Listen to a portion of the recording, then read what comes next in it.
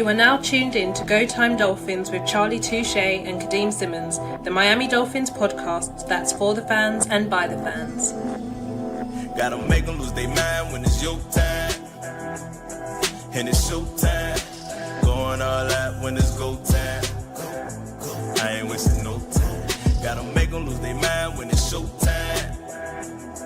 Cause it's your time. Lay it on the line when it's go time. Don't waste no time.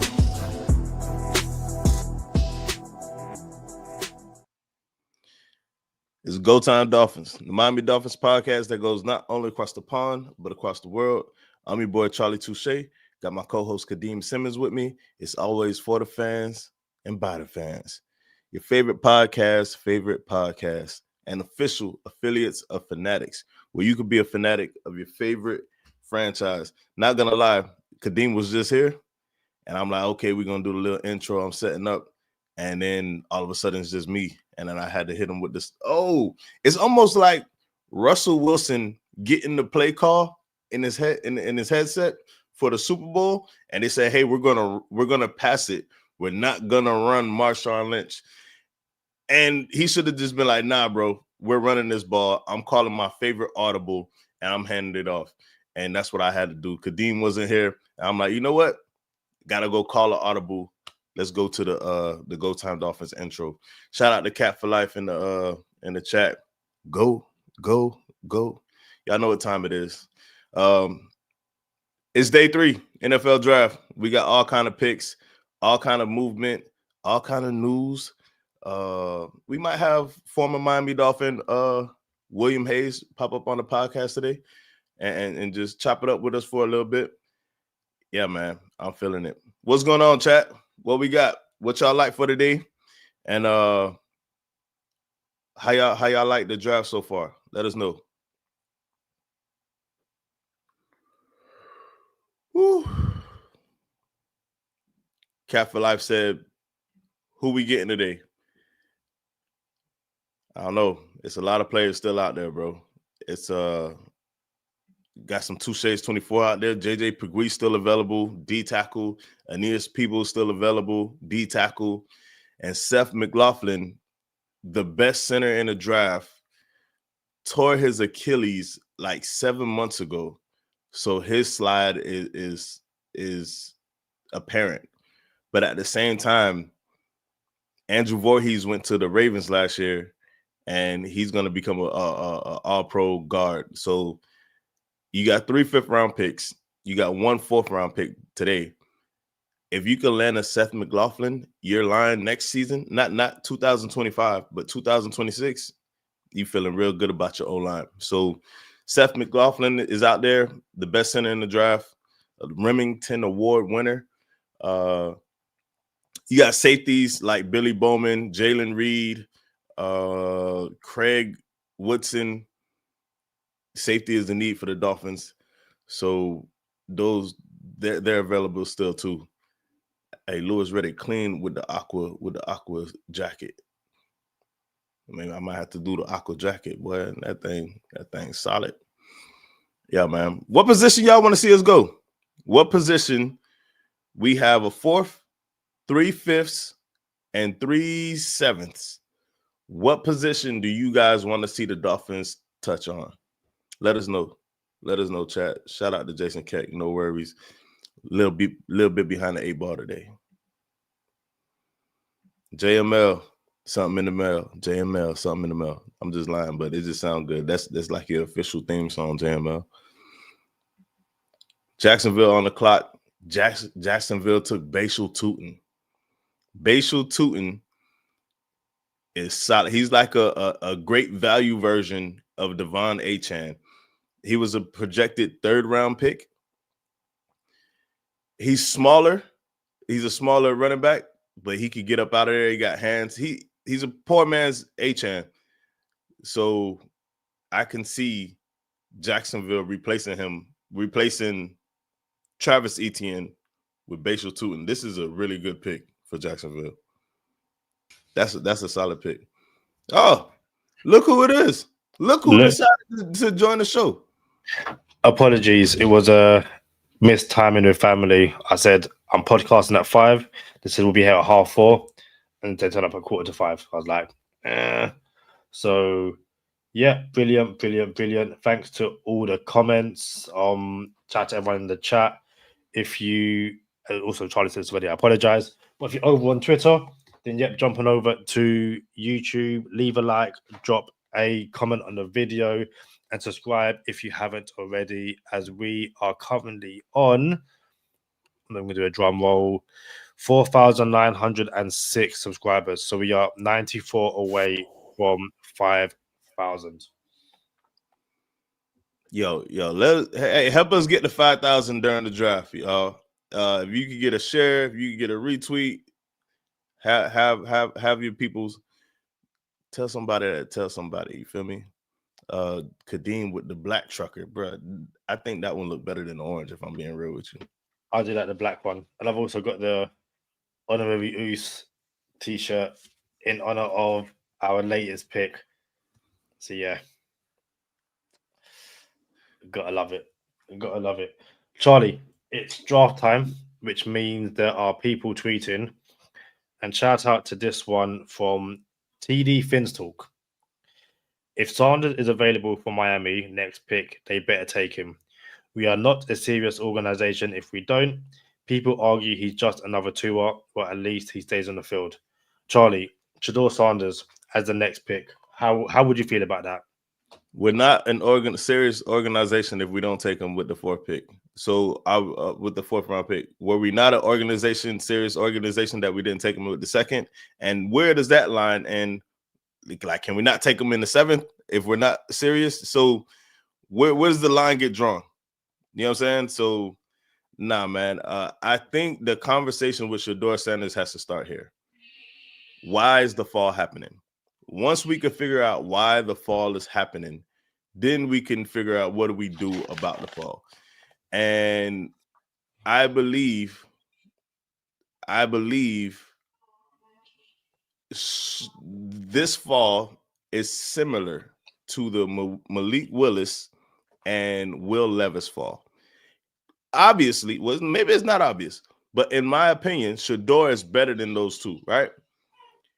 But my question is, why is this fall louder than the Malik Willis and Will Levis fall, Kadeem? Why is it so much louder than those two? Because he had a whole media machine behind him. Like, when you have the president of the United States tweeting about you not being drafted, listen, what's the saying? The greatest trick the devil ever pulled was convincing everyone that he wasn't real. Hey, listen, for someone who's not spiritual, boy, that's going to be in our Bible study, bro. But the greatest trick the Sanders have pulled is convincing everyone that he was a first round pick. And because he wasn't taking the first round, it's like he had to go in the second round. It's like he had to go in the third round. In the nicest possible way, he's not a very good quarterback. And if you're not a very good quarterback with no elite traits and you have all this baggage around you, also, can you hear that in the background? A little bit. We good. Crying babies. He needs to know that I'm recording right now. Like, what are we doing out here? We haven't. The Dolphins aren't on the clock for a while. Hopefully, we haven't discussed some of the guys who went drafted yesterday when we weren't recording. Hold on. We're not done with Shedeur yet. So, apologies. Sorry. So the question is, why is it so loud for Shedeur's fall, but it wasn't this loud with Malik Willis and Will Levis? And then you got to ask yourself, if that's the case, when Malik Willis and Will Levis fell and they didn't get in real life, and there was being a backup quarterback and waiting for their time, if the fall was that loud, how loud do you think it's going to be when Shedeur's on your team? It's probably going to be louder than Will Levis and Malik Willis. So now, in my opinion, you're weighing out the cost, the risk versus reward. And it's a pretty good reward. It's a really good return because you're going to get a decent quarterback, a really good backup. But then you ask yourself, how much should we risk to have that backup on our team, to have it loud in public? For example, as soon as someone loses 2 games in a row, whoever your quarterback is going to be extremely loud for Shedeur Sanders. And his dad is a public figure and has a public platform to say things publicly. And it's going to get even louder because it's going to be in public. It's not going to be some disgruntled parent in the background. It's going to be, 32 teams pass on my son, and he's better than the quarterback they have. They had two losses in a row. Why isn't he playing? Yeah. And that's going to get real loud. So now in the 4th or 5th round, you have to ask yourself, now, is that even worth it? Is it worth it to have him on the team just to have a foundation that isn't solid in the locker room? And I don't know, maybe it is for you, maybe it's not. But I will say this: I have 2 things. I would not mind Shedeur on my team as a backup. I would not mind it. Like, he's solid. However, I think the juice is not worth the squeeze. I don't think it's worth potentially having it being very loud in public as soon as your team loses 2 games in a row. I don't think it's worth it. Now, here's what I do think. I think there are teams that should consider Shedeur, and it would be very good fits. And here's why. Either your team is really good and have a solid foundation at quarterback, or they don't have a quarterback at all. Craig Woodson just went to the Patriots. Touche's 24. Craig Woodson just went to the Patriots. That I don't like that. So here's the teams where I think Shedeur should go to. Kansas City. Who's their backup? Do you know? It was Carson Wentz last year.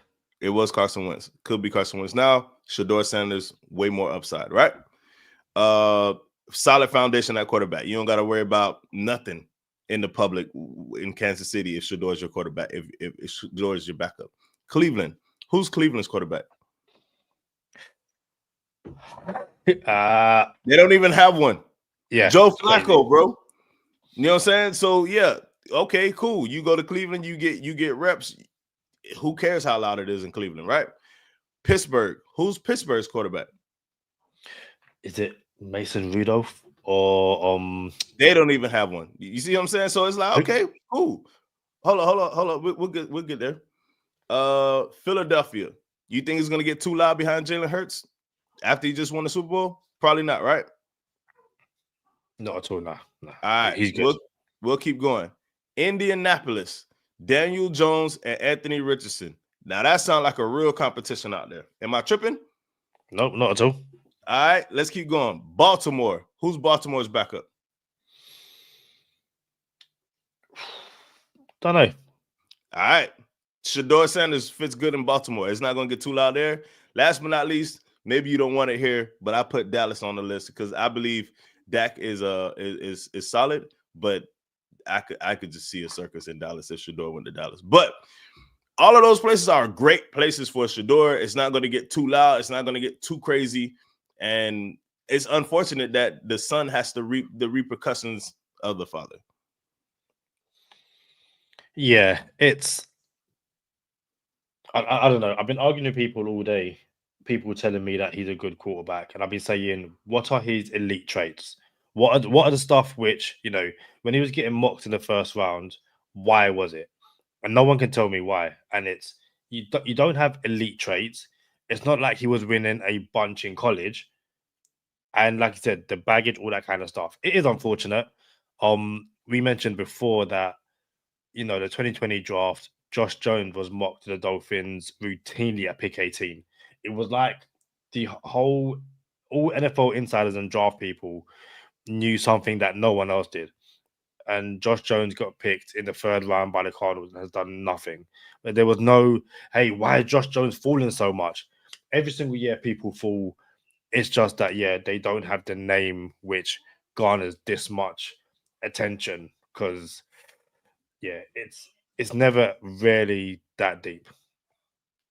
Yeah. This is we're getting to borderline unprecedented. It's still okay right now. And now you have to think if it gets, and we're going to turn the page on Shedeur soon. But now you have to think, if it does get beyond the 5th round, would it behoove them to say, don't pick me up at all?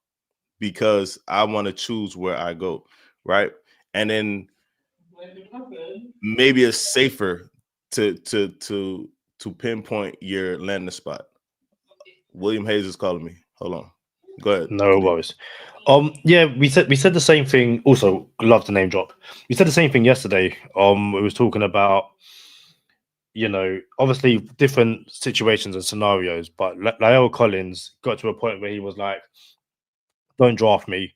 I'll pick a team and I'll draft a free agency." Again, the reason he didn't go drafted, completely different to the reason Shedeur Sanders might not go drafted. But it could be a case where even now he's sitting there going, "Nah, I'm not being a day 3 pick. I'd rather, see how the draft finishes and see where I can fit in best, where I can compete best, as opposed to you taking me in the 6th round." Hey, Kadeem, we got former Miami Dolphin William Hayes on the phone. Will, how you doing, bro? I'm good, my brother. How you? Kadeem, can you hear him? I can hear him. All good. Hey, we good, man. Bro, the Miami Dolphins went D tackle 1st round. We got Kenneth Grant. You being drafted, you know what I'm saying? Like, where you from? What school? Michigan. Okay. You know what I'm saying? Like, so you get drafted, you a D-line. What are some of the challenges this man will face being a 1st round pick, going D-line and coming into the Miami Dolphins? What can he expect? The older guys are a lot craftier on that old line, so it's like they know a lot of little tricks, you know what I mean, to beat you. So it's not necessarily with skill, it's more so with just with experience. So just being patient and then every day just bringing that lunch pail to work, man, because you ain't gonna beat those old guys when you first get in the league, man. But just keeping your head down and just working every single day and just working on your craft. Like, that's the one thing about D linemen, especially D tackles. You gotta work that craft every single day, man. Because it ain't like DN, you got a little bit more freedom. You know what I mean? You more on the edge, But when you get in those trenches, man, everything happens so much faster. So the game goes even faster from college to the NFL. It's just a lot faster in those trenches. Hey, boy, that was a solid piece of information. I ain't gonna lie. Well, you did that, boy. Like, we live right now, live. I'm like, man, okay. I hope my dog don't say nothing crazy. You feel me? Like, we have to rework some stuff. But I'm locked in today. We locked in. I like it. But hey, sound like he in the country, got the little birds chirping. Hey, yo, but, I got me a farm now, dog. You see that? But dog on a farm. I can hear it, like what's going on in the background. Yeah, I got goats. Living the retired life. William Hayes living the retired life, got the farm. Like, he living a dream. Hey, call me Farmer Hayes, dog. Farmer Hayes. Farmer Hayes, man. Hey, I appreciate you coming on, bro. Hold on. Kadeem, you got something for him?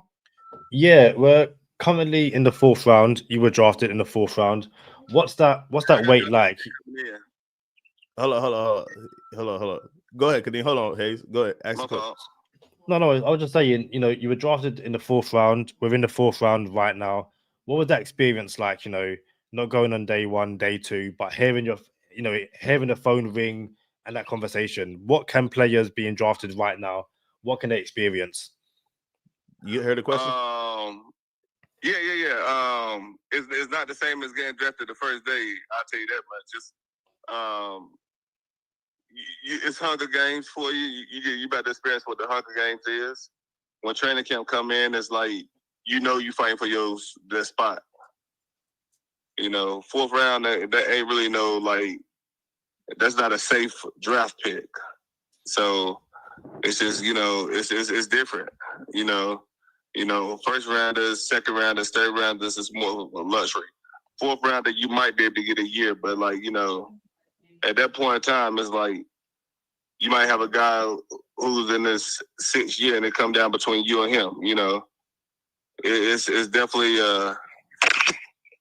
it don't happen as much, but it ain't a safe pick. You gotta come in and work. I mean, that's the only way I can put it to you. The lower you go down in that totem pole, you know, the more your fight about to be. I like it. It worked out for you. How many? What? 12 years in the NFL? I got me 11 in. Oh, bro! Every time I throw a number, it's like it loses a year somehow. I don't, bro. I feel like, but it felt like 15. If I'm being real with you, bro. Right. And the last one was in my opinion looking like the best one. It was crazy. Yeah. I don't even think about it. I ain't gonna lie to you. Hey, when the last time you went fishing? No, like I'm at my pond now. Like I ain't been too much fishing out here because they ain't been hitting like I want. So I got some fish getting delivered on Wednesday. So now I could just throw out there and I'm guaranteed to catch a fish. You know? I don't want to catch little fish, man. I just want to be able to guarantee to catch a big fish. So that's what I'm going after, man. Hey. So I got 600 pounds worth of catfish coming in. Listen, man, you living a dream. Others are dreaming to live. What's up? What you got for me? Listen, you know who y'all about to draft next? Who we drafting next? Shedeur. Oh, Shedeur gonna be a Miami Dolphin? Will? No, I see it. Yeah. Hold on 1 second. I'm okay.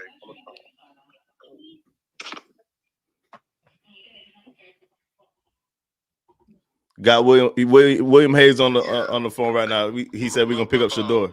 Go ahead. Shedeur, it's Shedeur, dog. He's gonna be Tua backup. Oh, I like that. Makes so much sense, dog. It makes sense. Think about it. Who y'all got now? We got Zach Wilson as the backup. Exactly.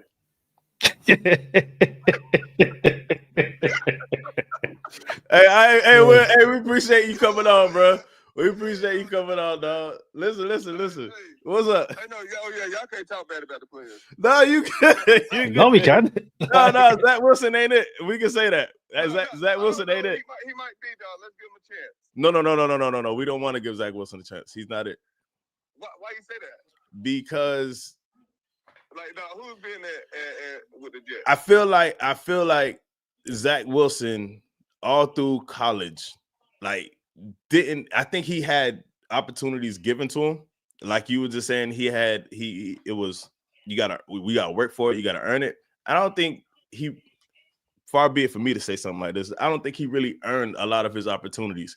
So I think he was fool's gold, and then it ended up being revealed. So now that he's a backup, maybe he's gone through the rigors of the NFL and he's like, oh, I want another opportunity. That would be dope. But I don't think I want that on my dollar in Miami. He might be a better backup than he will be like because this thing is like really good backup.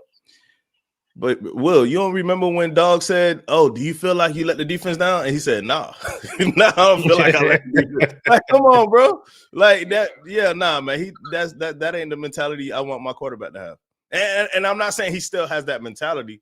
I'm just saying, like, I don't think he really understands the how important it is to be an NFL quarterback and what it takes to all the studying when you don't know if you're going to play the next day and you still have to study like you're starting. I don't think that's Zach Wilson. Right. But you like the Shedeur pick? I don't mind the Shedeur pick. I don't mind it, but I do think you can't guarantee too going to play a whole season. Hey, I understand that, but here's what I'm saying with Shedeur. I think any team that picks Shedeur, and I just went through a list of teams who I think should take Shedeur, and I think it's teams with a solid foundation at quarterback or no quarterback at all. I think if you draft Shedeur and you have a quarterback like if we have a quarterback like Tua, hey, all right, we'll go with Tua. It's a Miami Dolphins podcast that not only goes across the pond but across the world. If you have a quarterback like Tua and Tua throws 2 picks in one game, is going to get loud. And I don't know if you want that from a 5th round pick. You know what I'm saying? The publicity that comes with it. His dad going to be in public. It's going to be really loud. Oh, he threw 2 picks, put my son in. Hey, why you say the 5th round? I just said he's about to get drafted by y'all now. He's not getting drafted by us right now. You don't want him. I didn't say I didn't want him. I think I'm gonna tell you exactly what I said. I said I don't think the juice is worth the squeeze with Shedeur. That's what I said. But I would take him though. With 5th round. We got 3 5th round picks. I'll take him in the 5th. He getting punished for having like being confident. No, bro. No, that dude is bro. not arrogant, man. So hold up. Will, what happened to Will Levis and Malik Willis? Them boys fell. They fall was epic. They were supposed to be top 10 picks, and they fell 2 days. Yeah, but they different. Their reason for fall ain't the same as Shedeur, dog. Oh, so they wasn't as productive as that man, dog. I will say this: to go to Colorado and have a school that was nothing, that was just obsolete. No one even thought about Colorado until the Sanders showed up, and then they made them something. I feel you on that. There's some truth to that. But again, at the same time, the same way that it is extremely loud, more loud than it was for Malik Willis and Will Levis. It's going to be the same way when you have a backup quarterback, where it's like, yo, it shouldn't be this loud for our backup quarterback. But they ain't got what Shedeur got. I agree, but at the same time, it shouldn't be as loud. You're a backup.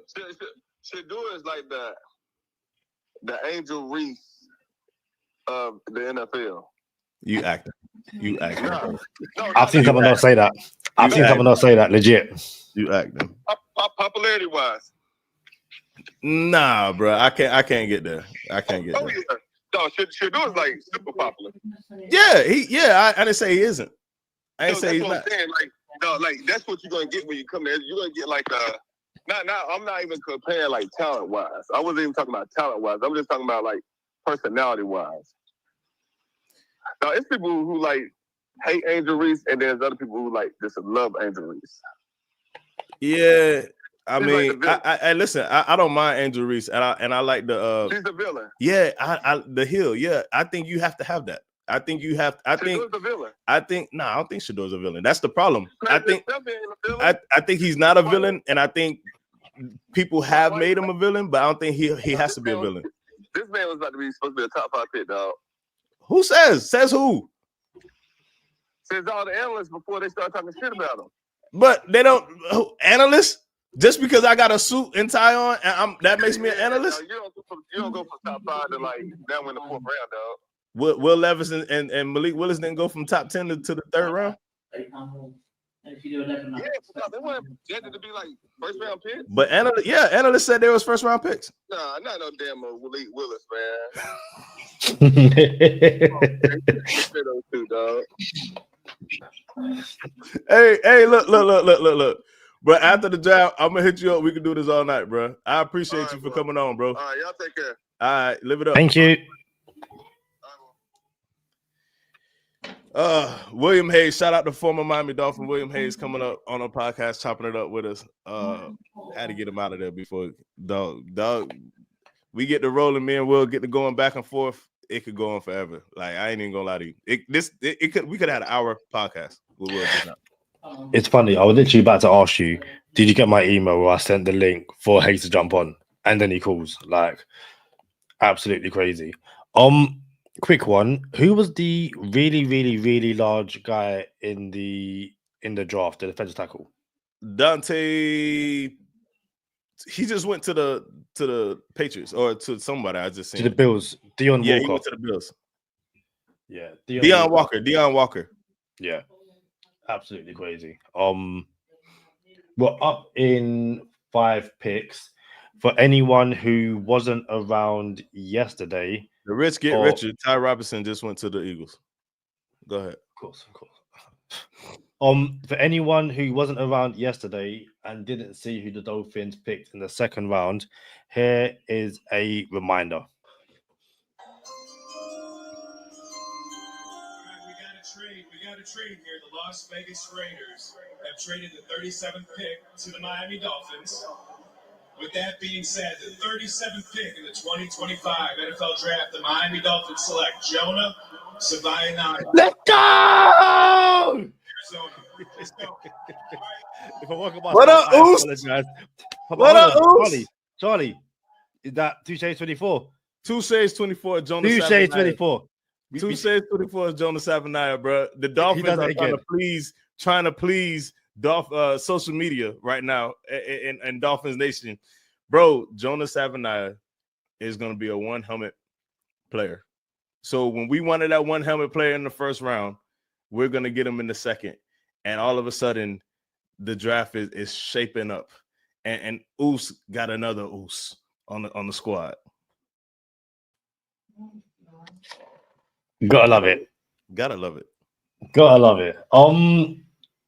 And I guess we might as well wait to talk about other players who went in the third round, which we didn't cover yesterday. Given that we are on the clock in About 5 picks. 4. Yeah. But I guess given who's available on the board, who would you like to be seen taken here? The Dolphins? Yeah, for the Dolphins, yeah. Yeah, they just took one of my safeties. They just took Craig Woodson, went to the Patriots. I didn't like that. I really wanted, I wanted Craig Woodson. But there's other safeties like Lathan Ransom, Billy Bowman. Who else is out there right now? Malachi Moore. He's like a poor man's Andrew Makuba, but dude does not like losing. I like the mentality of, yo, I'm not losing for nobody. And that's Malachi Moore. Maybe 4th round pick is high for Malachi Moore. But Kadeem, bro, I thought we were talking about the trenches. If you go JJ Pegues, Aeneas Peebles, Seth McLaughlin here, you're not gonna get no pushback from me, bro. We might draft 3 O linemen, 3 D linemen. You think you're gonna hear something from me? Seth McLaughlin will be, I think that's gonna be the first pick where Dolphins Twitter's like, yo, what are you doing? That will be this is Chris Greer going back to Chris Greer, getting an injury-prone player, blah, blah, blah. That's the pick where we are going to be against the entirety of Dolphin social media going, this is a good pick. But yeah, it'll be interesting to see what the pick is. And yeah, I have no issue. Obviously, depending on the player, if you do try and take another offensive lineman, another defensive lineman, we are pick 16 in the 4th round, and there's legit starters still available. If the Dolphins can grab another starter, then you have to go again. Your first 3 picks have been, I wasn't gonna say home runs, but different sport. But you get it. So yeah, I know what we have a special Jaylen Ramsey episode coming up very, very, very soon. But could this pick also be someone like a Quincy Riley, or do you kind of look at cornerback? So one of the pieces that I would have wanted, it just went off the board. Danny Stutzman from Oklahoma went to New Orleans. There are pieces like Quincy Riley, like you said. Jabbar Muhammad is another corner that I like. Touche's 24, Jabbar Muhammad. But a couple other people from Touche's 24, Marcus Bowe and Johnny Cornelius. Bruh, we land one of them boys. I don't know how I'm going to react, bro. I'm not even going to lie to you. So there's some good stuff out here. Cameron Williams out there. Jackson Slater didn't go yet. And this is what I was telling you about, Kadeem. I'm like, so just because Dolphins social media knows Jackson Slater, I shouldn't put him on Touche's 24. What if he falls? And now I took him off my Touche's 24. I think he's going to be a starter in the league, and I don't have him on Touche's 24 no more. So I don't like that, bro. So yeah, man, Jackson Slater is going to be a dude. Braden Swinson is a dude. And I just got off track a little bit, but I'm all right with it. Were you about to say something, Kadeem? Yeah, it's shout out to everyone in the comments. Shout out to Hammer dropping some list of players that he would like to see on the offensive line, cornerback, or defensive tackle. What has been interesting is Miles Frazier. That's a dope shout. Go ahead. A lot of people kind of are on the Marcus Bowe train. If you look at our thumbnail for this current episode that we are live streaming, Danny Stutzman is front and center. He was someone I was like, yeah, if we can come out with that, That would be an absolutely amazing pick. But I guess this is now that I'm, we have Go Time Dolphins and I'm paying attention to the draft so much more. You end up being disappointed because there's so many guys who you want, to end up in your team, and they go to rival teams. It's like, it's annoying. It's frustrating. You end up hating players simply because you're gonna face them twice a year. The more you know, Kadeem. Like when you're knowledgeable of the players, then you start saying, "Oh, I want this guy, I want that guy," and then Dolphins 2 picks away. You know what, Kadeem? Might as well get this out there. You mentioned Jaylen Ramsey. We don't have breaking news on Jaylen Ramsey, but we have an exclusive update. Exclusive update on Jaylen Ramsey is going to break on Go Time Dolphins on this podcast. Yeah? Yep. Do you want me to say it now, or are we waiting? I thought we were still waiting. And you know what? Maybe we should wait because the pick is up in like 2 picks. We could talk about the pick. And I thought we were going to wait, but I just wanted to let everybody know. We said we had a Miami Dolphin coming on the podcast. William Hayes just jumped up on us. We said we have some exclusive news, an exclusive update on Jaylen Ramsey. So that's going to come soon, but we're picking in about a couple more minutes. The Panthers are on the clock, and Arizona is next, and then the Dolphins pick. So we'll get to the pick, and then yeah, man, get those likes up. Appreciate you, LB. Thank you very much, LB. He weren't the only one to say it. It was shout out to Hammer. He said, "Smash it on the way in. Smash that like button." And as I said earlier, also apologies if you are watching on Twitter. There was a brief issue where our stream went down, but it should be back up now. Should be working. To avoid that, jumping over to Twitter to YouTube, my lower place. Jumping over to YouTube. Won't have any of those issues. Touch wood. And yeah, as we keep on saying, we are well on the road to 5,000 subs. We are literally looking at it like we can see it in the distance. We are touching distance.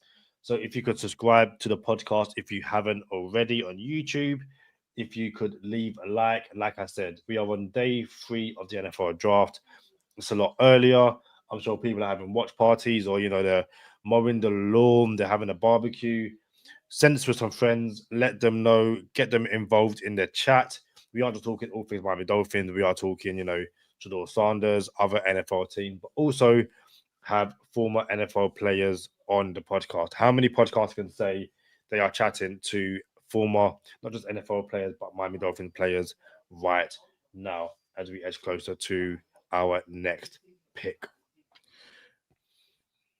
I was gonna say I'm gonna reach out to another former Miami Dolphin to see if we can get Dog talking about being a late round pick. Tip the hand a little bit, but I digress. Man, hold on. What I will say quickly is I was annoyed at some of the players who went yesterday, like just back end of the third round. Yeah, bro. Up and start 49ers. Who was Savion Williams went yesterday as well? Yep, to Green Bay. Green Bay just stockpiling wide receivers out there. Obviously Javon Revel Jr. went. Azariah Thomas went to the East Rutherford Paper Plains. Atten Gelotti going to the Chiefs. I was like, yo, great pick up there. And Howard Fannin Jr. going to the Browns. Kevin Winston Jr., a player the Dolphins brought in for a 30 visit, went to the Titans, but his teammate, is it Jaylen Reed, I believe, still available? Jaylen Reed is still available. Trevor Etienne is no longer available. He just got selected to the Panthers, and the Panthers backfield just became off my board in fantasy football. Too much talent on that and that running back backfield. Yeah, so if you're a fantasy footballer, you might want to stay away from Carolina because they got some running backs back there. Dolphins are on the clock, and well, the pick is in for Arizona, and the Dolphins are on the clock. We're here, Kadeem. We have arrived. We will save that question then from LB for a bit later. I am going to hide the comments on my end. Because I'm not trying to get no spoilers. I'm going to turn my TV the other way. You got to turn the TV, Kadeem. You can't just not look at it. No, my eyes like it's like the corner of my eye. I'm not trying to see anything. That's is there discipline, self-control, Kadeem. I have very little. Is there any positions you'd be like, yo, what? Okay, outside of special teams, is there any position where you'd be like, why did we do that? No, it's the 4th round. Like I need the best people out there. As the Arizona Cardinals are about to make their pick. No, we could pick. This pick will not bother me. I guarantee that. Whoever the Dolphins pick right now, it will not bother me. It's the 4th round. I imagine this, and we traded 2 picks. We traded the 4th and the 3rd.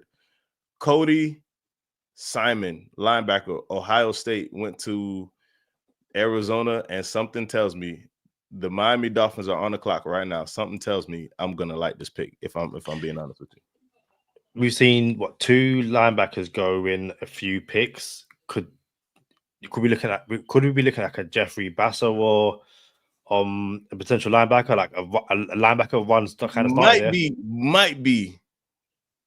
Might be too early for Jeffrey Basso, but I'm not. Again, there's nothing. I'm not gonna be upset with Jeffrey Basso right here. Jeffrey Basso was somebody we mocked to the Miami Dolphins several times. Is there anyone left on Touche's? I can imagine anyone left on Touche's 24 you would happily take now. Yeah, bro. Marcus Bowe, like Johnny Cornelius. Johnny Cornelius is a swing tackle, could play left tackle, play right tackle. Marcus Bowe is a right tackle that could play right guard, will probably project as a right guard. Dolphins are on the clock to use all the clock, like 45 seconds, 44 seconds. We use the entire clock to make this pick. Oh, Dolphins traded it. Dolphins traded the pick to Houston. Dolphins are no longer on the clock. We traded back to Houston. Let's see what's going on. Okay, let me try and see what the compensation is. I don't hate it. You know, obviously, pardon? You know the compensation? No, the Dolphins have tweeted it, but they haven't said. Everyone's just saying text and trade with the Dolphins. No one has the compensation just yet. But again, it's given that the Dolphins had 3 5ths and 3 7ths. Do you think this is them trying to pick up a 6th round pick? Potentially, because you got pick 143, 150. I believe the Texans could have multiple 5ths, so maybe it's another 5th. Okay, so we got 143, 150, 155, and then you're not picking again until 224, 231, and 253. So, what do we got?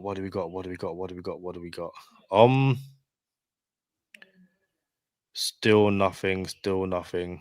According to this ESPN draft app, we traded. Got it. So we give up 116 and 224 and get 179 and a 2026 third. Ooh,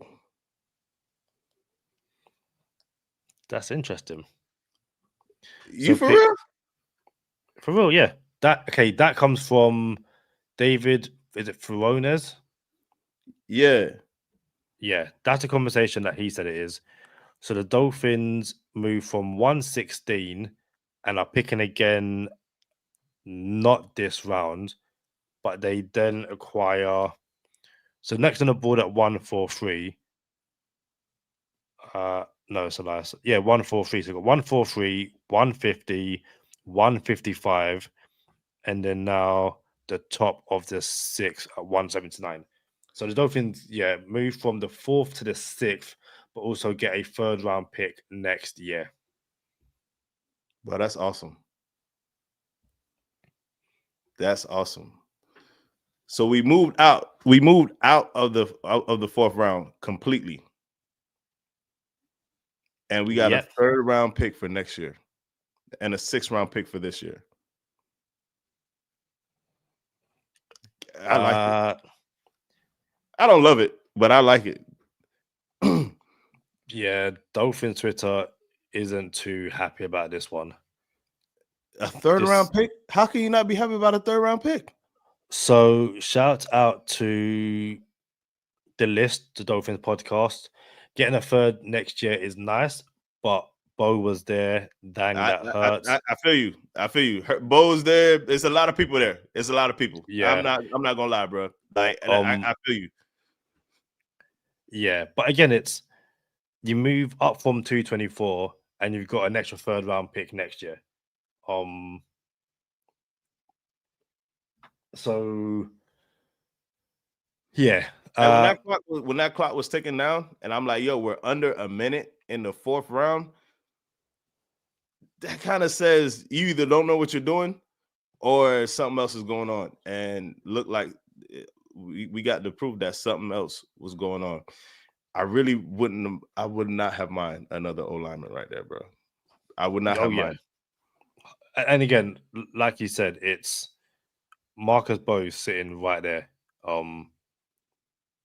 And so what's interesting, I don't know if you've got it on your screen, but apparently Daniel Jeremiah and Charles Davis have both said how much this trade reflects on the job security of both Chris Greer and Mike McDaniels. Say that one more time. They're basically saying this is a trade made by two people who believe that their job is safe. You pick up a third round.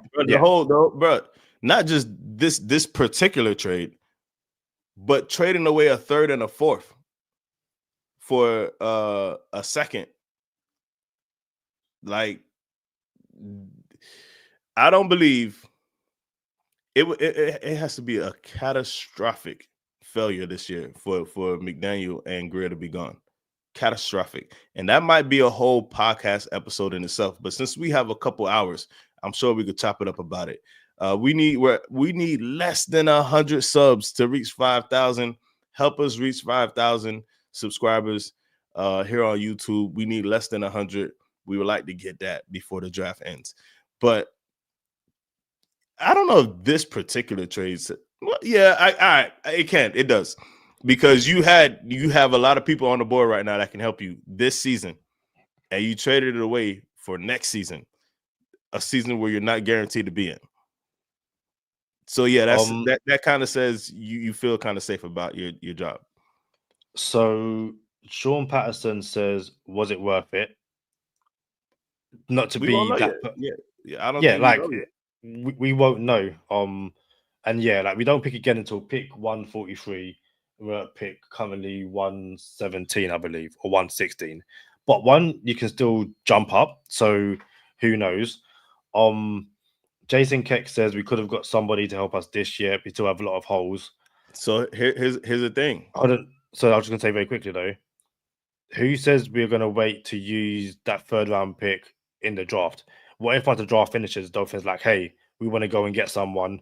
Here's a third round pick, and it's done. I'm not saying that could happen, but it gives you flexibility because you have a 6th round pick now, and you have 3 fifths. So you acquired a 3rd round pick of next year, and you can still use one of your 5ths and that 6 just now to move back up into the 4th if you so desire to. Yeah, if you so desire to, but or 2 fifths to move back up to the 4th if you so desire to. But nah, bro, I'm okay with this for now. Because there's still a lot of people on the board that if you find a couple of these boys in the 5th, you have 3 5th round picks in the top 15, top 16. I think, and again, I get it. This is one of those picks where we were just saying, go and get Marcus Bowe.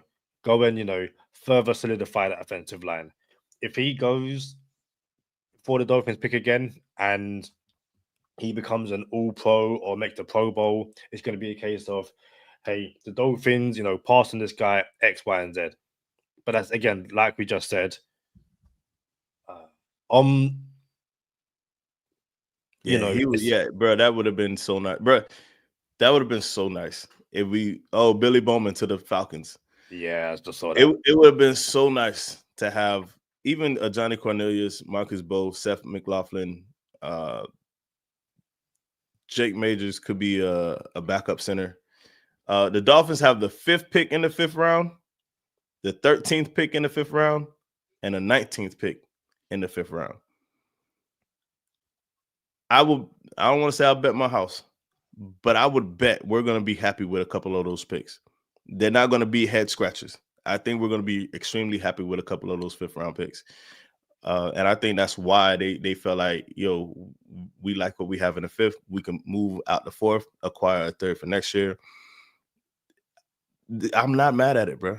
I'm not, unless we blow it in the 5th round. No, I get it. You know, as Jason Keck says, even if you get back into the 4th, it's not going to be where you were. You're going to be further back.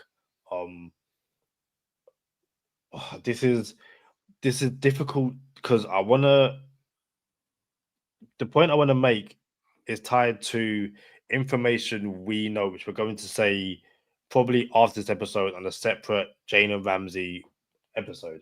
All I can really say for now is, like I said, the draft is constantly moving. I can't for the life of me think of a player that could cost you a 3rd round pick after the draft or even now. But and I get it. Sean, you know, he says, I'm happy with our 2 picks, but not drafting anyone in the 3rd and 4th is diabolical. It's not ideal, but yeah, it's not ideal.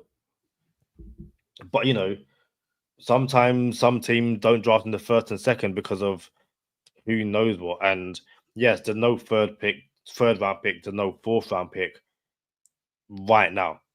Like, you can still go up to pick 120, pick 121. Like, it's not out of the realm of the possibility that the Dolphins use 2 5ths to get a 4th round pick, and you still got that 3rd round pick sitting there for next year.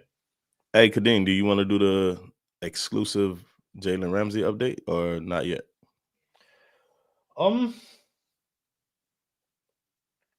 I say let's do it now because I think there'll be quite a few conversations that are going to lead off of that. But we will get into the weeds of the information. So later, separate episode. So it's not breaking news. We don't have Jaylen Ramsey breaking news, but we have an exclusive Jaylen Ramsey update here on Go Time Dolphins. Kadeem, would you like to do the honors? Yeah. So what we were told earlier today is that Jaylen Ramsey is done in Miami. Jaylen Ramsey will not be returning to Miami, and that the team are working on sending Ramsey to his desired spot. What we were also told, because I want to get this exactly right without, messing up what we were told, is it's all being worked through along with all these teams have going on with the draft. So what I was saying in terms of that 3rd round pick is if it is now official that Ramsey is gone, he's done. Once the draft finishes, because let's be honest, if you trade him after June 1st, you save, the cap hit isn't as bad, which also means, hey, we're going to spend the 3rd round pick we just got in this trade to go and get not so much his replacement, but to bolster the cornerback room. Not to mention, you've still got guys like Rasul Douglas and Asante Samuel Jr. sitting there. So there's no reason why in 2 months the Dolphins cornerback room is Rasul Douglas, Asante Samuel Jr., and the guy you just traded for. Hold on, Kadeem, because you're getting too far from the update. Apologies. You kind of left something out of a pretty big piece of the update. You kind of left out. You care to say it? Well, no, what piece is that? The good luck part? I was going to say that for the episode. To me, bro, you can't say we have breaking update and then not say the whole thing. I legit think that's fair. The update is Ramsey is done, and that the team are trying to find. Nah, bro. I feel like that was disingenuous, bro. I don't want to be a disingenuous podcast and be like, hey, we got a breaking update, and then there's something that we already know Jaylen Ramsey's getting traded. Like, y'all didn't give us nothing new. Okay, that's fair. Okay, so the And hold on, before you say the next piece, I will say this. We understand that everyone knows that Jaylen Ramsey is potentially disgruntled, and Chris Greer came out and said, "Oh, Jaylen Ramsey wants to be here, and he didn't ask for a trade," which he did not ask for a trade. We cleared that up. He didn't ask for an increase. He did not ask for an increase. We cleared that up. But to know that this part of the thing actually happened, Chris Greer just came out yesterday and said, "Oh, it's reconcilable. It's potentially reconcilable." It is not potentially reconcilable. And Kadeem, would you like to say why it's not potentially reconcilable? So the source said, and I quote, "Good luck as a fan with Mike as head coach." That's from Jaylen Ramsey. From our source, yeah. Yeah. Which is absolutely insane. That relationship now seems completely done. Like, and it's we'll get into more details on the separate Jaylen Ramsey episode, but yeah, Jaylen Ramsey done, and the team are trying to find again, the exact words were trying to find to the desired spot. So yeah. So I'll give you my 2 cents now. I don't like the fact a player could be disgruntled and say, "Hey, send me to the team of my desired location." Like, no, bro, we paid you. We paid you again earlier. Like, we paid you to get here. Paid you last year because you wanted a raise and we gave it to you. Now we're not going to just adhere to your request of going to the Eagles or wherever you want to go. You're going to Cleveland or Carolina, where we want to send you, and we get the package we want. You know what I'm saying? Like, I don't like this. Hey, I want to go where I want to go. Like, nah, bro, you're not going to just tell us and dictate where you want to go and sauce us up on Twitter by putting in, "Oh, you got to put good players around other good players." Nah, bro, you're not going to talk on the way out and then tell us to send you. I want volunteers, not hostages. And you're not going to hold us hostage either. Straight up. Yeah. Send that boy to Carolina. Again, it's fascinating because you have Chris Greer saying, "I defer too much." Ramsey made it clear he wasn't happy with the way he was used under Vic Fangio. So did other players. Fangio goes, wins the Super Bowl, and a year later, Ramsey's like, "Yeah, I'm done. Like, get me out of here." It's like, yo, we make coaching decisions based on your happiness, and now you want to go. And the source says, "Yeah, good luck with." Yeah, it's crazy, absolutely crazy. Carolina drafted Lathan Ransom, safety, Ohio State.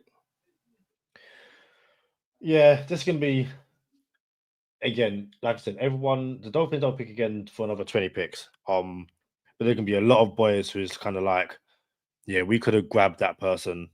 We've traded out, and the guy we get isn't going to be potentially as good as the guys that we could have taken. DeMarcus Bowen is going to hurt when he goes before us. Yeah. Or Johnny Cornelius is going to hurt me more. Johnny Cornelius is going to hurt me more than Marcus Bowen, because I believe Johnny Cornelius could start, and I think he could play left tackle and right tackle. Yeah. Josh Connolly, replace a Johnny Cornelius at left tackle, and a Johnny Cornelius got moved to right tackle and started, and both them boys protected Dylan Gabriel. I'm here for a Johnny Cornelius to protect Dylan Gabriel, which is a left-handed quarterback. I'm here for him to protect my left-handed quarterback in Tua. And then potentially not even start, because we have depth. So that means it'll be quality depth. Liam Eichenberg might not even make this team. Teddy Buchanan is still available too, linebacker. Sorry, there was a message from Jason Keck earlier. He said, we were talking about where Sanders can go.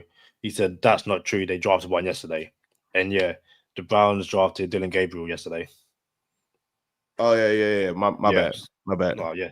Yeah, thank for that. And yeah, my mind couldn't make the connection to what you were saying. So no, greatly appreciate it. Yeah. And J-Mo, no, I think Yeah, it's the same. J-Mo says, I was looking for a starter and quality depth from the third and to fourth to be dumped.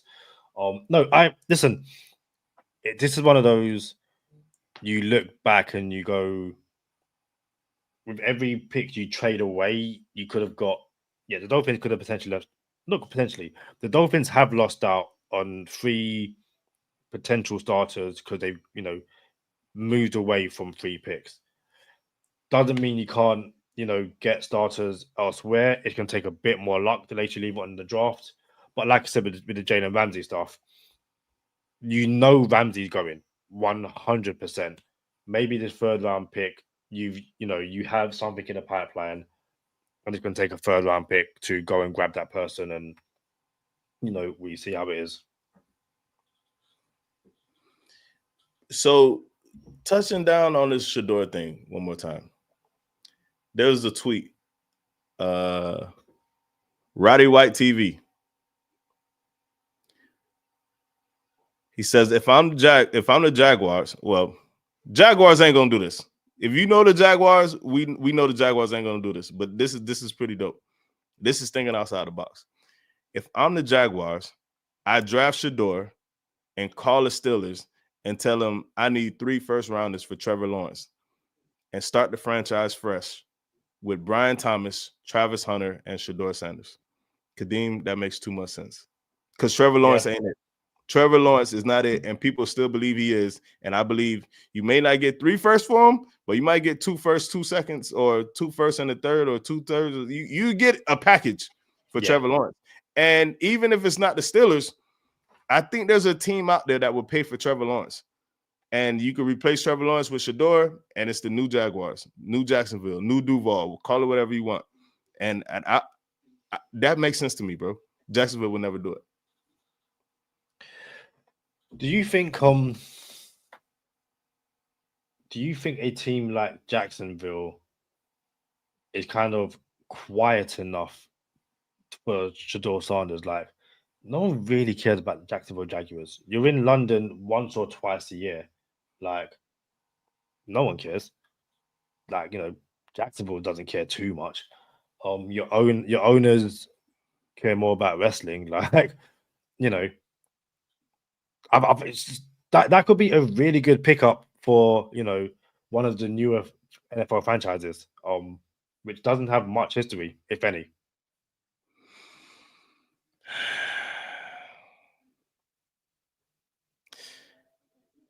That franchise don't know what they're doing. I said this before. When I fantasize about my GM career, potentially one day I'm gonna be a GM, I always think I'm gonna be the Jacksonville Jaguars GM because they can never figure it out and they're gonna have to hire me to save their franchise. That's where I go. When I'm mock drafting with the Dolphins, you know what I'm saying? When I say, what if I was a GM somewhere else? I go straight to Jacksonville because they'll never figure it out. And then I'm like, all right, well, let me see how I will save Jacksonville this year. So Jacksonville has a long way to go, bro. But I understand choosing the Trevor Lawrence hill to die on. So if that's the hill they want to die on, it is what it is. I understand it. It's not that unattractive of a hill to die on. I get that. Yeah. Duval.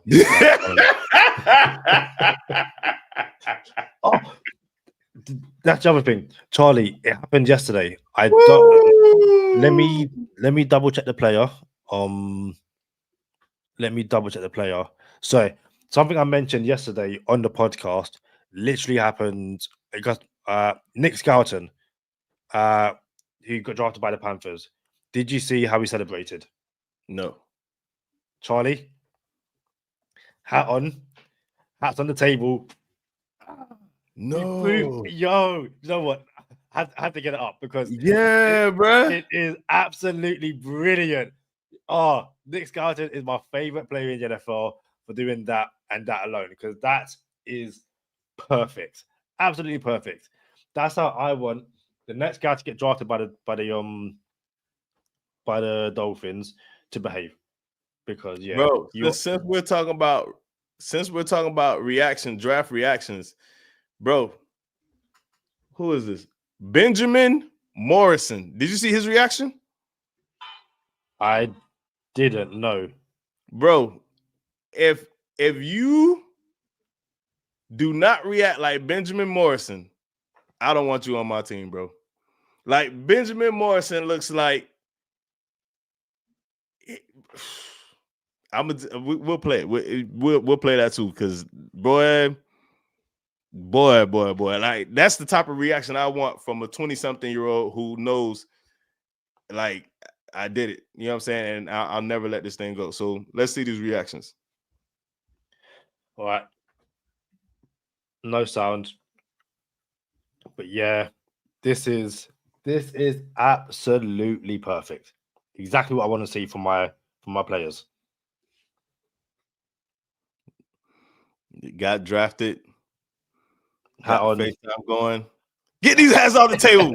Get these hats on. I don't care about none of these teams. I don't care about none of these teams. Oh, it is perfect. This is to me top. This is me top 5 draft moments of all time. Yeah.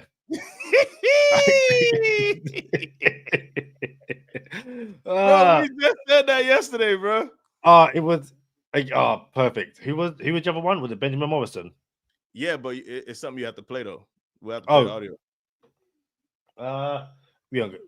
Hopefully we aren't picking anytime soon. Benjamin Morrison. Do you know what? This might be one which I've seen. Okay, no. I thought it was another one. Let's pause. Let's enlarge. Shouldn't have enlarged just yet. Right. Benjamin Morrison reaction to getting drafted in the 2nd round by the Tampa Bay Buccaneers. Cornerback, captain of the team too. Let's see it. Let's hear it. Man, we're really fired up. Thank you for believing. Hey, you got it, man. You got it. Ben, how you doing? How you doing, Coach? I'm good, man. Welcome. Man, I'm not gonna let you down, man. I know you're not. You'll be great I here. promise you, man. You will be great here. Looking forward to you. Thank you so much. You got it, man. Calm down, relax. Tell your dad I said hi, okay? I will. You got it. I'll see you later on.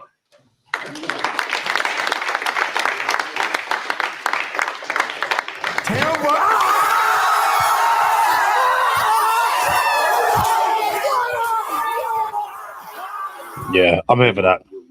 Kadeem, I'm here for that. You think that's Shedeur Sanders' reaction? Charlie, you think that's Shedeur Sanders' reaction? Charlie, I wanted to go there. I so wanted to go there, but I didn't want to make it about Shedeur Sanders. But that's my point, though, bro. Like, that's where I wanted to go.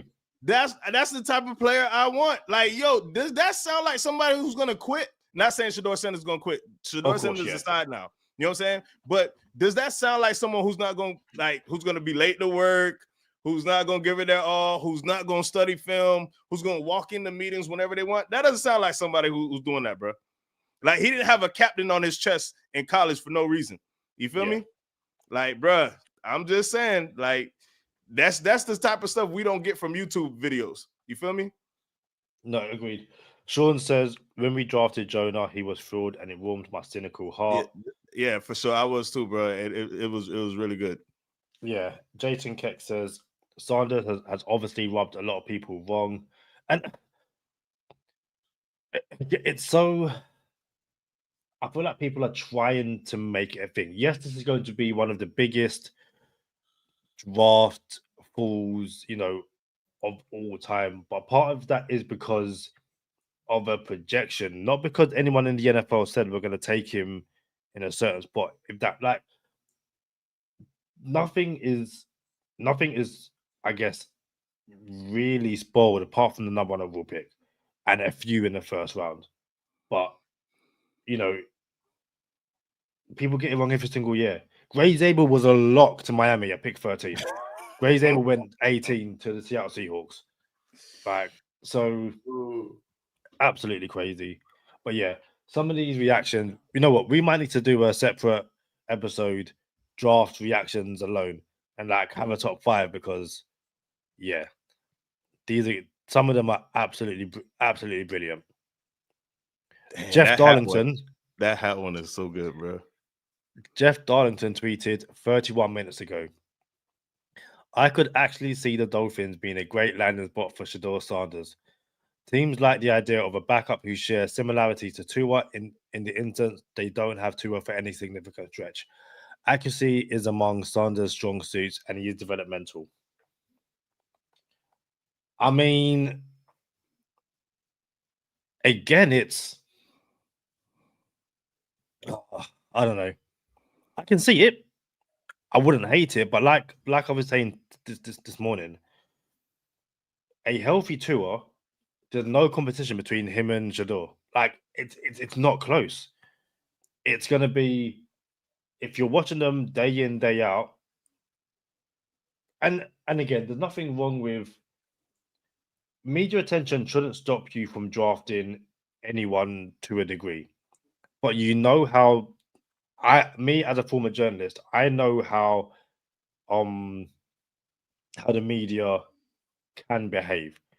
And are you telling me we're not going to get so many questions to wide receivers, tight ends, how's Shedeur looking? Even if he is named a backup, they can be so, how's he developing? How's he progressing? I don't care for it. But, there's not much you can really do. Just to touch on Shedeur Sanders real quick, not going to beat a dead horse. There was a lot of rumors with them saying he was not interviewing well on purpose, allegedly, like try to not go to certain teams. So the rumor, I didn't see this with my own eyes and I didn't hear it with my own ears, but I thought there was a report that Deion Sanders was going to try to control where Shedeur went pre-draft like Eli Manning and the Mannings did. I thought that there was a report out there. So you hear something like that, and it's like, oh, well, Shedeur doesn't want to play for certain teams, and Deion doesn't want him to go to certain franchises. That was the report. So when you hear that report compounded with he's interviewing bad on purpose, allegedly, like with some of these teams, like the Giants said, it seemed like he was disinterested, like he didn't want to be a Giant. You feel me? So you're trying to pick and choose where you're going, and then now something like this happens. I mean, that's not humble pie. It's not poutine pie.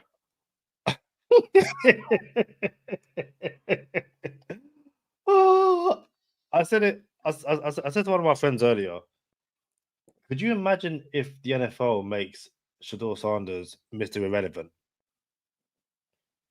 Like, it would be insane. It would be insane. Sean, a question for you in the comments. What are your opinions on the current regime? Not just Mike McDaniel and Chris Greer, but Tua as well.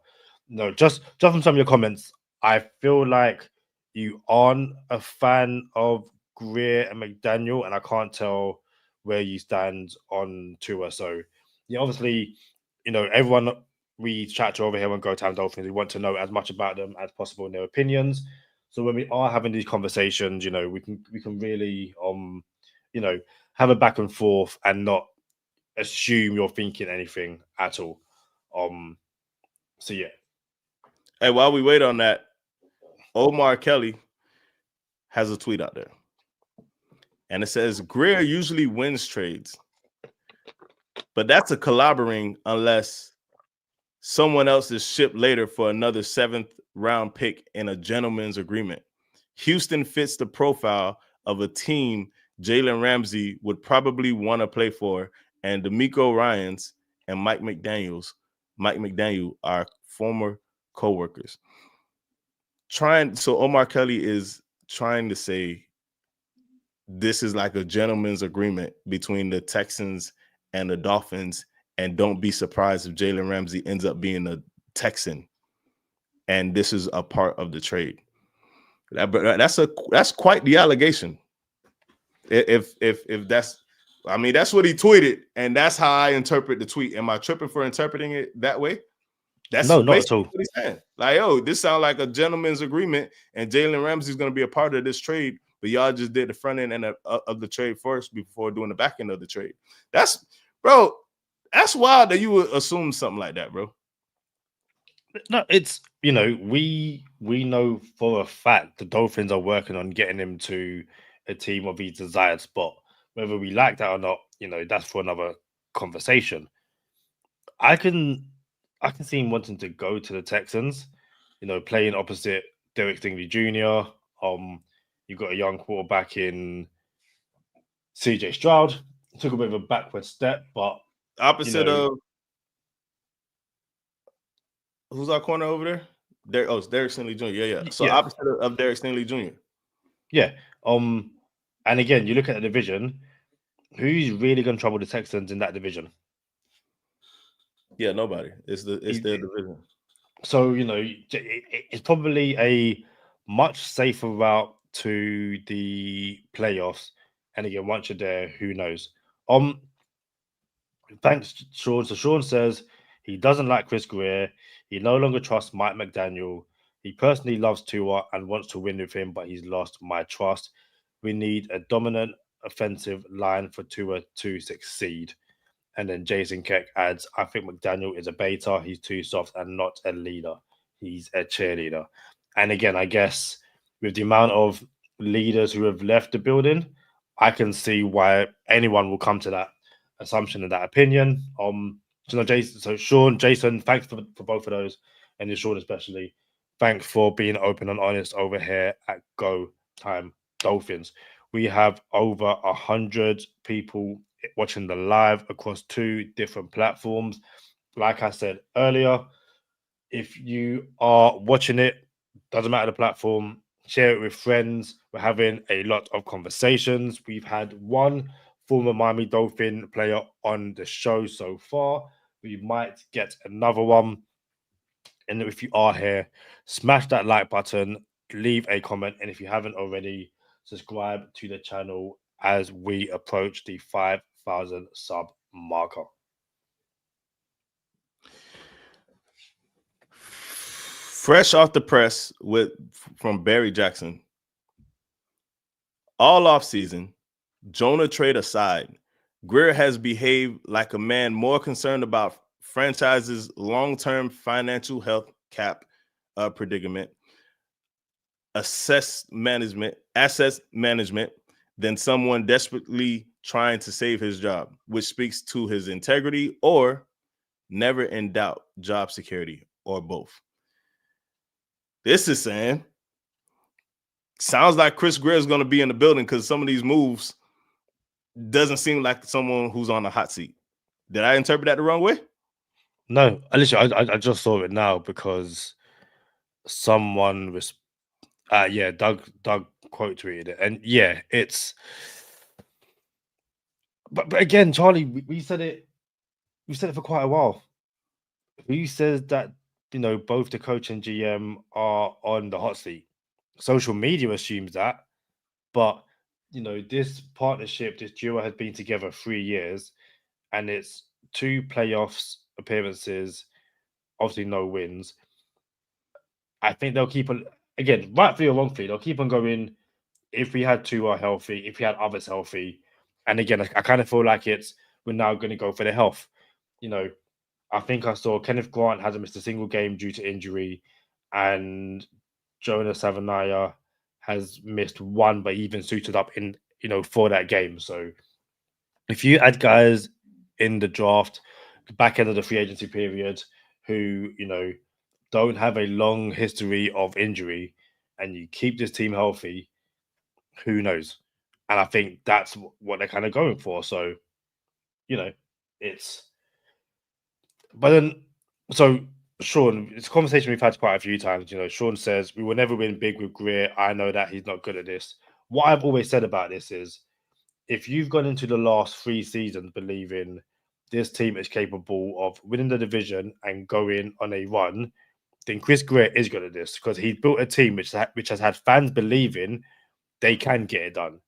And there's an argument to be made that while he has built a team on paper which fans believe can get it done, the coaching and the lack of available players due to injury has meant that, it hasn't worked. But that's not totally on Chris Greer. Yes, he drafted players and acquired players who are injury prone, but, some of those injuries, like keeping in Bradley Chubb in a game where you don't have to play him, that goes in coaching. Teddy Buchanan is a Baltimore Raven linebacker. Teddy Buchanan, Baltimore Raven. Not only of Touche's 24, but I guess that also comes down to he's a Raven. Like, some linebackers are meant to be Ravens, and yeah. Dang, bro. Touche's 24, Teddy Buchanan. What I got to say about Chris Greer is, I want to be clear. Shout out to the Same Old Dolphins for this one, because I'm buying what they're selling. Same Old Dolphins podcast mentioned this. It was the first time I heard it on Same Old Dolphins podcast, and I'm eating it all up. They basically alluded to Stephen Ross being too old. Like, yo, Stephen Ross is 84 years old. You think he has another rebuild in him when this is the closest he's ever been? So the Ravens draft board is on TV right now. The rankings was on TV. Did you see that? No, I'm watching Bleacher Report, but I know some social media have it. So the Ravens draft rankings is right there on the whiteboard on TV. The rankings of all the players. Look at this. Someone is going to have it on social media within the next 5 to 10 minutes. 100%. Yeah, bro. I gotta take a picture of this. Is that who's a? Okay, yep. So hold on. But that says Drake May in the first round. So what is that? I don't know what's going on here. I gotta investigate this. Hold on. Take a picture of this. Oh no, yeah, this is the draft board that I can see from this. Again, let me. What is that? Why is Drake May on there? Joe Alt. Bro, this is last year. What y'all didn't wipe off the whiteboard from last year or something? That's crazy. Bear me 2 seconds, Charlie. Sorry. Is this what they're talking about? Yeah. But yeah. But that's why is Drake May in the first round of last year up there? Yeah, but it's also like Caleb Williams. There's quite a few. Like, yeah, I can see Caleb Williams, Drake May. This is clearly 2024. Yeah, but also, where did the Ravens pick? The Ravens picked. Yeah, this must be done on purpose. Has to be done on purpose. Bro, I was about to say this might be the greatest, like, misdirection. Like, we're just gonna get. I don't know why that is up, bro. A year later, in the current war room.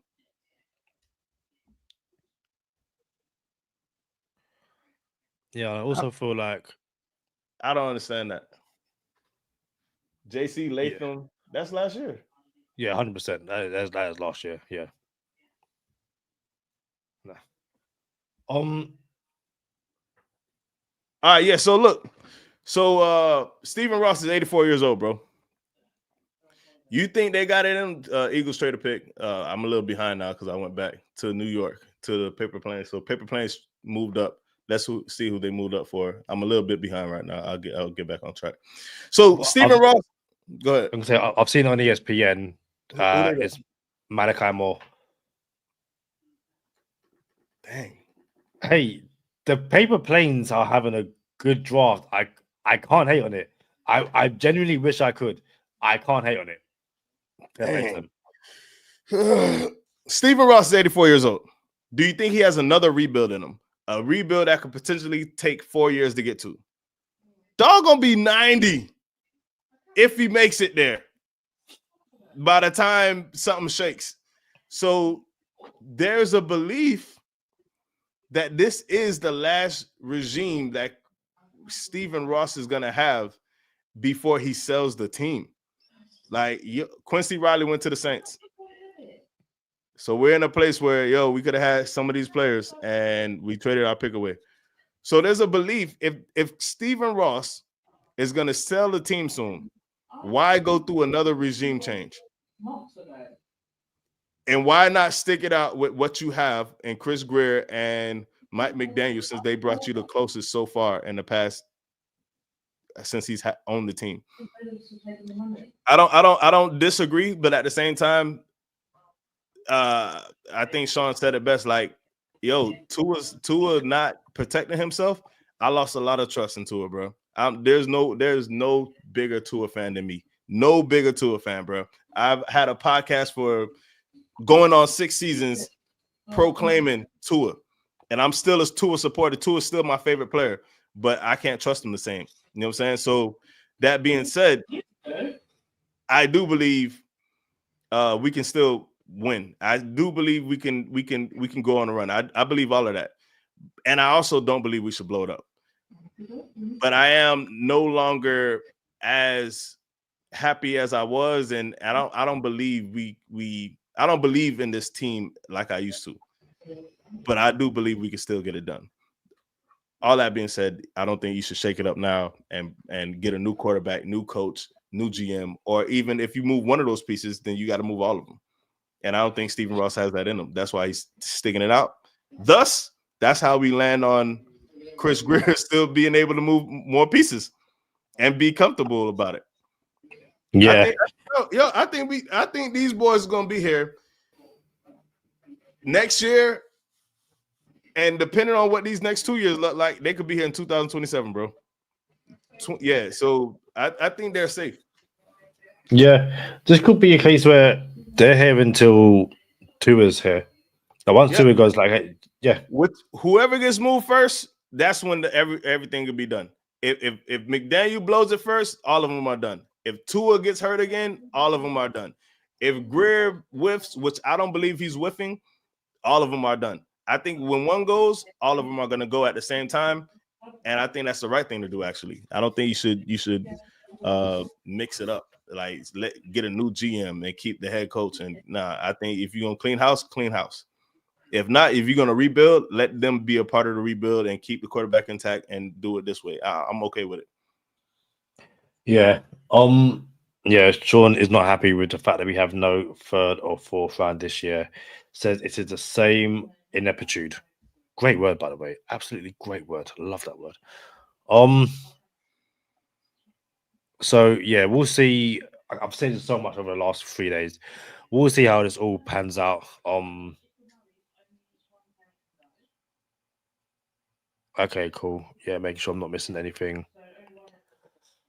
I guess we'll have to wait and see what the Dolphins decide to do with their next few picks. But yeah, like we said, there are a few players who the Dolphins, 100% could have taken. But then, hey, say the Dolphins don't trade out of, that pick, and I went for someone that, hasn't gone yet, if that makes sense. Then it's going to be a case of, and again, I'm playing devil's advocate. Say the Dolphins when Carl McCord, for instance, the quarterback, and then by the time they pick again, the guys who have been taken since, then it's going to be, well, you took a quarterback over those guys. So I'm not going to say anything. I don't want to jinx it. But there's still a few guys who are on the board, who are going to be available when we pick in less than 10 picks. 1, 2, 3, 4, 5, 6, 7, 8, 9, or 10 picks. Yeah, so 10 picks. I should say sorry. Yeah, 10 picks away. And sure, no, I agree. The paper planes draft right now, I don't think there's a player they've taken who I didn't want in Miami. It's not as bad as the Steelers last year, but And I'm You not want to go scared through of it. the who the paper planes drafted so far? You want to go through that draft? Yeah, of course. So the paper planes have taken.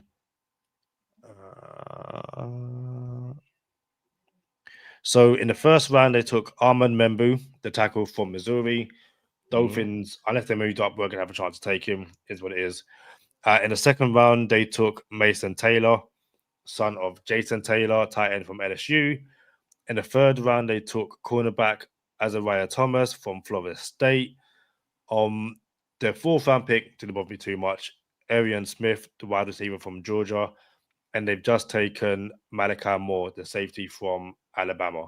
So, is it fair to say three of those picks would start for the Miami Dolphins this year, and four over the next few years? The one being Mason Taylor probably doesn't start ahead of Johnny Smith this year. I don't know, because Malachi. Well, yeah, three of them. Yeah, I don't know. Malachi Moore, he's undersized, and I was just about to say this. Malachi Moore is perfect for Aaron Glenn, because Aaron Glenn was that DB that's going to be like, yo, I'm going to teach you how to do this. He has that attitude, and Malachi Moore, he's going to teach Malachi Moore how to control and contain that attitude that he has, that where it goes reckless and off the Richter scale. So he got the perfect head coach in Aaron Glenn. Miles Frazier's still on the board. Marcus Bowe still on the board. You seen Ashton Gelati went to the Chiefs? Yeah, I mentioned that earlier when we spoke about guys who went yesterday. Bro, you know what's funny? The Raiders took our 98, pick 98, and took Touche's 24, Caleb Rogers. Yeah. So they had a Dolphins pick and took somebody I wanted the Dolphins to take, which was Caleb Rogers, Touche's 24, Caleb Rogers. And then went Charles Grant, the very next pick at 99. And what's interesting, I believe, is that pick 99 would have been Miami's if Christian Wilkins didn't get hurt. So we would have had pick 98 and 99? I believe so, yeah. So I'm not 100%. Someone said on social media. Oh, no.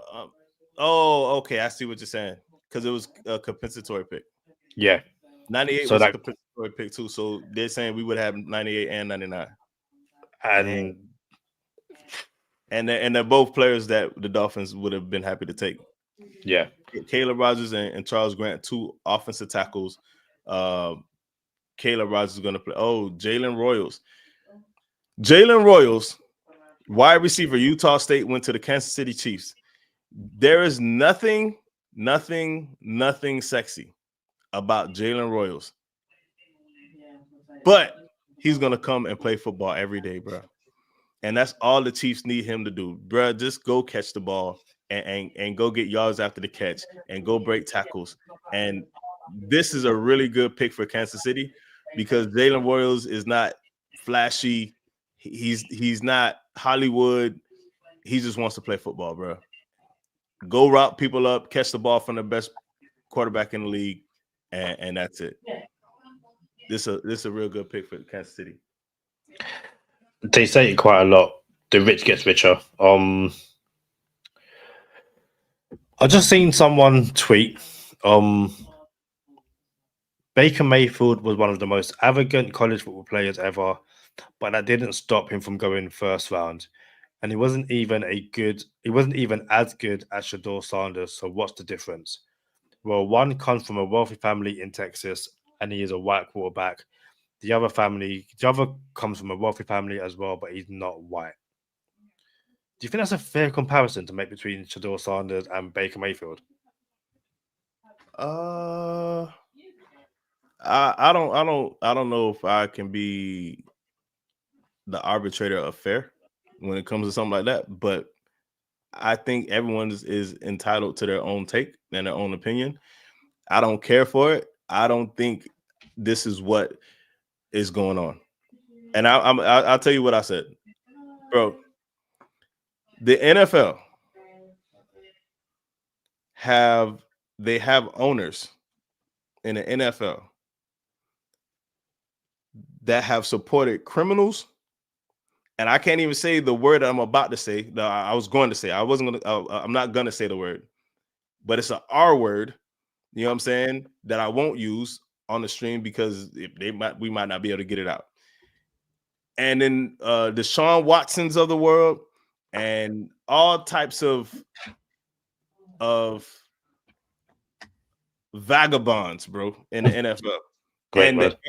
And the owners support them. Watson was the first player in NFL history to get a fully guaranteed contract over $200 million. Y'all telling me that this is where the NFL draws the line? Shedeur Sanders? Come on now, bro. That's why I don't believe it's about any of what they saying, bro. I don't believe it. I'm not going for it. Yeah, I saw someone say something along those lines earlier, and I was making that point. I was like, if you are good enough to a degree, the NFL does not care. Don't care what you do. Not at all. No, they don't. Prime example. There's quite a few prime examples. Matt Ariaza, the punter, yeah, Ariza. He would have been drafted 100% if it wasn't for the allegations. Allegation. Yeah, the allegation, but he's a punter, so no one really cares too much about a punter. Mike Green, allegation over his head. Same allegation. Not the same, but similar. He falls to the third round. You know why? Because some teams don't care. If the allegation proves to be true, the Ravens will cut him and go, "Hey, we messed up," and everyone's gonna go, "Well done, the Ravens, for cutting him." They might not even cut him. They might not even cut him. You know what? Course correction. We believe in second chances. You know what I'm saying?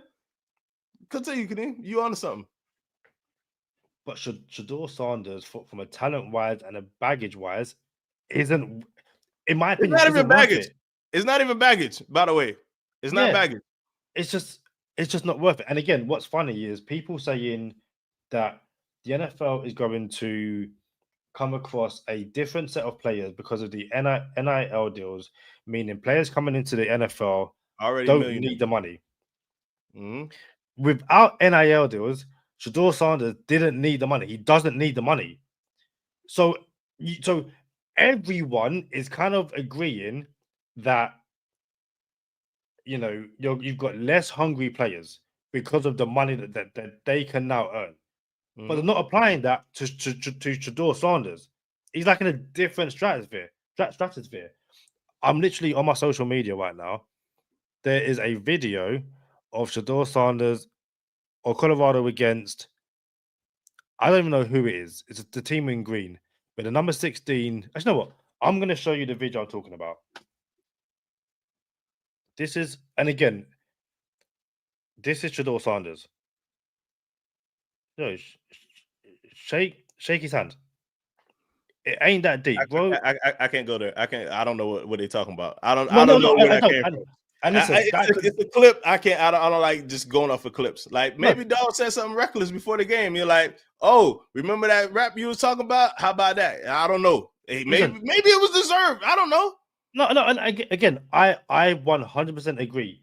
But teams don't need a reason, because some teams turn around and say, "Yo, you do your talking on the field, off the field, shake his hand, and then talk. Don't be disrespectful." Listen, teams don't need a reason. Teams don't need a reason to draft, or don't give teams a reason to not draft you. I don't know, Kadeem. No. That clip, I'm here for it. Like, if dude was rapping pre-game and said some stuff, he got to get it. Like, I'm here for it. Now, I'm not saying I would have did it, but I support it. Like, if there's too many ifs, I don't want to go to this if world. But I don't know what dude said pre-game for Shedeur to say to do what he just did to do. So it looked pretty bad though. It was a bad look. It was a bad look. Let's have a look. Sanders, Fowler, Nicola. Someone would have why it happened. 8 picks away from the Dolphins pick. So before the game, the other quarterback said something. As we've got Miami Michael crying in the background.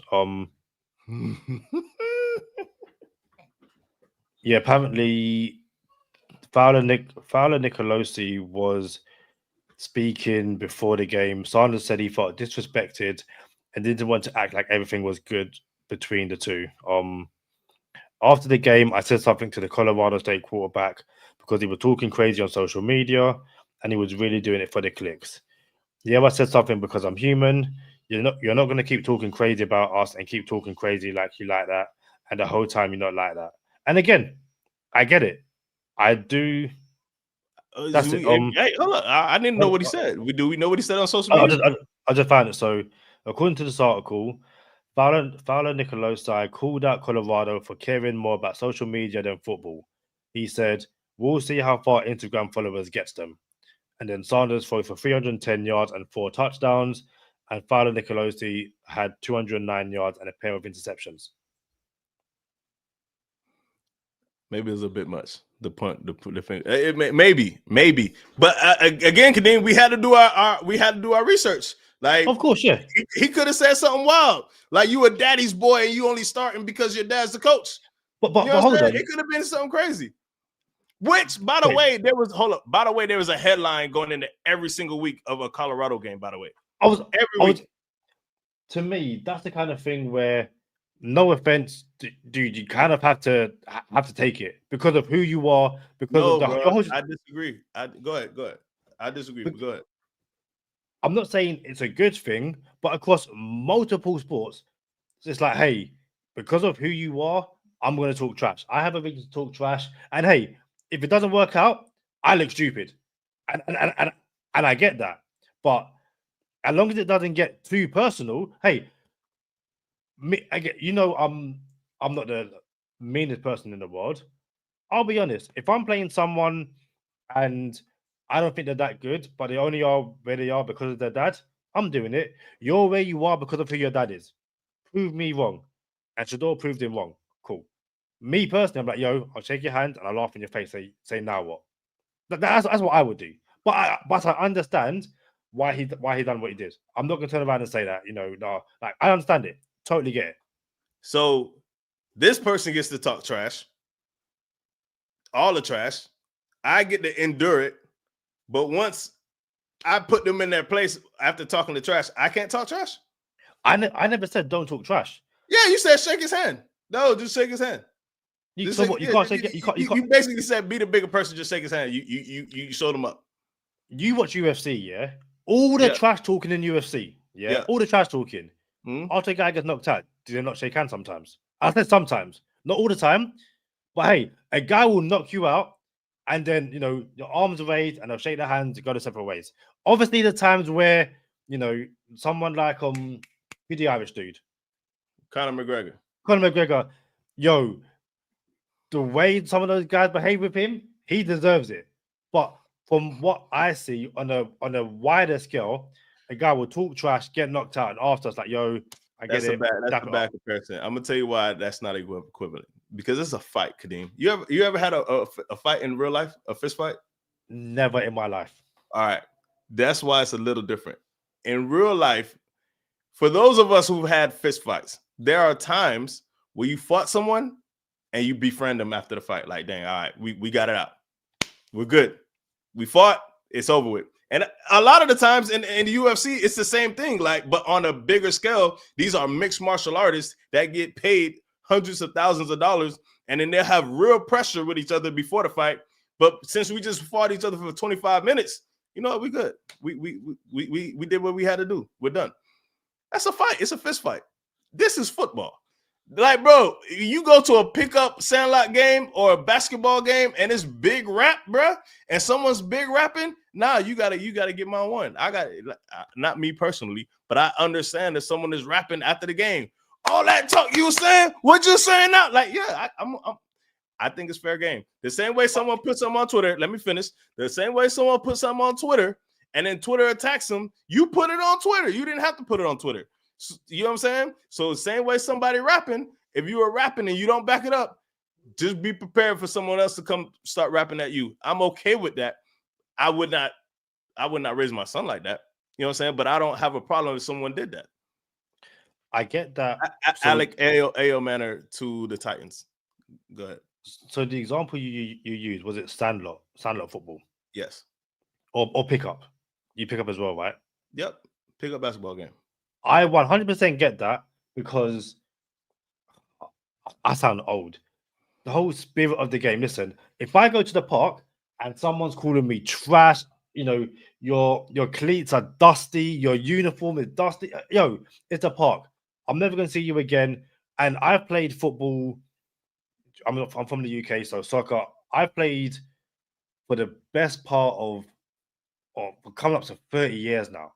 I've played, you know, in league settings. I've played down the park. In all my games over the park, it's rare that after the game I'm shaking anyone's hand. Yo, win, lose, or draw, I'm keeping it moving. I don't care. In league settings, after the game, yo, I don't have to like you, but as a sign of respect, yo, we haven't physically fought, but we went to battle. We went to war. Cool. At the end of the game, shake your hands, fist bump, whatever it is. It's one of those things where maybe, you know, from my team perspective, you leave it on the field. I've seen games where it's nearly come to physical fights, and after it's like, yo, shake hands, keep it moving. It ain't that deep. So when I see something like that, and even without knowing what was said, I'm like, yo, shake the dude's hand. But yeah. Hey, Patriots have a really good draft, and I think they're better than the paper planes draft, if I'm being honest. Nah, man, I hey, to each his own. Outside of bringing family or religion involved, I think everything is fair game. And I want to be clear, I would not do it. You know what I'm saying? I would not do some of these antics, but I think it's fair game, especially if someone's rapping. Like, bro, you just got smoked. I gotta remind you that you got smoked. Not me personally, but I'm here if someone else wants to, for sure. So is Shedeur Sanders live streaming his draft process? Sorry. Kids. Sean, my football team is Manchester United. We are having a horrendous season. Genuinely horrendous season. But yeah, I'm a Manchester United fan. And that's something I was going to say as well, Charlie, because you said it. 5 picks away. Go ahead. I like the Patriots. I think of the teams in the AFC East, the Bills drafts are really like. I haven't sat there and gone, "Oh snap! This is a good draft." I'm scared about the Bills. I'm in no way scared about. San Fran's going to draft Marcus Bowe right here. I know it. Go ahead. Yeah, I'm not scared about the paper planes or the Patriots drafts, but I can sit there and go, yo, you've got some guys, and you've got some guys who I would have taken in Miami. And yeah, Sean, Fins and United, for the past, definitely the last year, it felt like I couldn't get both teams to win. Either United win and the Dolphins lost, or the Dolphins won and United lost. And then it got to a point where both teams are losing week in, week out. And it's just like, yo, this is too much. Shout out to Kevin Clements in the comments as well. Welcome to the chat, Kevin.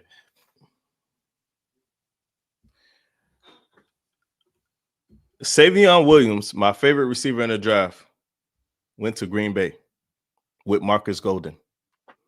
So basically, what I wanted the Dolphins to do, Green Bay did. I wanted that for Tua. Jordan Love got it. I wanted it for Tua because Tyreek Hill's not going to be a Dolphin. The Patriots drafted Craig Woodson, 2 shades 24, Jared Wilson, the center that's not hurt. That's the best center in the draft. That's not hurt. Kyle Williams. Will Campbell. Kyle Williams is a receiver. And remember I said that there's only like 2 receivers that I like in this draft? When I seen Kyle Williams yesterday, I'm like, all right, I might have missed him. I might have missed that. So Patriots are doing something. And that's all the credit they're gonna get from me. Yeah. Sean asked, where does it end? And I'm glad you said that, Sean. I'm glad you said that. So he says, so where does it end though? So Sanders doesn't get to play in the NFL, and that's now you have to ask if you're in charge of a franchise. Now you have to ask yourself, is the juice worth the squeeze now? When he was being talked about as a starter, you take it. All right, I understand what comes with this. I understand there's going to be expectations. It's just like Manziel Mania. When Johnny Manziel was out here, everyone knew it was going to be Manziel Mania. It's no different from Johnny Manziel that comes. I'm not saying it's bad. You know what I'm saying with Shedeur. I'm not saying it's bad, but it's hype. It's hype that comes with it. So the hype that comes with Shedeur, you have to ask your front office, like, hey, are we prepared to take this hype that comes with Shedeur? And to be fair, Cleveland knew that they didn't have what it took to have Travis Hunter. They're like, yo, we're not even prepared to have Hunter. You know what I'm saying? We're gonna waste Hunter away if we draft Travis Hunter. So you know what we did? We traded a pick and we got all of this compensation, and they did the right thing by not letting Hunter go to Cleveland and waste his career away. So now with Shedeur, it's like, all right, well, look, that's why I believe it should be a team that has a quarterback already where he can sit and it's understand that he's sitting. You know what I'm saying? And then, or if it's not a team that has, if it's not a team that says that has a quarterback, then let it be a team that doesn't have a quarterback, and now he can just come in and compete and start. But if it's a team where there's a let's see, if it's a team like the Dolphins, you got Tua, Jacksonville, you got Trevor Lawrence. I'll go with Tua and Trevor Lawrence for now. If it's a team where the quarterback, you know what? I don't know. Maybe we give this quarterback some more time. Like, you want Tua to have more time. You want Trevor Lawrence to have more time. And I'll even go Justin Herbert. You put Shedeur be in the mix. Now it's just going to get louder behind your starting quarterback. So to answer your question, Sean, where does it end? I think it ends with a team who doesn't have a quarterback, as opposed to a team who is in the middle of the road where it's like, yo, we can't afford to take a step back because of off the field publicity. You know what I'm saying? Not off the field publicity from Shedeur, just bro, you know, our beat reporters in Miami. You know what I'm saying? You don't think Omar Kelly every week is going to ask about Shedeur Sanders? Every week. And some teams don't want that. And I understand that. And it's unfortunate that falls on Shedeur. I think also, and sorry if you've said this already, but it's a few things. One, I don't know how many teams had Sanders as a first round grade.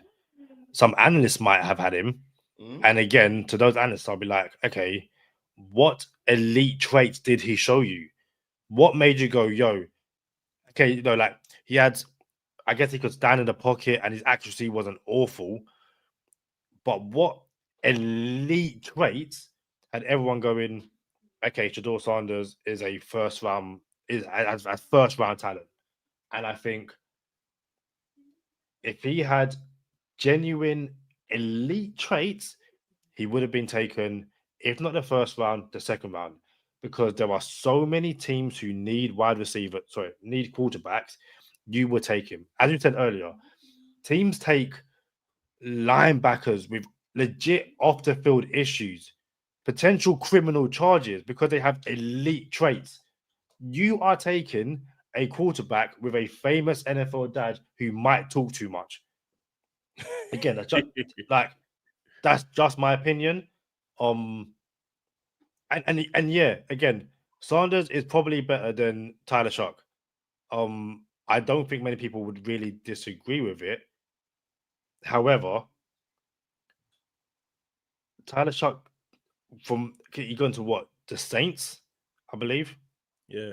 And they've still got Derek Carr. Now, again, I don't know how much you're going to get from Derek Carr this season, if at all. I ain't gonna lie. Saints just take Shedeur. Still, They should have. Like they still should. You know what I'm saying? yeah. Like you remember when Washington took RG3? They took Kirk Cousins 2 rounds later. Yeah. You know what I'm saying? Like so the Saints should still take Shedeur. Like, oh, we got a quarterback competition. Yeah. No. Listen, Pittsburgh should probably still take him as well. And again, if there's a coach who can deal with the family annoyance, yeah, Mike Tomlin is secure enough in his job. And be like, yo, Dion, shut up. I ain't trying to hear it today. You know what? Y'all remember Eli Apple? Yeah. His mom was in like always had something to say. You know what I'm saying? Like it was like, yo, the mom is annoying. You feel me? Imagine that Brent Grimes, Miko Grimes, right? Imagine all of this on a national platform. Imagine if Miko, what's her name? Miko, right? Miko, 1 to 2, yeah. I think it's Miko. Imagine if she had a national platform and we had to hear it on TV every day. You know what I'm saying? Same thing with Eli Apple's mom. If she had a national platform and he had to hear it every day, bro, Dion got a national platform, bro. You're going to hear it every day. My son should disagree. Be I think Dion. He's already been. He's going top 5. He should do that. He should do that. So he's just going to be quiet. If he is quiet, it's because if he got humbled just now. I think if that is the case, I think there'll be a part of Dion. It's like, yo, I done my bit to hype you up and get you drafted in the first round or whatever. Now I'm gonna let you do the talking. But again, that's only my opinion. And to be fair to him, is it his daughter that transferred from Colorado? And he was asked about it. He was like, I love my daughter. That's it. End of. I think Dion will be different to the Bulls' father. Can't remember his name. Not Lonzo. Lamar. What's Lamar? Yeah. I think Dion will be different to Lamar. However, yeah. Crazy. Hey Liz, welcome to the episode. Welcome to the stream. Hope you and your family are well. And very quickly, yeah, Rob, I looked at the Premier League table earlier, and I was like, we could legitimately finish the season in 17th, which is y'all getting relegated. No, we're not getting relegated. Like we aren't that bad, but it will be the equivalent. And correct me if I'm wrong, guys. It will be the equivalent of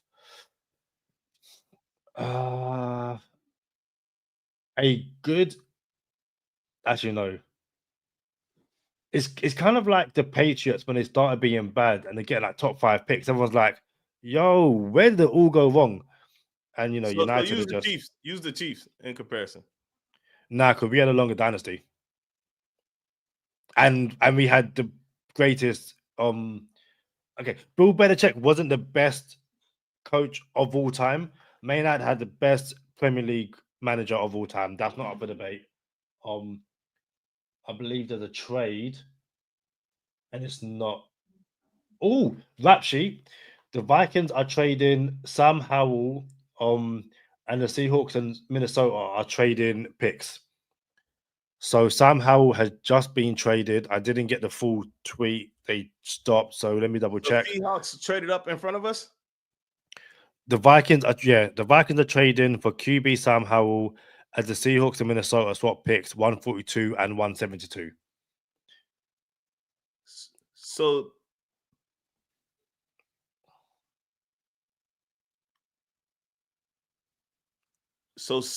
Minnesota traded up in front of us. So yeah. So Baltimore Ravens just drafted Carson Vincent, and Minnesota is on the clock. 1 pick in front of Miami, and you never want to see someone trade up in front of your team when you're about to draft. So let's see what happens now. Minnesota's on the clock. Appreciate you, Liz. I'll go very, very quickly. The pick is in. Go ahead. I think our pick so far, I love the Jonah Savannah pick.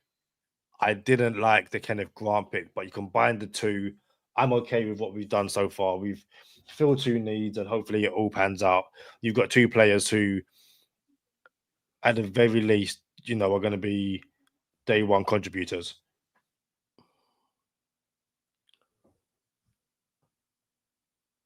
All right, so Seattle was the team that traded up in front of Miami. So now Seattle is on the clock, and you wonder what Seattle traded up in front of Miami for. You know, everyone knows our needs, and you wonder what Seattle is jumped up in front of us for. So Seattle's picks so far, they have taken Gray Zabel, Nick Imanwari, the safety, Elijah Arroyo, the tight end, and Jalen Milroe, the quarterback. Elijah Arroyo. Sorry. They still, according to ESPN, they still need wide receiver, center, tackle, and edge. Could it be Braden Swinson from LSU? Or Seth McLaughlin? Or Charlie, don't say that. Yeah. Seattle traded up in front of the Miami Dolphins. We're talking real time. It's Go Time Dolphins, the Miami Dolphins podcast that goes not only across the pond, but across the world. I'm your boy, Charlie Touche. Got my co-host, Kadeem Simmons, with me. It's always for the fans and by the fans. Your favorite podcast, and official affiliates of Fanatics, where you could be a fanatic of your favorite franchise. The pick is in for Seattle. The Miami Dolphins are on the clock. We're about to find out who Seattle traded up in front of Miami to get. And then this starts Miami. This is the first of 3 picks. We have like 3 picks in the next 14. Next 15 picks. We have 3 picks out of the next 15. What's interesting as well is that the Seahawks traded with the Patriots to pick at 144. So we go Seahawks, Dolphins, Seahawks. So, yeah, who was it that they couldn't wait 2 picks for? 4 seconds. 3, 2, 1. Riley Mills, Notre Dame, D tackle. Cool. Okay. Cool story. Yeah, like, okay, to be fair, the Dolphins could have doubled the chip at D tackle. Which I still want them to. If we, 100%, if we can go for somebody who I would like, yeah. But yeah, Riley Mills isn't someone who I personally wanted to draft. I'm not saying it's a bad pick. I'm just saying right now I'm not upset by that pick. And maybe they felt like they had to get up in front of the Eagles too, which I doubt that. But they jumped in front of the Dolphins and the Eagles. Maybe they did it to get in front of San Fran, and that was the landing spot that they had was in front of them. But they traded to 144. So again, and to be fair, the Dolphins might have traded that again. So I don't know. I'm not a Seahawks fan. I don't care. We'll ask Charlie Wilson very quickly for it's from Liz. Liz says, still say put Tua on the practice squad, draft a quarterback. Not so sure about Sanders. Is he Deion Sanders' kid? I don't want to have anything to do with a squad head, self-absorbed punk. There's some fighting words towards the Sanders. Saunders. Am I saying it wrong? Sanders. Okay, cool. The pick is in. Santiago Bernabeu Stadium. And with the 143 pick, the Miami Dolphins select Jordan Phillips, defensive tackle, Maryland. The Dolphins have picked 3 players. 2 of them have been defensive tackles. This guy.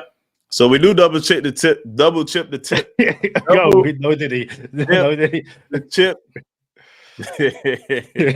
And we get Jordan Phillips, D tackle from Maryland. He's okay. He cool. Yeah, I'm not raving about it, but he cool. It's interesting because, yeah, Aeneas Peebles still on the board, JJ Bequee still on the board. But I guess it's trenches. Miami said we are going trenches. Don't hate it, don't love it, but it does mean I'm going to ignore my son for a bit after this and watch some Jordan Phillips tape to get myself better acquainted with him. Seahawks traded the pick to Cleveland. Fairs. Sean says, love that. He was projected way higher. Let us know in the comments what you think of the Jordan Phillips pick. Am I tripping? Is he the second Jordan Phillips to play for the Dolphins? He's the second Jordan Phillips to play for the Dolphins. Cool. Fair Same enough. position. If you are lucky enough to have a prior Jordan Phillips jersey, hey, you don't need to get a new one. Or if your last name is Phillips, you're all good.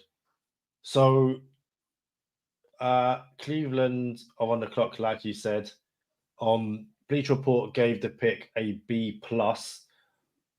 They quite like it. Hey, the Dolphins still needed depth at defensive tackle. And then you've got what, 2 picks within the next 12. 13? Yeah. So we're on the board again in 12 picks, and then we got picks 150 and 155. So yeah, shout out to the Dolphins.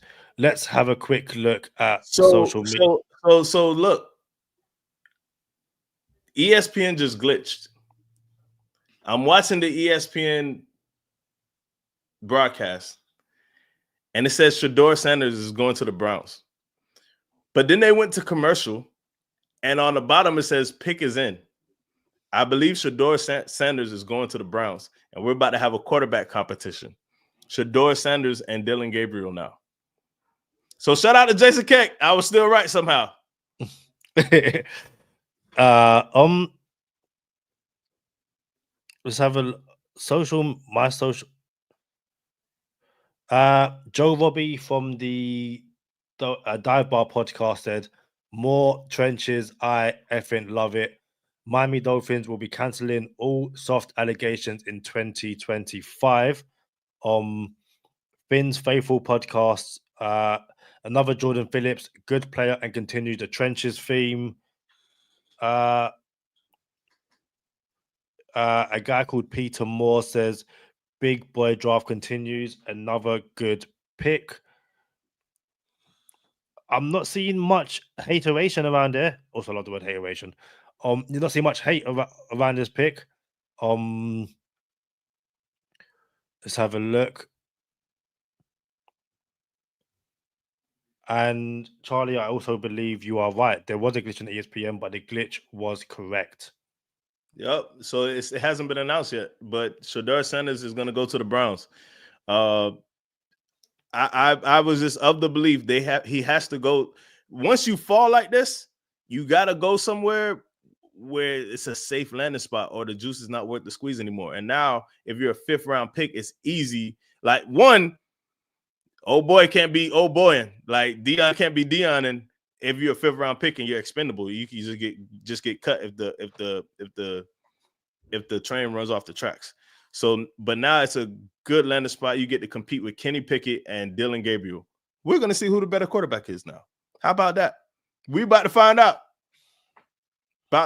And then if he doesn't make it, it's gonna be, he didn't have no weapons. He didn't have no team. He didn't have no structure. Listen, man, it's the NFL. Crazy, absolutely crazy.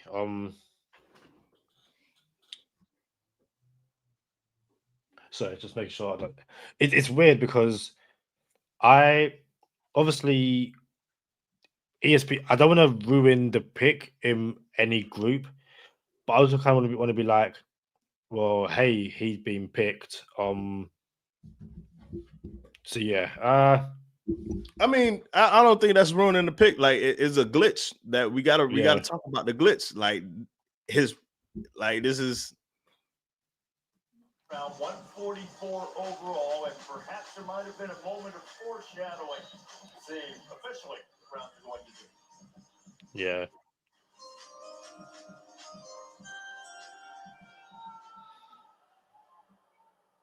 The Seattle Seahawks have traded the 144th pick to the Cleveland Browns. With the 144th pick in the 2025 NFL Draft, the Cleveland Browns select Shedeur Sanders.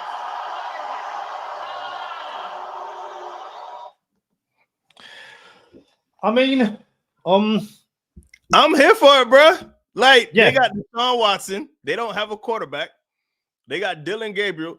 Bro, I'll say this. No one can't say Cleveland's not trying. Yeah. They can't say Cleveland ain't trying, bro. Cleveland. So, for anybody who had Shedeur Sanders, the Cleveland trading back up in the first to get Shedeur Sanders, and you had a some type of parlay where you had Shedeur Sanders to Cleveland, and you waited 5 rounds to make it happen. Boy. Yeah. The thing is, you're not playing these quarterbacks directly. Joe Burrow twice a season, Lamar Jackson twice a season.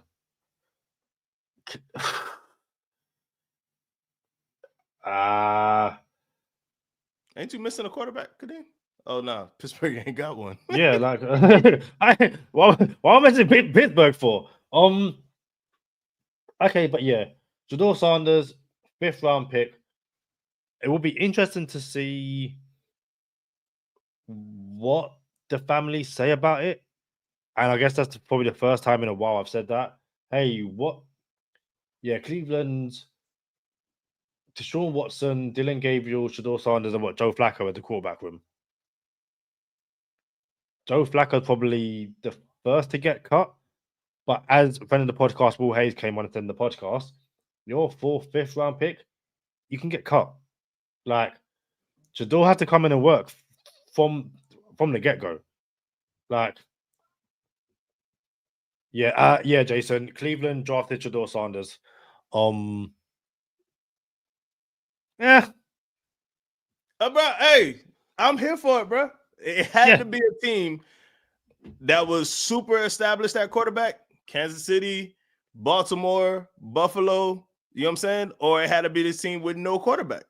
That way, we're about to really find out what he is.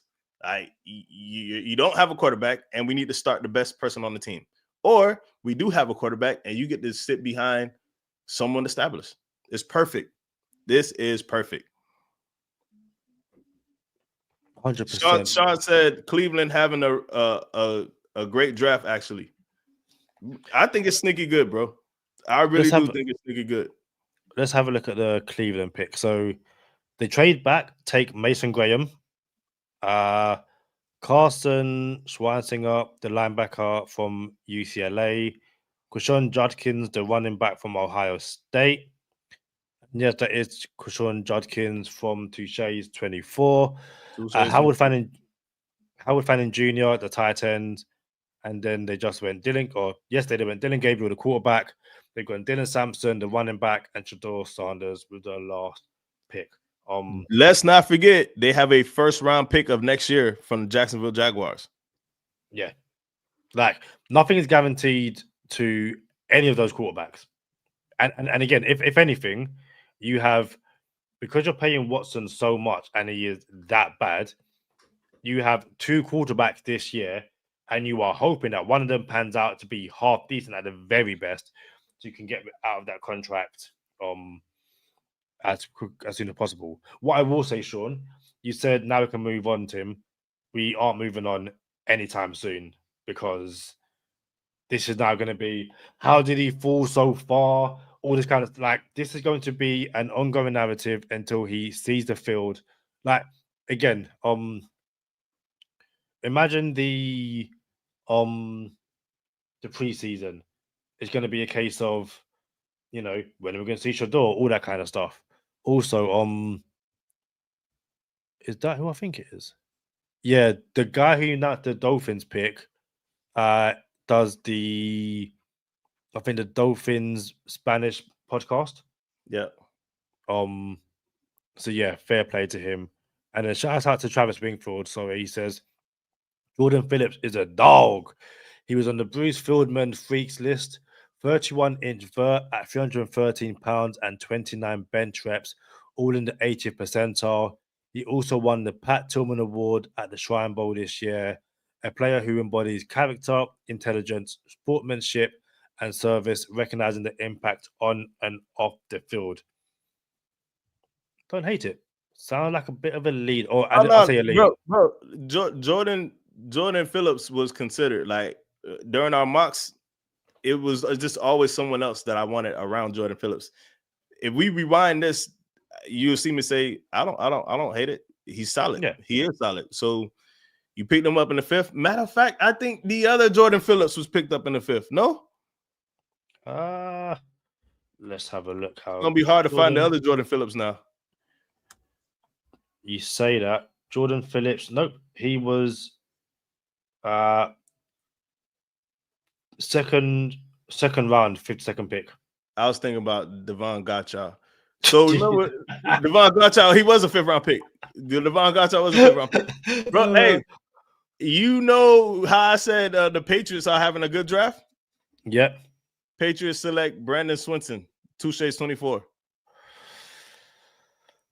Yeah. They know what they're doing over there. I don't hate any. I'm not the Bills picks. I really couldn't care less, to be honest. But yeah, the Dolphins are on the clock again in 4 picks.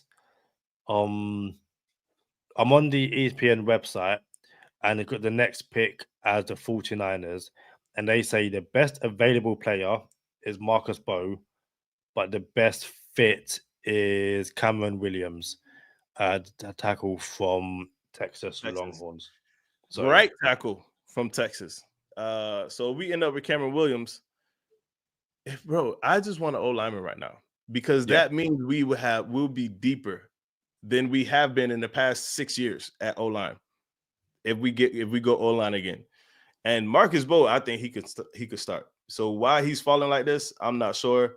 Maybe this is some Trey Smith stuff where he's gonna excel way beyond his draft pick location or spot. But yeah, you go Cameron Williams here, I'm happy with that, bro. That's quality depth. You go Marcus Bowe here, I'm happy with that. Miles Frazier, I still think is available. I'm happy with that. Miles Frazier will be a guard instead of a tackle. I would like this, bro. This is, bro. I said we go only O-line and D-line. You're not gonna hear nothing from me, bro. You're not gonna hear nothing from me. Hunter, is it Bush fan says we let Shedeur slip. I'm sad. To kind of go back to what you were saying about if you only go offensive line and defensive line, you kind of said it before. You could finish the draft and go and pick up Rasul Douglas, Asante Samuel Jr., and Justin Simmons. And Stephon Gilmore. Yeah. There's guys, and again, there's guys out there you could probably bring in for not that much money. I think the plug and play of the DBs who are available are better than the potential plug and plays of whoever you're drafting at DB with your remaining picks. And Charlie, do you know who else DB is available on the free agency market? Who? Xavier Howard. Dude, you should have seen that coming. I don't know how you didn't see that coming. I don't.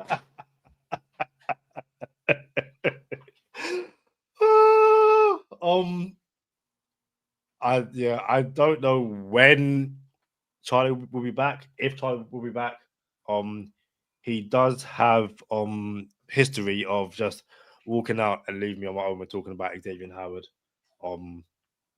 So yeah, Hunter, do we see Ramsey getting traded day 3? No, but it'll probably be after June 1st, given the cap space and the limited cap damage you would do. But I guess exclusive Miami Dolphins, Go Time Dolphins update on Jaylen Ramsey is that he is done with the team via a source, and the Dolphins are trying to find him or trying to move him to his desired spot, something that our source told us. So, yep, Tim, I broke Charlie again. But Charlie is now back. Let's just say, I guess I gave him an excuse to go and get something to eat. I'm hungry as well, by the way. I'm definitely gonna get something to eat once I finish this. Miami got two picks until Miami's on the clock. Could be Corey Black. cornerback Corey Black. So the Rams and Cowboys are currently on the next 2 picks before the Dolphins, and then again are picking up pick 155. So yeah, I feel like some of the names. Do I say it? I'm gonna wait until we are on the board before saying what I was about to say. I want to see what some of my group chats are talking about. It's about time that Shedeur Sanders got picked.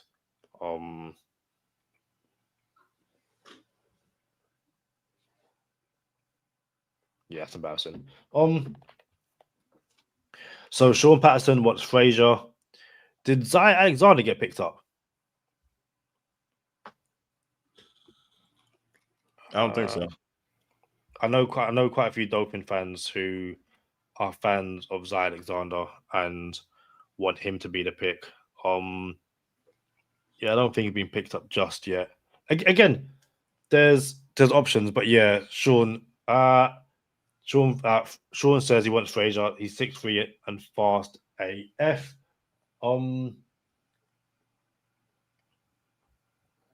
Is that who I think it is?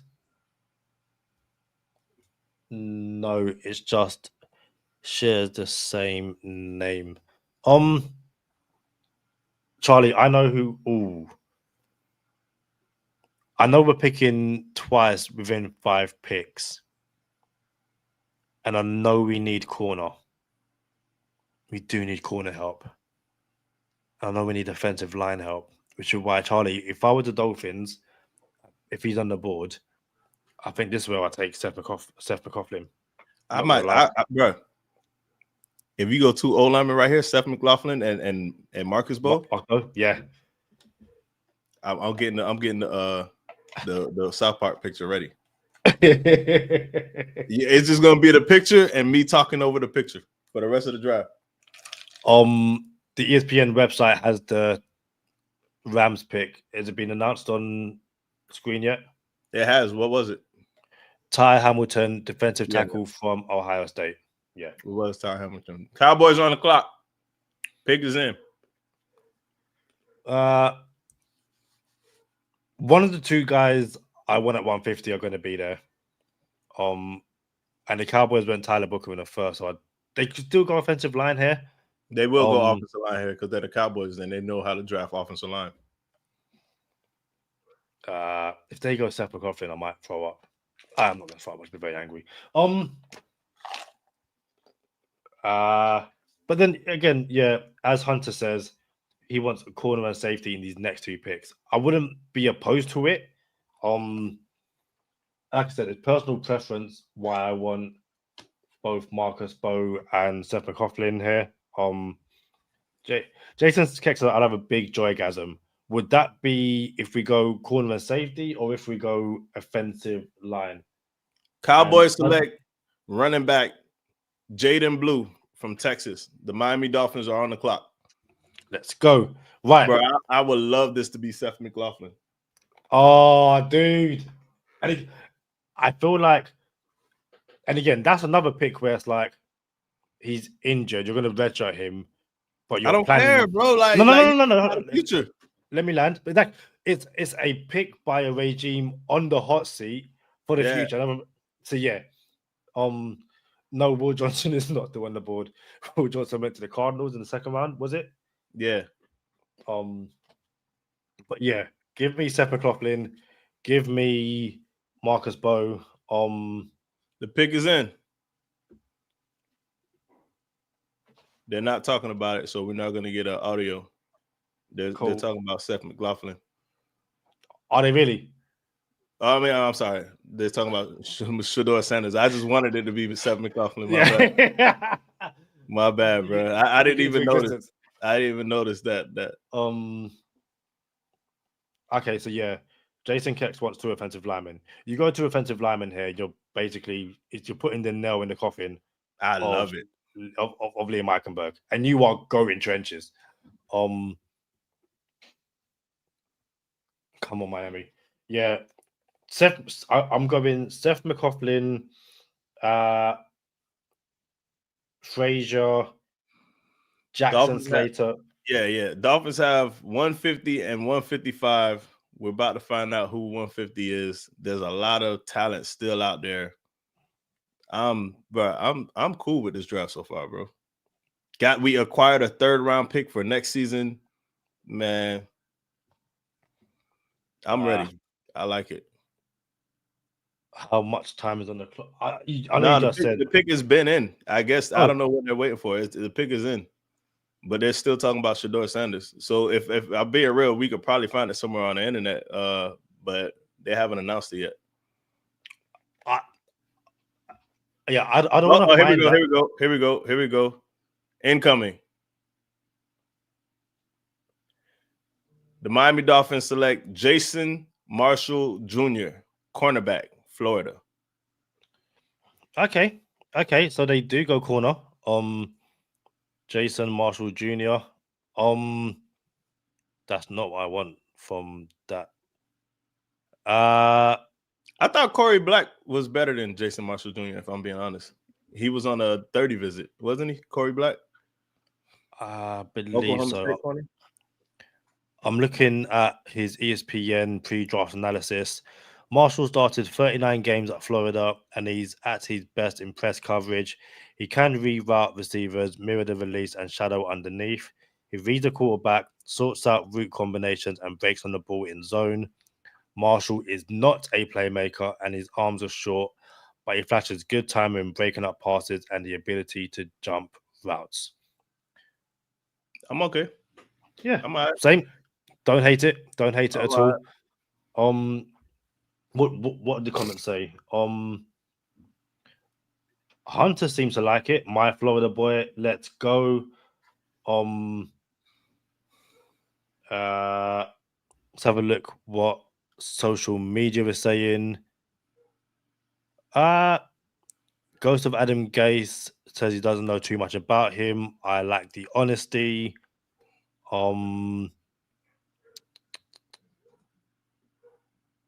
No one. Here we go. Oh no, that's so from Alan Poopart. He says, from his scouting report, likely to be complete hit or miss.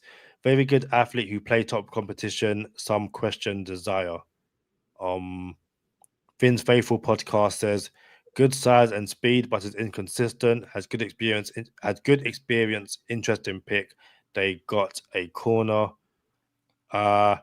Neil Driscoll says at one time he was considered a top 50 pick. He disappointed in Florida. With that said, he was my 13th overall cornerback. So yeah, it's mixed. No one seems to, just as I say that, Sean Patterson says, not happy, way better corners available. Greer is an idiot. It wouldn't be the Miami Dolphins draft without someone coming at the GM. I get it. 100%. But also, from 2018, doesn't matter. Yeah, it sounds like he's a. So this is from. That was 2 years ago. So yeah, it sounds like he was once a really interesting prospect who, I guess, didn't hit the hype of what he could have been. Sean Patterson says no one has ever even heard of this guy. He's not in the top 20 corners available. Jason Keck says no. So another Noah. And then laughing emoji. It's far. I can't call him another Noah in the 5th round. Yeah. Yeah. Again, I'm not someone who. And he said, "I'm wrecked." As I'm watching him right now, so I got his film on right now. He looks like someone who I believe if the Dolphins drafted this guy, they feel like he's coachable. And he looks like a corner. He looks like a football player. It looks like he knows what he's doing. So I feel like if the Dolphins drafted him, they have to believe like, oh yeah, we could do something with this guy. He has traits. You know what I'm saying? because I could see traits on this film. I just don't see a starter. I'm not saying he's not a starter, but I don't see a starter. But can you expect to draft a starting corner in the 5th round? Possibly. They are out there, but you just got to hit. So I'm okay with it. If the Dolphins believe this is it, I'm okay with it until I'm not okay with it, and until I be like, what the hell was that? 2 years later. Yeah, and again, Sean, I 100% get it. He says we could have had Frazier. Yeah, we could have had Frazier, could have had Bo, could have had McLaughlin. Yeah, I get it. It's Cowboys back on the clock. Yes, Cowboys. they are. Lamar James. Sean asked, "Do you trust him?"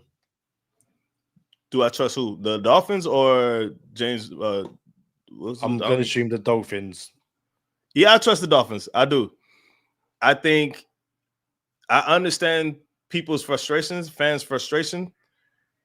And I understand, there's no excuses. I get that too. But I trust them because the Dolphins have gotten us to a place where they give us something to be excited about and have expectations for. And then whether 14 players get hurt at the same time and then end up going to Kansas City in a below 0 game. Yeah, I get it. That's unfortunate.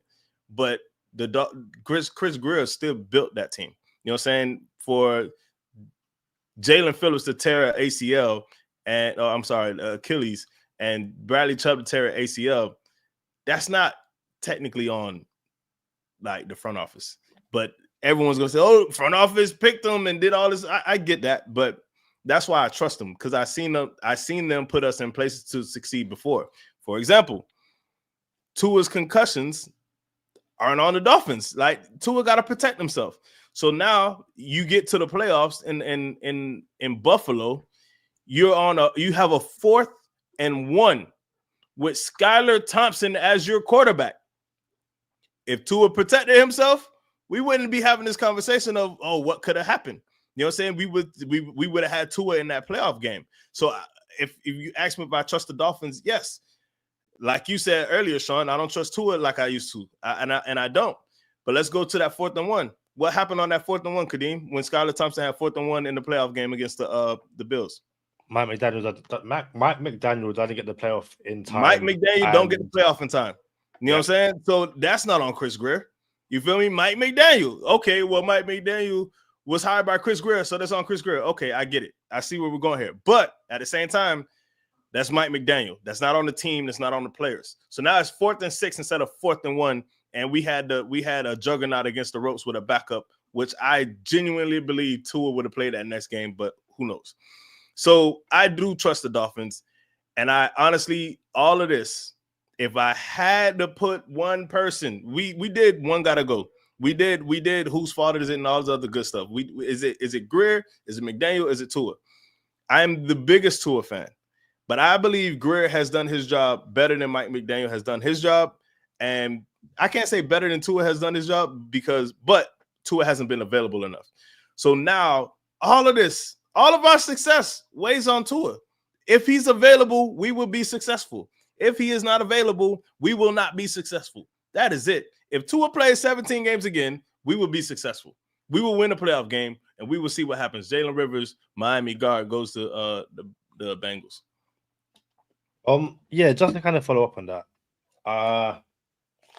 Again, I get it. I personally try not to. The Dolphins not drafting a player that I would have taken doesn't, in my opinion, make it a bad pick. It's when they take guys, I'm like, yo, that's a bad player. That's when I'm like, yo, what are we doing? So the Jason Marshall Jr. pick, to me, I would have 100% gone elsewhere. Mm-hmm. But I'm not going to get angry by that because the chances of the Dolphins taking the guy I want are kind of slim given how many players. And yes, I personally might have, Frazier and other guys above Jason Marshall Jr., but there is an element. But there's also an element of 32 teams have passed on Frazier, and some of the guys I still want. So I might like him, but the NFL has kind of told you we don't like him as much as I'm going to punch someone in the face at that point. New just so York you know, Giants just drafted Marcus Bowe 1 pick in front of the Miami Dolphins. that's why I'm going to. But yeah, listen, that's a game you play. And again, it's the Dolphins, even if they have 10 picks, they're not going to draft. And I want 15 players. At that point, it's going to be, there'll be some guys who are going to be left out. The Dolphins are back on the clock. Seth McLaughlin will still be my pick right now. I would love that. I would love a Seth McLaughlin pick, bro. Miles Frazier is a guard.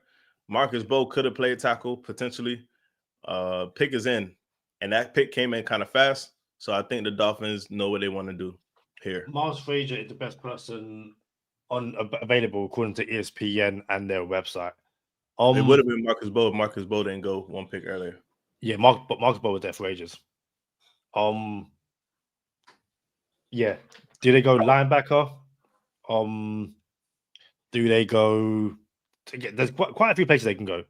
But yeah, my pick now that Marcus Bowe is off the board would be Seth McLaughlin. Let's double the chip at offensive line, even if he's not going to play this year. I'm okay with that. Because it sets you up to have arguably the best center in this draft down the line. Remington Award winner. And if you choose to keep Brewer, you can play Brewer at guard if you have to. Yeah. So there's options. You could play Seth McLaughlin at guard too. Yeah. This is a start. Man, we over here talking like he's the pick, bro. Yeah. And it's probably going to be like I wish he was the pick. It's probably going to be like a wide receiver or something. Or like a running back. Unheard of. Yeah. And then everyone's going to get upset, which is fine, which is understandable. Jason Keck says they took my guy in the second round. I can't bitch about anything. But then Sean said that's why we suck. You could have taken Marshall later. Browns traded up for Shedeur, by the way. Yeah. What I will say, when people say we could have taken him later, you don't know that because you don't know who's going to take him before you're back on the board again. Like they just said with Marcus Bowe in the 4th round. Yeah. Like, it's crazy. So the pick is in, but we don't know what it is yet, right? Yeah, we don't know what it is. Bro, Giants know what they're doing, bro. Well, no, let me tell you that, man. They don't know. But the Giants know how to draft, is what I should say. Giants know how to draft. They don't know what they're doing, but they know how to draft. Jordan Phillips, Jason Marshall Jr., and who is the next pick for the Miami Dolphins? We're waiting. So we wait. Could go linebacker. Could go everywhere. Listen, I could say about any position they could go. They could go quarterback. We don't know. I take it TV stopped announcing picks. They just put it. We went to commercial. You know how we do it. LB's right again. LB I always go to commercial on the Dolphins pick, even though they didn't announce the last one, so they could just put the name on the screen. You know what I'm saying? Yeah. Sean, are you US based or UK based? I'm gonna say US. I'm gonna say US as well, but he's a Man United fan, which doesn't mean much. And he says BREV, BREV, which is kind of, I believe, a UK thing. But again, I'm old, so it is what it is. US based. We got the Dolphins getting picked and announced.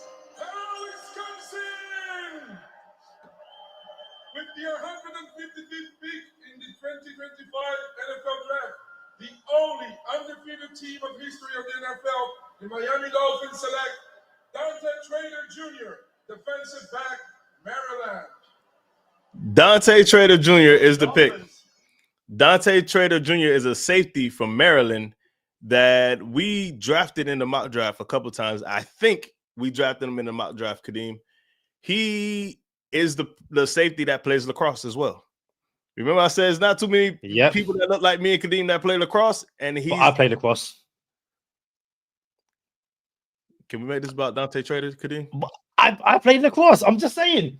Can we make this about? No, we got Dante Trader Jr. safety, similar to Craig Woodson, actually. Like he is one of those old school safeties where he might be getting penalized for knocking people's helmets off.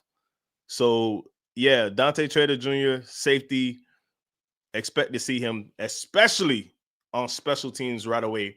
Let's see if he can make it in the starting lineup. It's two things. So ESPN says Trader is undersized, but reads receivers and breaks on the ball. He can disrupt passes and limit production after the catch. He doesn't catch everything he gets his hands on, but he locates and tracks the ball well. He's a relentless and tough run defender who wraps up and led Maryland with 37 tackles last season. But I was going to ask you, Charlie, what school did he go to? Maryland. Shout out to our UK co-host, Maryland. Yeah, Tim, I played lacrosse at uni. Albeit very briefly. I realized very quickly the guys that look like me should not be playing lacrosse. I was like, yo, not for me at all. And yeah, Sean, these guys are tiny. But I guess it's a matter of you see who the Chiefs just took, Charlie. One pick later. One pick later. The Chiefs take 2-24, Jeffrey Bossa. Man. Fun fact. Dante Trader was almost 2-24 Dante Trader. He didn't make the list. He was almost 2-24 Dante Trader. And I like too many other people in front of Dante Trader. And then Jeffrey Bossa is one of those people. And the Chiefs traded up for him, ironically. Sean, question for you about Frazier. Does it not worry / bother you that no Trader or Frazier? Frazier. Miles Frazier. Yeah. That he's not been taken yet? Or is it more a case of the NFL? It's Trey Smith all over again. Yeah, I was gonna say, yeah. Marcus Bowe all over again. Like, yo. And you know, to have I guess it wasn't a private conversation, but you asked me about, yo, Marcus Bowe is not as under the radar as he once was. Why is he on the 2-24 list? Because the national media, in my opinion, haven't spoke about him enough, right? And just because there's a pocket of social media that might know about him, dang, Elijah Roberts, he almost made 2-24 too. He went like right after Dante Trader and Jeffrey Bossa. Elijah Roberts went to Tampa. So what happens is now Marcus Bowe slides into the 5th round. And what if I didn't put him on 2-24? It would have been like, oh, you didn't know about Marcus Bowe, 5-time Pro Bowler. I'd be like, I did. And Kadeem talked me out of him to take him off the list like he did Jackson Slater. Kadeem, you taught me out of Jackson Slater, putting him on the list? No, not at all. You didn't? Oh, so now you didn't. No. So you didn't say, oh, everybody knows who Jackson Slater is. He's too notable to be put on 2-24. I asked, and I said it about quite a few players. I was like, hey, this is the first time I felt like quite a few guys on this list people knew about. Doesn't mean I'm saying take it off. Again, it's going to happen. Like, there's guys, as social media gets more, more acquainted with the NFL drafts and all that kind of stuff. Yeah. Also, Sean, something Sean just said. What we don't know is going to happen is, do they actually get picked up where you believe they should get picked up? And it happens all the time where people slide to the 5th round and it's like, yo, why did this guy make it to the 5th round? Hence, Marcus Bowe and Miles Frazier. Like, Miles Frazier is going to be a pretty good interior guard. So is Jackson Slater. Yeah. Sean said, I wanted corners and safety, not these tiny guys we took. And I always find that quite interesting. It's like, because I've said this before, it's not so much what Chris get. It's not so much the positions, it's the players. So it's like, okay, I want offensive line. We want for offensive line. Okay, I didn't mean that person. I wanted this person. And to me, this is a prime example of Sean wanted corners and safeties. The Dolphins went corners and safety, but because they're not, I guess, the prototypical height, it then becomes a problem. And I understand that. Just because the Dolphins went corner and safety, 100% in no way means you have to like the picks. Like, hey, I wanted food. I wanted McDonald's, and you told me You that got McDonald's food at at home. home. And You got now food I've got 2 slices of bread with a cheap burger and fries, which taste like doo doo. I 100% get it. I would just find it quite interesting. So yeah, let's see. Listen, there's guys, like I said, I think a lot of people would have assumed that Zay Alexander would have gone by now. There's a bunch of guys who was like, hey, again, we said it before the draft, and it's happening once again. Seth McLaughlin is this year's Andrew Voorhees. Yep. And when Seth McLaughlin ends up at a team and is healthy and is making the Pro Bowl, everyone's going to turn around and go, how did he fall all this? How did he fall this far? And me and Charlie are going to laugh. It's like, because he was injured, but the production and the tape spoke for itself. The guy won the Remington Award. And if you look at who won the Remington Award, they are dudes in the NFL. All of them. Every single one. Yeah. No, there was one who was that dude? You're right. It was one, but all of them were more dudes than he was. But I still knew who he was. He wasn't unknown. Let me get that guy as well, because I think Oluwatimi or something like that. Oluwatimi, I think his name is. Yeah, Olusegun, yeah, you got it perfectly. But the other guys who won it, going back to 2018, Garrett Bradbury, Tyler Biadasz, Landon Dickerson, Tyler Linderbaum, and then obviously Jackson Power Johnson in 2023, and last year Seth McLaughlin. Like Marquise Pouncey won it. Ryan Kelly, again, guys win this award, and Seth McLaughlin is a winner.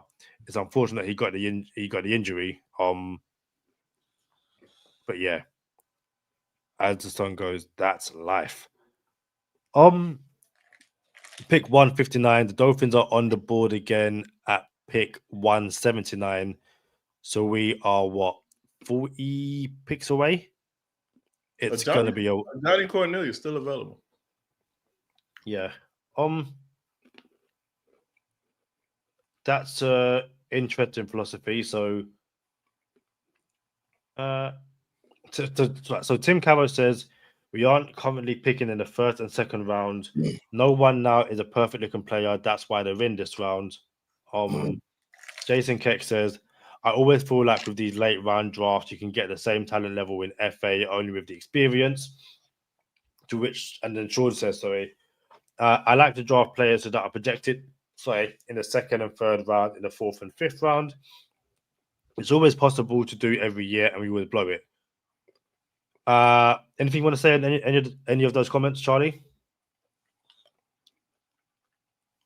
Hold on, I'm trying to put something together real quick. I thought I got a hint on something on one of the teams that would have been a fantasy football nugget. So I didn't hear the last comment. What was that last one?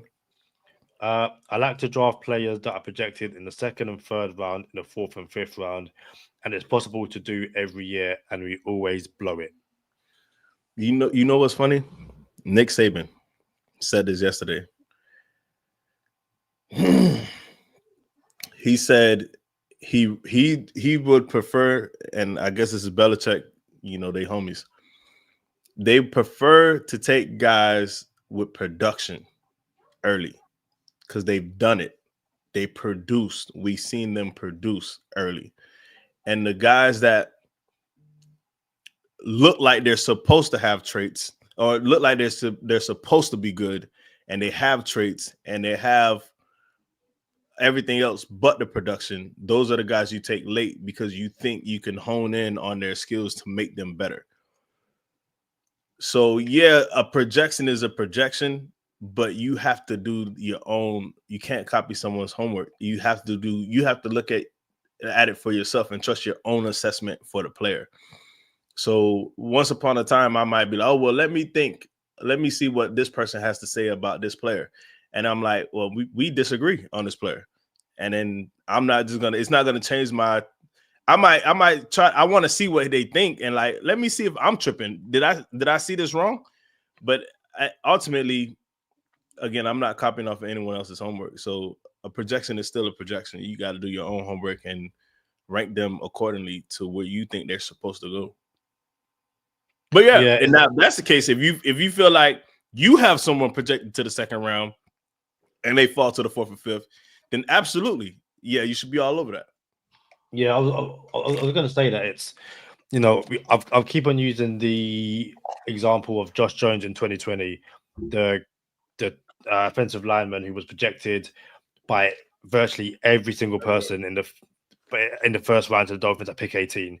It was literally, it got to a point where every single mock draft was Tua at 5, Josh Jones at 18, and then like DeAndre Swift or someone at pick 26. But those first two picks were nailed on, and Josh Jones fell to the third round. Now, there's an argument to be made that the Cardinals, by getting Josh Jones in the third round, drafted someone who was projected to go in the first round.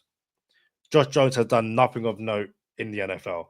And it kind of gets to a point where it's like, well, there's a reason why he was drafted in the third round, and the projection was completely way off.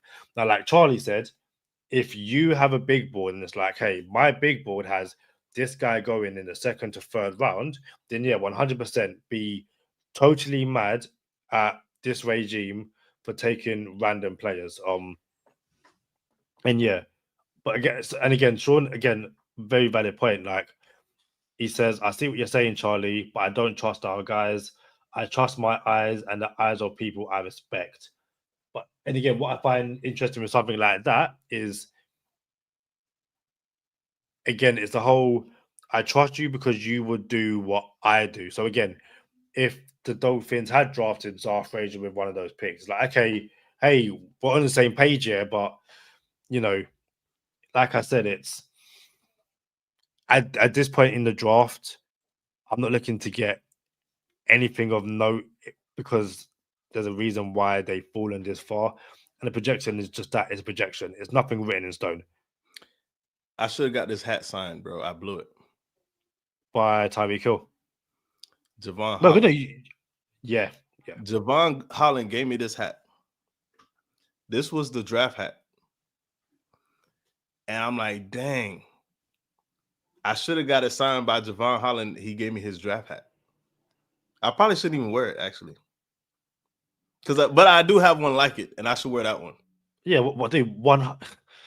Yes. Yes. But then I gotta get Snowman to sign the hat, and I gotta stop wearing this hat.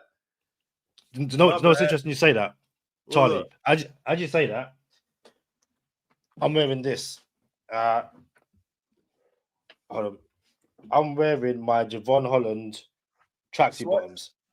Yeah, which is crazy because again, it's like I probably shouldn't wear that. I probably should get like a mannequin and chuck it on there. But it's also a case of I feel like you could probably. I saw someone wearing this the other day actually on social media. I was like, oh, so maybe it's not like a team issue tracksuit. It's one you could probably get somewhere. Purchase. So yeah. And the only reason you know it's Javon Holland is because it's got his number stitched on the inside. Is it his number and his name? It's got. Hold on. I can't find a jump, but yeah, it's got his name and number on the inside. Apart from that, you would never know. So for the new listeners, shout out to everyone who rocking with us here at Go Time Dolphins. Javon Holland, friend of the podcast, Javon Holland came to the podcast and he gave us a gang of stuff. He gave us a whole bunch of stuff. Game-worn cleats, game-worn gloves. We still have gloves we haven't given away yet. JML won a pair of gloves. Gave me his draft hat from draft day. Got Kadeem the tracksuit. I think did I give you the bucket? Did you got the bucket hat?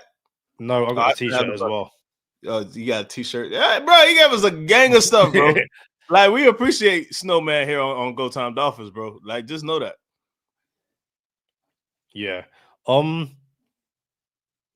Yeah, people aren't too happy with the Dante Trader pick.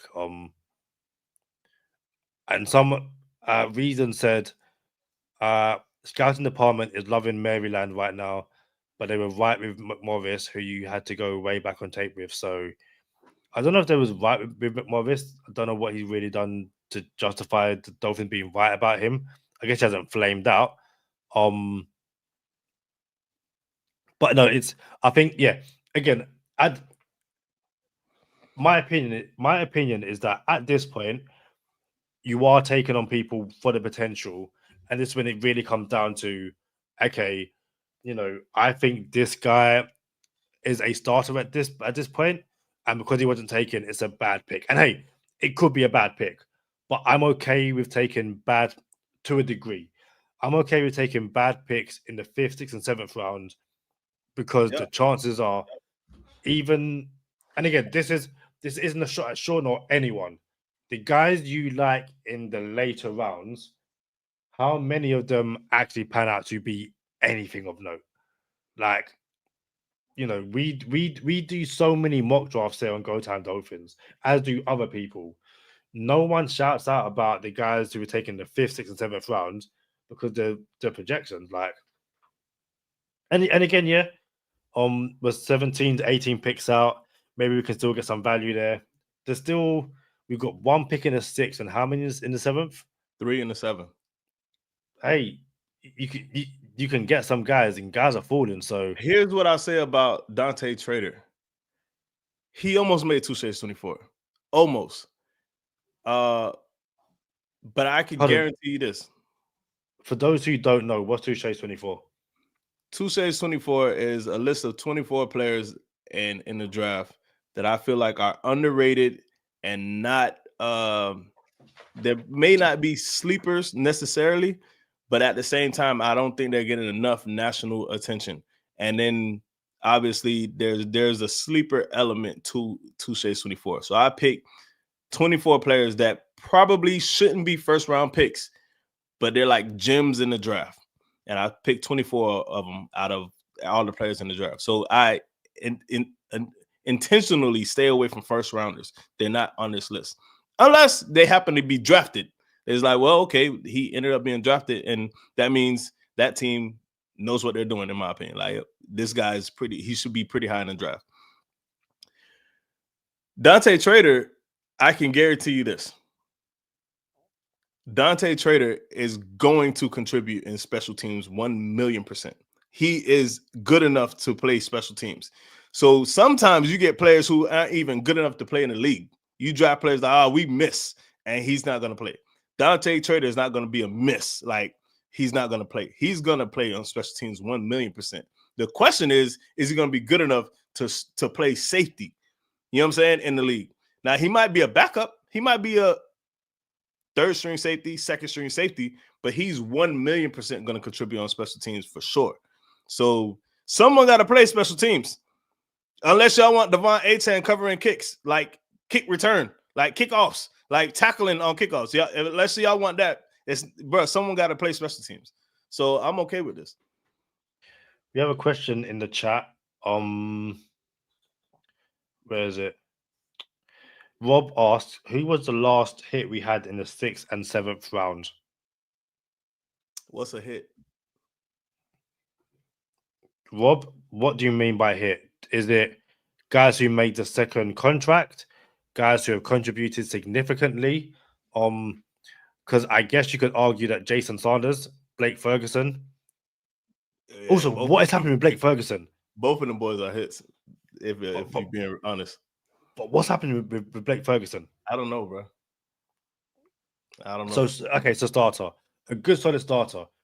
Then, yeah, I guess it's special teams, but Jaylen Sanders and Blake Ferguson are, in my opinion.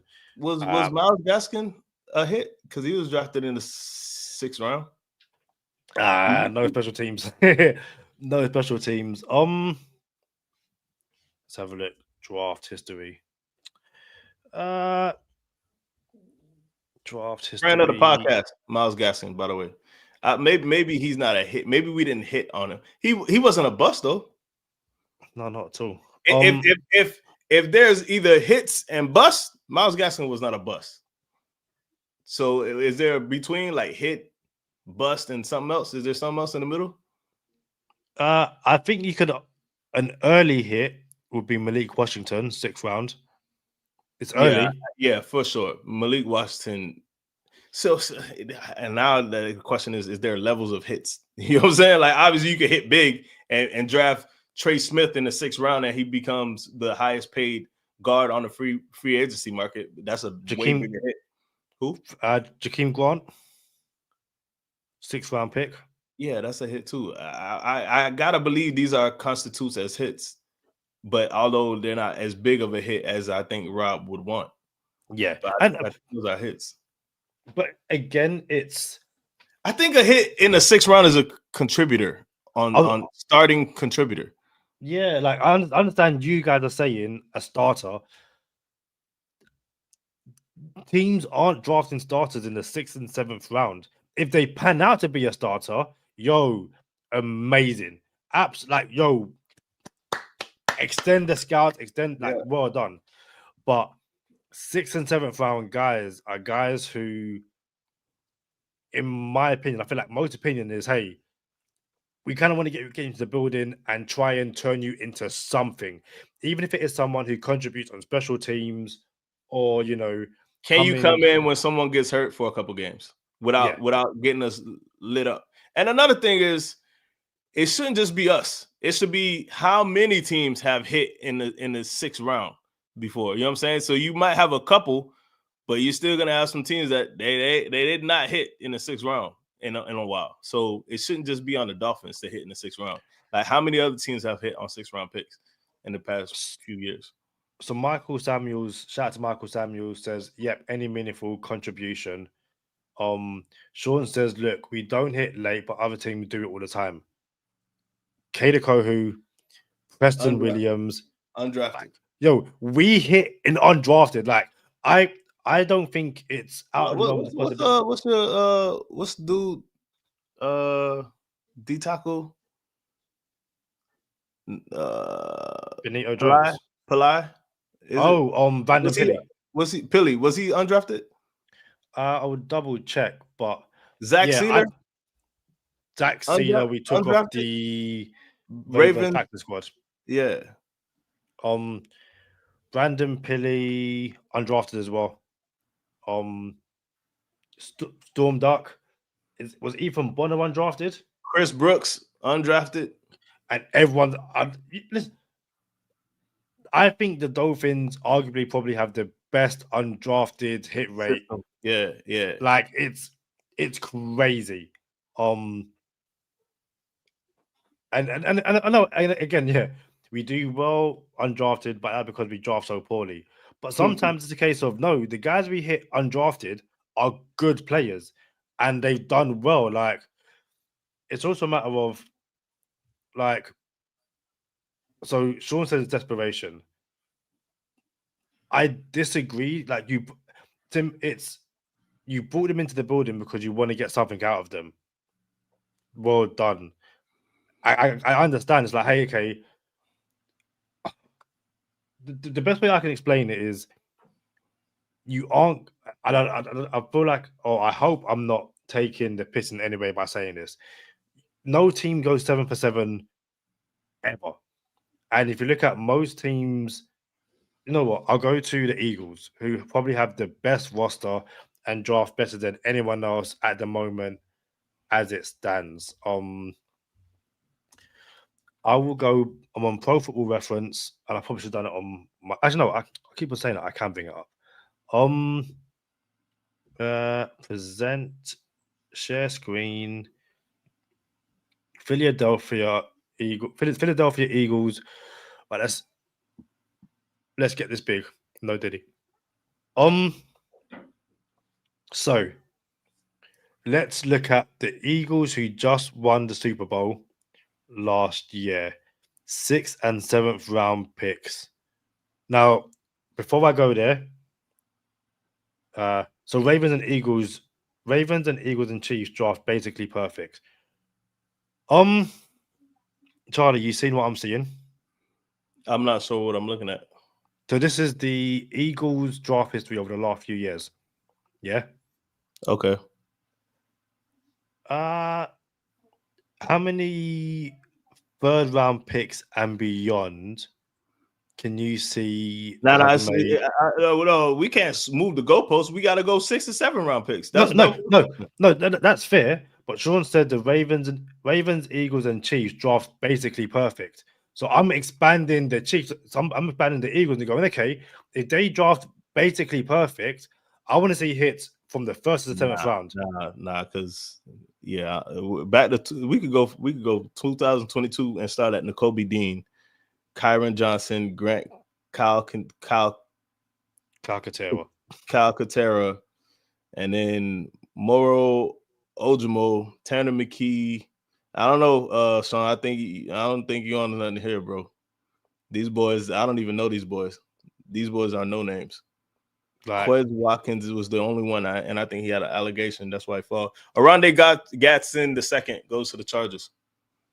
Fair play. Jordan Marietta, I will give to the Eagles. Yo, you got one of the best defensive linemen in the 7th round. That is amazing. But again, it's far and few in between. Yeah. I'll even go. Bro, let's be real. Like 6 and 7 round picks aren't expected to make the team. They're not even expected to contribute. Yeah. They're not. So first round pick, they're expected to start. Second round pick, they're expected to start. Third round pick, you hope they can start. And then fourth round pick and fifth round picks are like developmental players. Everything after that, they're not even expected to, even fifth round picks are not expected to make the team. They're not expected to, bro. Fifth round, probably special teams, but 6 and 7 rounders, like, nah, you're not expected to make the team, bro.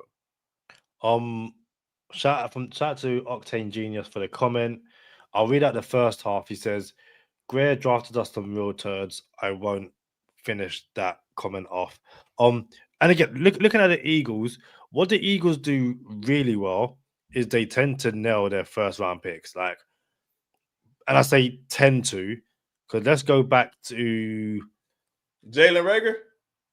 Yo, you passed on Justin Jefferson to get Jalen Reagor. How did that one pan out? And yes, you got the 2020 draft. They got one player in that draft in Jalen Hurts. Is that fair?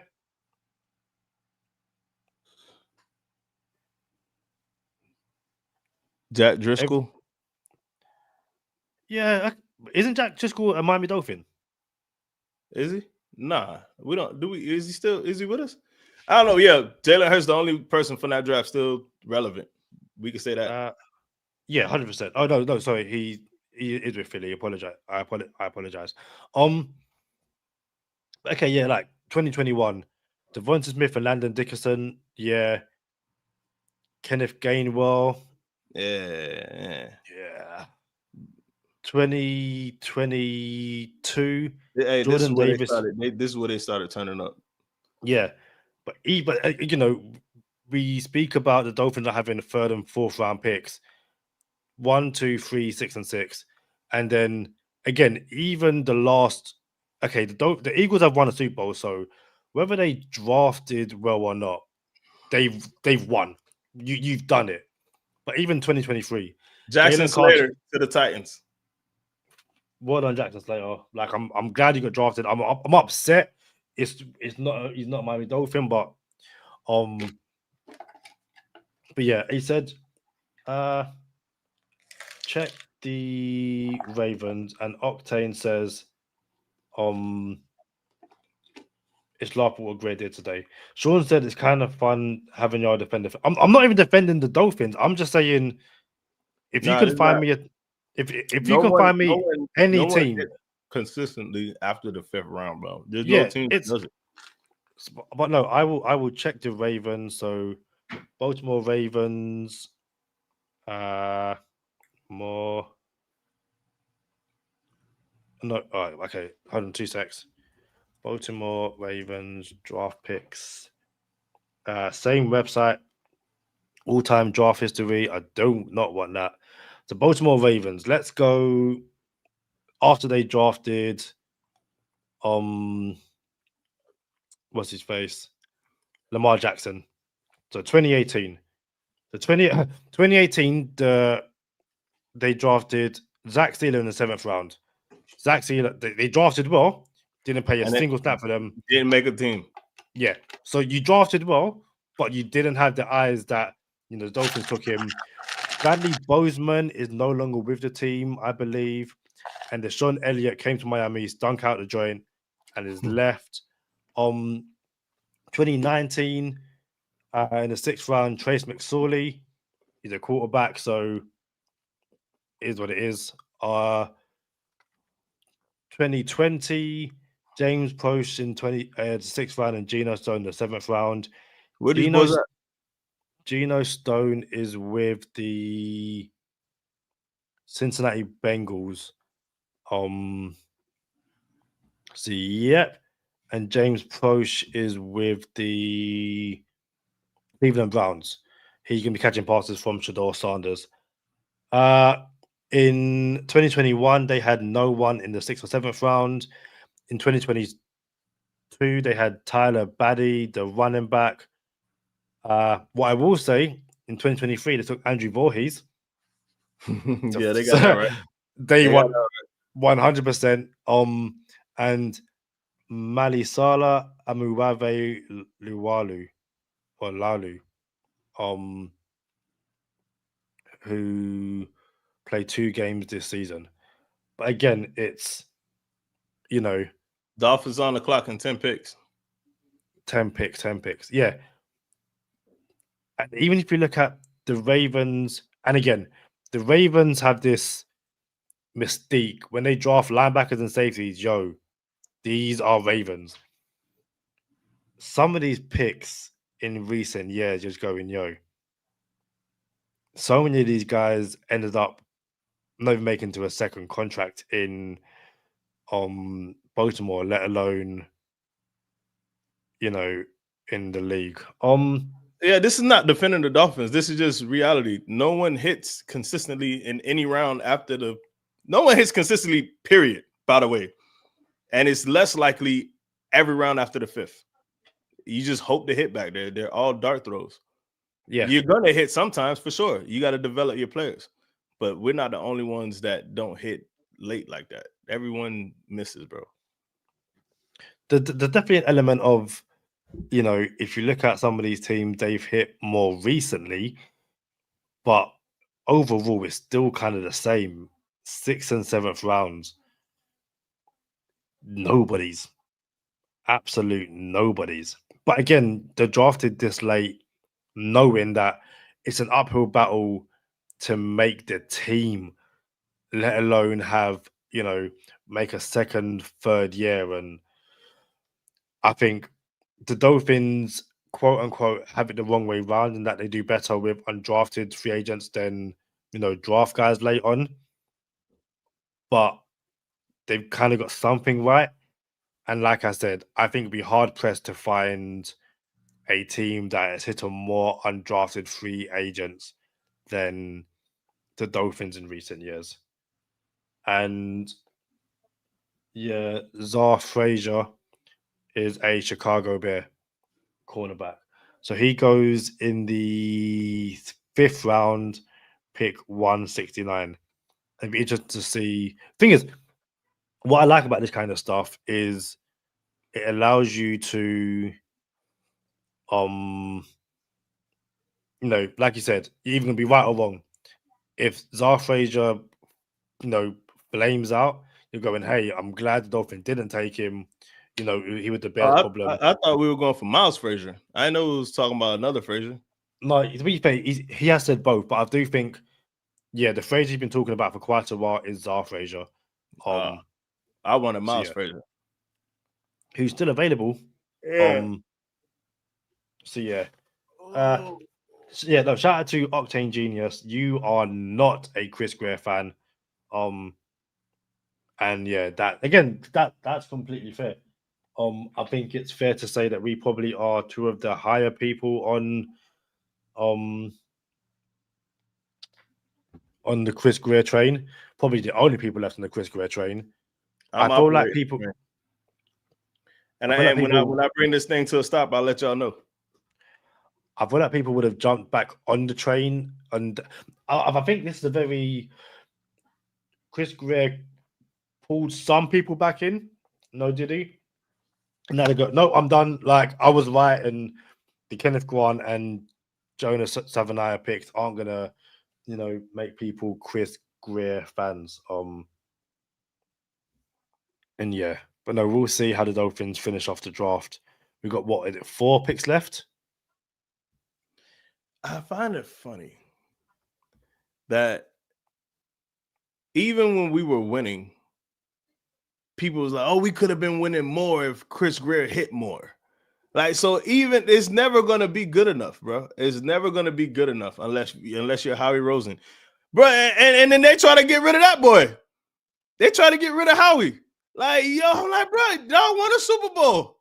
I don't care. Get him out of here. Like, bro, it's crazy, bro. Fans are even Chief fans are reckless. It's crazy, bro. Tyrann Mathieu was like, bro, how many Super Bowls we brought y'all? Y'all ungrateful. You know what I'm saying? So, nah, man, like, you can't listen to fans. And unfortunately, I was going to say you can't read the comments, but we're here to read the comments. They can't read the comments. I do not advise the Miami Dolphins front office to read the comments. You know what I'm saying? But no matter what you do, they're going to be unhappy. Like, we were winning. We had like 10 plus wins, and it was, we could have had more wins if Chris Greer would have won last time Chris Greer hit on XYZ picks. We could have won a Super Bowl, and we would have won another Super Bowl if Chris Greer would have did. Come on, man. It's always going to be something, bro. So I'm living in the now, and right now I'm aware that we've had one losing season. That's it since McDaniel has been our head coach. And I'm optimistic about this season coming up. Until proven otherwise, I'm okay. I'm here with it. Here for it. I have a question for Octane Genius if he's still in the chat. He says, awful derelict draft. We had 10 chances. So Octane Genius, and like genuine question, did you expect the Dolphins to hit on all 10? 2 questions. One, did you think the Dolphins were going to pick 10 players coming out of this draft? And 2, did you think the Dolphins did you think the Dolphins were going to hit on every single player? Bearing in mind, we haven't seen any of the players play a snap in the NFL yet. So yeah, if you're still here, could you answer those 2 questions? Eric Galco, who is the Director of Football Ops and Player Personnel at the Shrine Bowl, said this about Jason Marshall. Impressed NFL clubs at Shrine Bowl with his football IQ and coverage in team interviews. And he had a very busy week there. At 6 foot, 195 pounds, he finished in the 97th percentile among CBs in the 2025 NFL draft. That's per the RAS. This is where I think this is a typical Chris Greer pick. Would have been a 4th or 5th round pick last year, and if not for injury during the season, was tended to be a top 100 pick. Great value for the Dolphins. So here's your injured guy that the Dolphins drafted, because that was always going to happen. Octane, I appreciate it. He says, I'm sorry, guys. Love your show, despite his pick. Dude, I'm going to say this. Don't apologize. Like, yeah, you have not, like, bro, like, dude, bro. Dude, good. You're giving us content. You're having conversation. This is why, we never used to go live. We now go live all the time, barring the odd episode. We can have these conversations.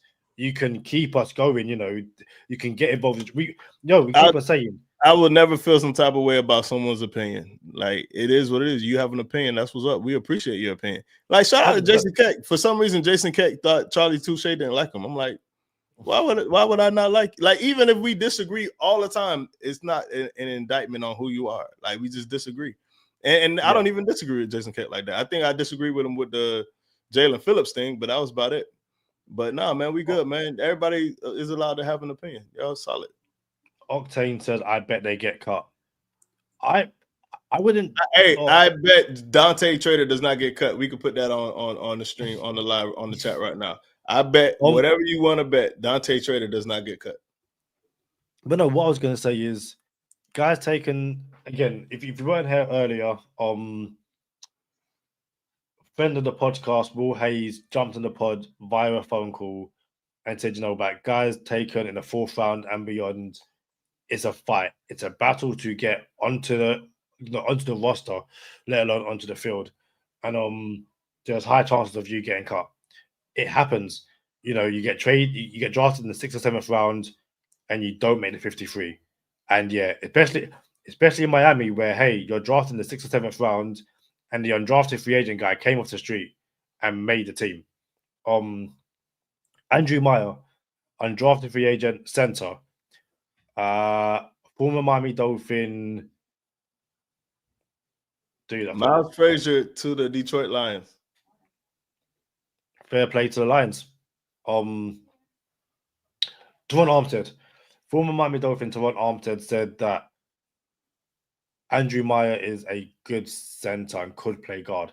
Again, that's his opinion. But yeah, and Joe Patterson says, of course, Miles Frazier.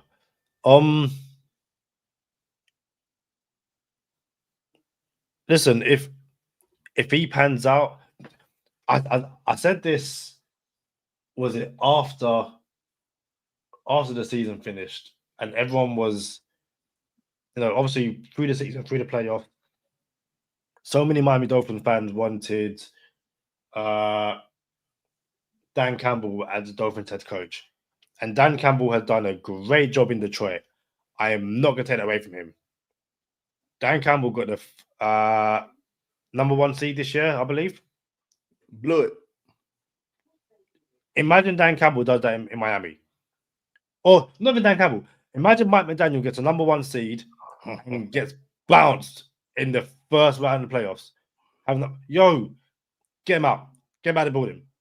So, but I also said, and I'll say it again, Dan Campbell would never have gotten the patience from Miami fans.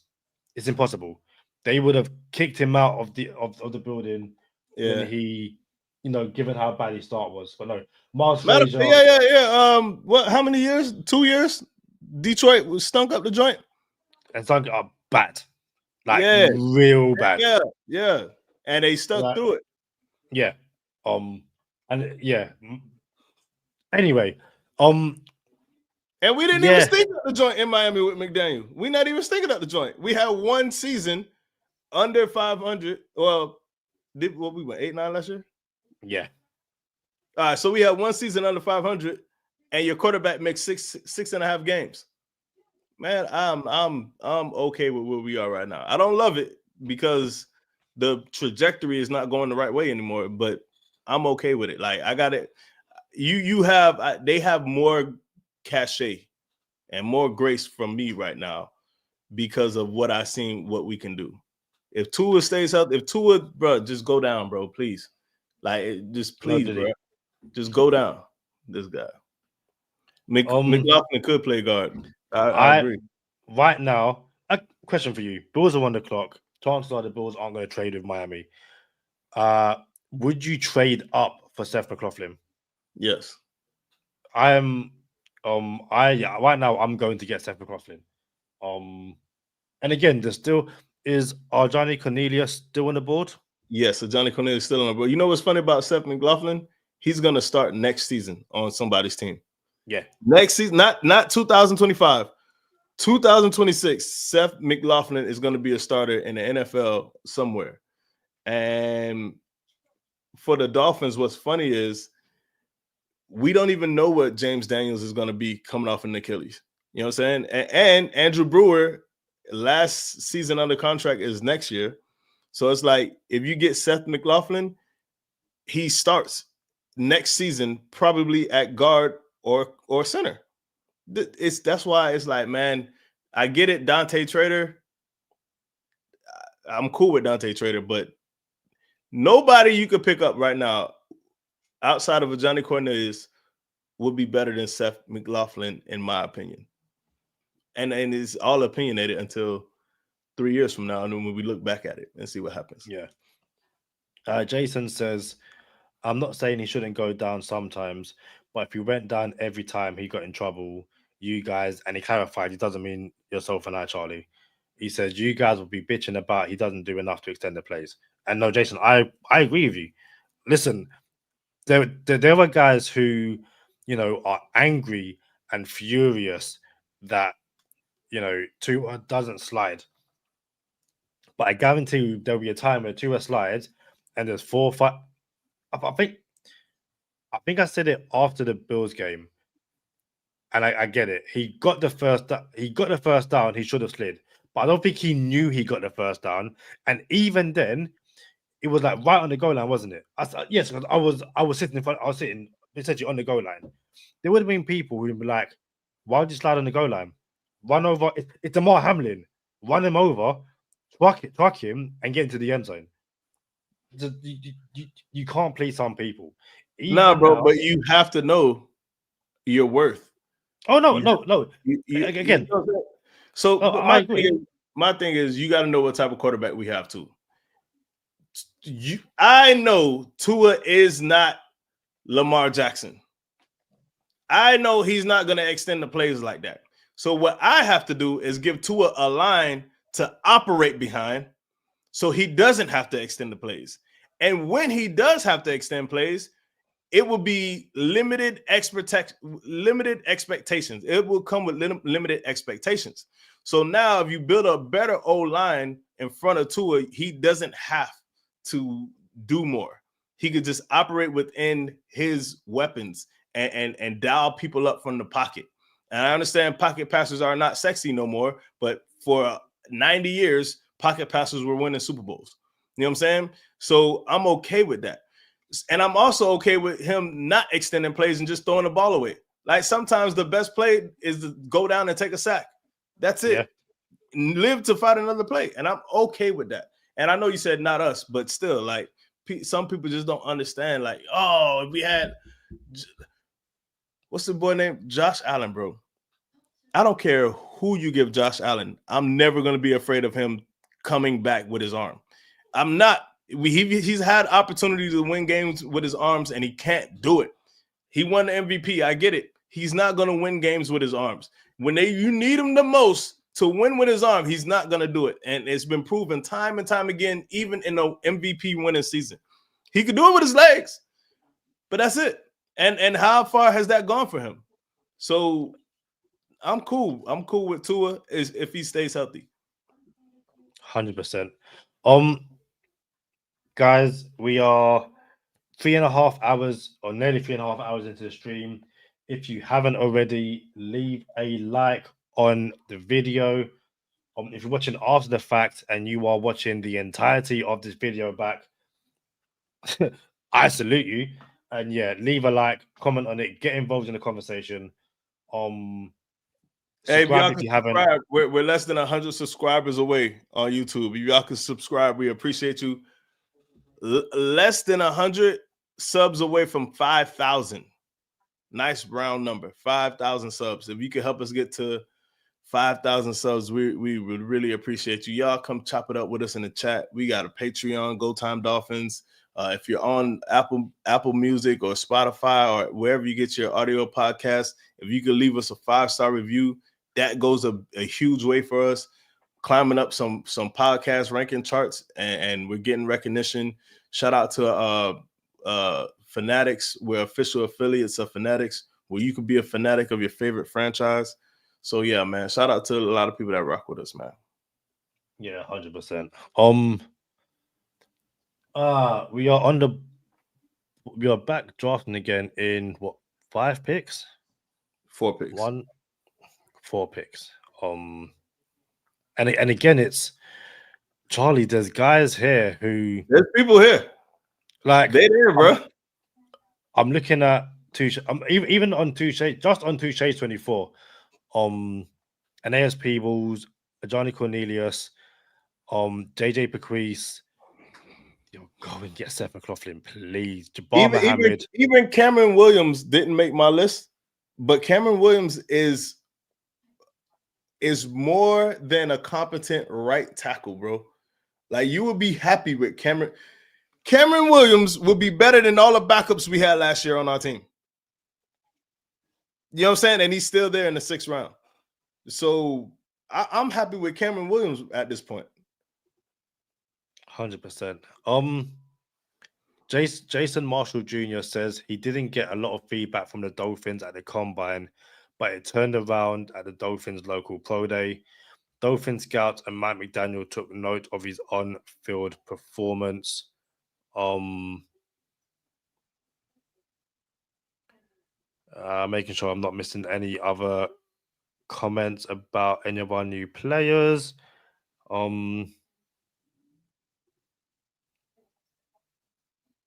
Yeah, Barry Jackson says, what analysts are saying about the Dolphins' 3 fifth-round picks. Some positive feedback on the 3, though the 2 defensive backs dealt with injuries last season, and the league employed top draft analyst said Miami's only corner drafted so far.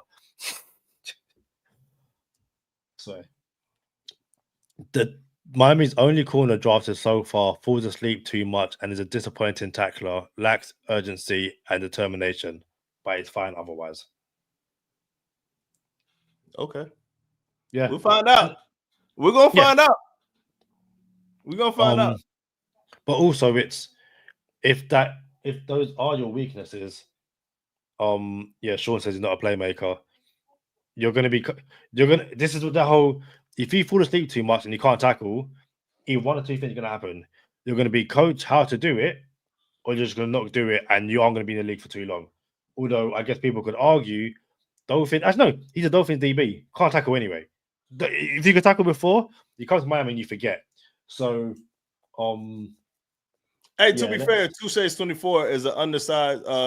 Jabbar Muhammad is an undersized corner, and he struggles in tackling too. Just put that out there. But, bro, the cover mirroring ability that he has in one-on-one is, I won't say unprecedented, but it is very impressive. And the fact that he's fallen to the 6th, it was unexpected to me. But I like Jabbar Muhammad too, out of Oregon. Let me go get a drink. No worries. Why do teams in the 5th round get 5 minutes to make a pick? Yo, speed this up. Like, absolutely crazy.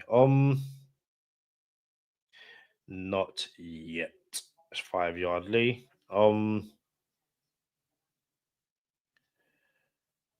Yeah, shout out to, and again, genuinely, guys, thank you to everyone who has commented so far, who will comment, who is commenting at the moment. Like I said, you can have the most outlandish opinion. It breeds conversation. It allows us to, to debate with you guys. It's never anything malicious or anything like that. Yes, we will have difference of an opinion, but we will always value that opinion, even if we agree or disagree with it. And yeah, if you're, like I said, if you're new here, if it's your first time commenting, welcome. Hopefully we haven't scared you away from commenting again in the future, as we have the final pick in the 5th round. The pick is in according to the ESPN website, although Bleacher Report. Okay, so the Ravens are trading pick 176 and a 6th rounder next year to the Jets in exchange for pick 186 and a 5th round pick next year. So the Jets traded. Oh, okay. What happened? The Jets traded up to take Tyler Barron, edge rusher from Miami, with the Ravens. So I think the Jets moved up 10 spots, and I think they sent a 5th rounder next year and got a 6th rounder back. Trade of 6th and 5th next year, and they moved up 10 spots as we enter the 6th round. 2 picks until Miami picks. So 2 picks until Miami's on the clock. Yeah. Bills, Ravens, and then the Dolphins. This is where I am double dipping the chip at offensive line. Shout out to Keith. Says, good evening, gentlemen, from a cold and wet Scotland. Joining very late, but generally liking the draft all so far. Better late than never, Keith. Thank you for joining us.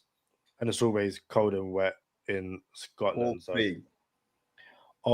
Sean says I'm not used to this much interaction, to be honest. Hey, Go Time Dolphins, we interact with our fans, viewers, listeners as much as possible. Tell somebody to tell somebody. 100%. As we keep on saying, if we don't, we will always read the chat. It might be a case where it's a back and forth, and we haven't got time to read through all the comments and get to it. But where possible, we will always make sure to respect and converse with you guys. I do like debating. It's quite enjoyable. Keith, as you've entered, I hope you have left a like on this video. I know you've commented, and I know you have subscribed to the channel. But yeah, like I said, I'm double dipping the chip at offensive line right now. Or when the Dolphins are picking. At the very least, you come out of this draft with two defensive linemen, an offensive lineman, a cornerback, and a safety. You could go linebacker here. If there's one you like. There's enough O-line to go O-line out there, bro. Oh yeah. Safe O-line too. Like there's some O-linemen that's available now that was better than everybody that was on your team last year. All your backups last year. Like they are there. You could take O-line now and improve your backups right away.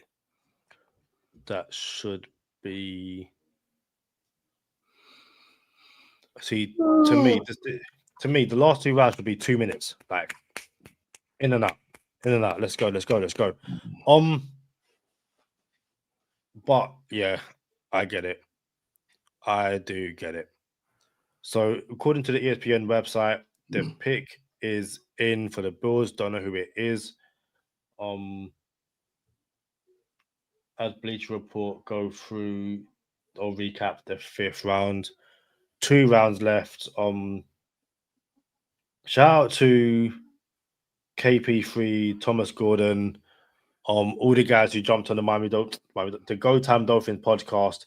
I would love for you guys to hear your name called in the draft. So I'm rooting for you guys. If you come to Miami, it's even better. But all of you guys, this is a once in a lifetime opportunity. If you haven't checked out those videos with the draft prospects, go back and check them out. Some great conversations, talking not just NFL draft, but music, faith, video games. One of the best parts of doing a podcast is getting to chat to those people. It says the pick is in on the ESPN. It hasn't been announced yet, but I'm like, yo, yes. And yeah, sure, no, I want Seth. Bring in Seth. Again, I get it. It's not a pick that's going to help you this year. But it's, as you said, the Dolphins don't draft well at this stage of the draft.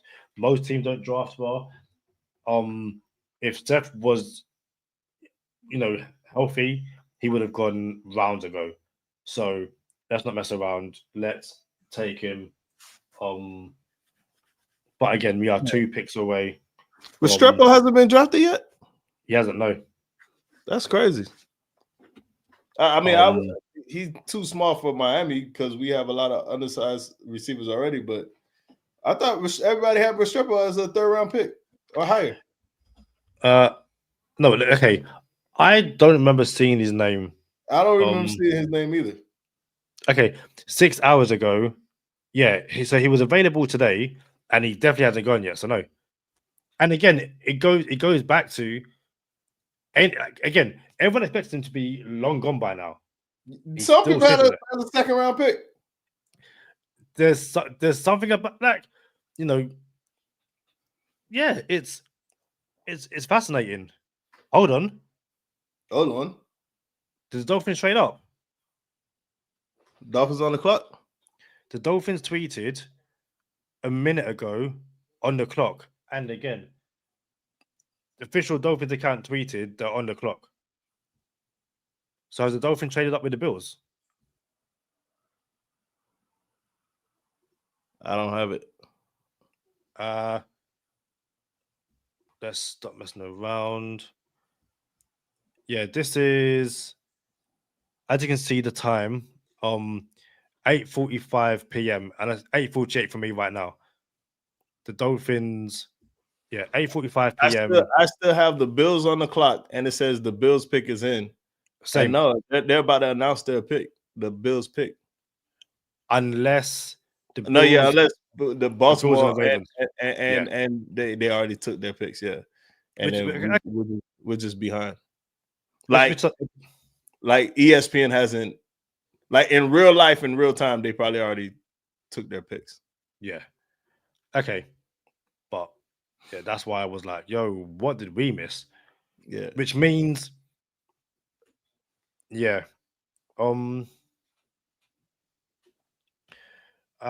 think every other team, podcast, and fans can go get McLaughlin?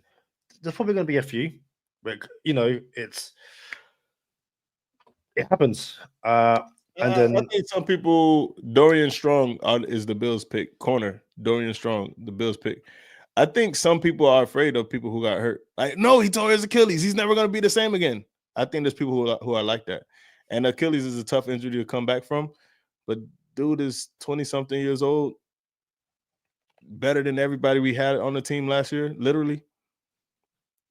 Like he's worth something for the Miami Dolphins. I don't know about every other franchise, but I know the Dolphins could use a Seth McLaughlin with only one Achilles. If I'm being honest with you. So if the Dolphins are tweeting they're on the clock, that must mean that the Ravens pick is essentially in. ESPN is doing the clock countdown, but the Dolphins must know that, okay, cool. I always believe that there was an actual clock for the draft for the NFL. Like the team have to pick by a certain time. Because look, it says the Ravens pick is in. You know what I'm saying? Yeah. But then as on the broadcast does its own thing and goes to commercial and then announces the pick at a certain time, and then it'll catch back up to the actual draft clock. That's how I always seen it. And I think that's where we are now. Obviously, the pick is in for the Ravens, the pick is in for the Bills. Dolphins were on the clock. And honestly, we probably already picked by now. You know what I'm saying? We probably already put our pick in, and now the broadcast is going to say the Ravens pick, and then the Dolphins are on the clock, but we probably already put our pick in. Yeah. Once you're in the later rounds like this, I think that's what happens. Yeah. So Sean didn't know about the injury. Yeah, Seth McLaughlin, major injury, like you said with Andrew. So Seth McLaughlin tore his Achilles in December-ish, like December, January, something like that, somewhere around then in the college football playoff. So he's gonna be out for like almost a year. But he was the best center in college football. Literally, Remington Award winner. He won the award for best center in college football. So now he's falling in the draft because he might have to redshirt a whole year of one season. Like, they're probably not going to use him. And then there's teams who are going to be like, well, he's not going to be the same. He's not going to be as good as he was because he tore his Achilles, which could be true. But you telling me that there's how many O-linemen per team that's going to be better than a Seth McLaughlin recovering from an Achilles? So for my dollar, bro, I still think he will be a starter in the NFL, but that's why he is falling. Not to mention on the clock.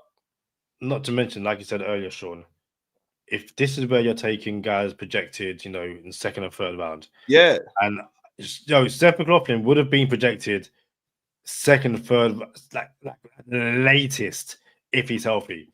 Maybe he probably was the best center in the class. He won the award. So yeah, don't put him on the clock. And again, the guy you take in the sixth round, even if healthy, probably isn't going to make your team unless he generally pans out. So my thinking, I'm sure Charlie agrees, why not take someone? Yeah, this is you sure this is where you take him. The guy you take in the sixth round isn't going to come in and beat your starters unless your starters are absolutely trash. But if you can say, hey, Andrew Voorhees and the Baltimore Ravens, he took his time to recover, but he's now starting for the Ravens, and he would never have gone in the seventh round. They took him in the seventh round. Pick is in. It hasn't been announced. Come on, Seth. Oh, I say, come on, Seth. Yo, you go JJ Bequeath. I'm not angry either. Yeah. I have players that I want, but no matter who we pick here, the jury's going to be out for a while. Not 1 year, not 2 years, not 3, not 4, not 5, not 6. All right, sorry. From Miami, that's I had to do this. But whoever we take here, I'm be like, all right, let's see what you got. Let's see what the Dolphins are doing. Who knows? Maybe someone strikes gold. Like Max Crosby was a 4th round pick, best DN in the league, 4th round pick. So Andy Van Ginkel, 5th round pick. Zach Sealer, 7th round pick. So I'm cool with whoever we take here because the jury's gonna be out. Yeah. There's not a player again. I'll be like, oh my goodness, why would you do that? This guy's trash. Unless he might be trash. But the jury is out. And this is where fans will be like, I don't like the pick because I would have gone here. It's like, but cool. Yeah. Like, then as I always say, go play Madden. Go play Madden, take that and take the pick. Miami Dolphins select.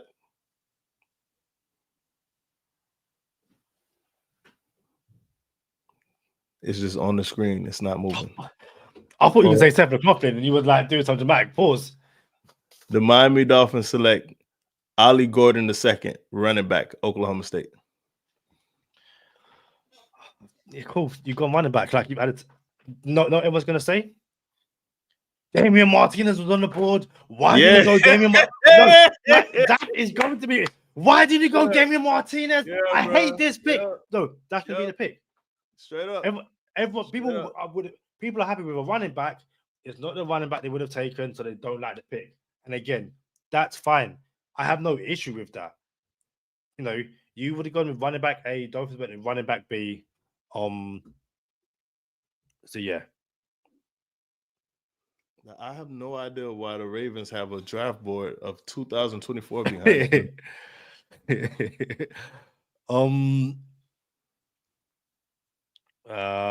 want to give us the scouting report on Ollie Gordon? Yeah, it is not available. No, there it is. Gordon led the FBS in rushing yards and ranked 2nd in rushing touchdowns in 2023. He's a big back with the size and strength to break tackles, carry defenders, and push the par when he doesn't get a seam. He's a downhill runner who hugs his blocks and shows good burst through the line of scrimmage. Gordon is a reliable check down target and can make plays after the catch. His technique needs to get better for teams to rely on him, but he has the size and strength to develop as a pass blocker. I ain't gonna lie, dude looks massive, and he could catch. I'm just looking at his highlights, and they showing him on ESPN right now. He looked like a dude, but we don't need him to be a dude. Like this looks like a solid addition. It looks like it. A big back that could catch too. 6'1", 226 pounds. Mm-hmm. Yeah, he looks pretty good. Come on, let's find. Come on, where's the tweet? I know someone's got the tweet.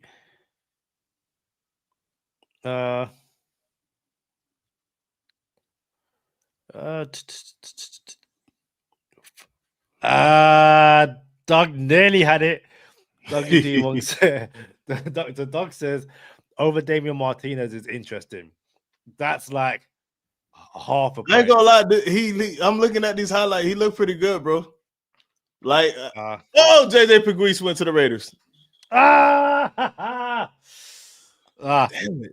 I ain't gonna lie. Whoever said these boys are getting cut, I bet this one don't get cut too. Give me this one and give me Dante Trader. These boys not getting cut. I can't find anything at the moment. So Sean believes that's not a player that makes us better anytime soon. But Tim Caro says that sounds like exactly the guy we need. Bro, I'm He, looking at his highlights, bro. He looks better than Chris Brooks. He looks better than Chris Brooks, bro. You know how much we like Chris Brooks. He looks better than Chris Brooks. yeah, no, 100%. Not to focus too much on him, but Shedeur Sanders. So another whole he had that he had the prank call. Yeah, they found the people who did it. Yeah, that the people recorded themselves, which I can understand why you would do that. But basically, Shedeur confirmed the NFL sends the phones out, and a relative of a family member leaked the number, which is because it's funny. I was thinking, if you're about to get drafted, would you not get a brand new phone and like give that number to NFL? So the only people who has that number is NFL. So you've got your regular phone and your NFL draft phone, and it's like, hey, this like the last thing I want is one of my boys calling me, yo, you been drafted yet? And then someone can't get through to me because my boy wants to call me and I've been drafted yet. I thought that happened before too.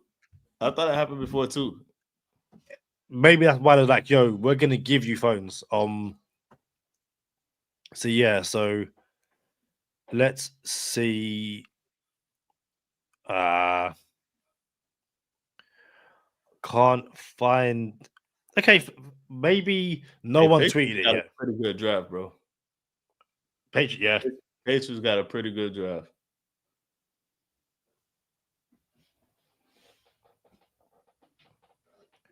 Let me find that tweet.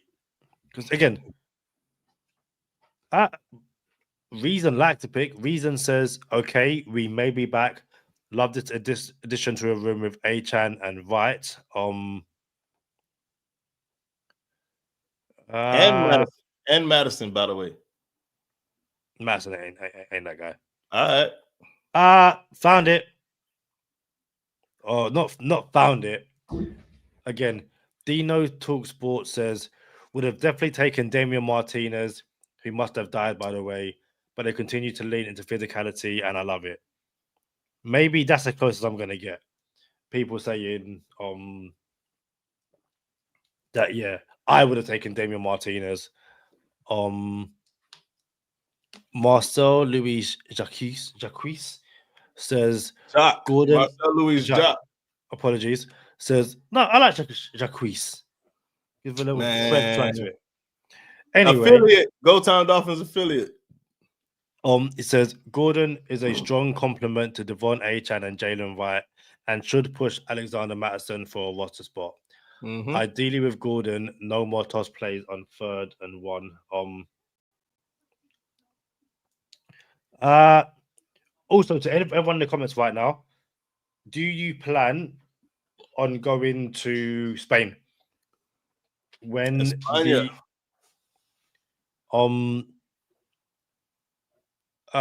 Sean says it's a stupid pick.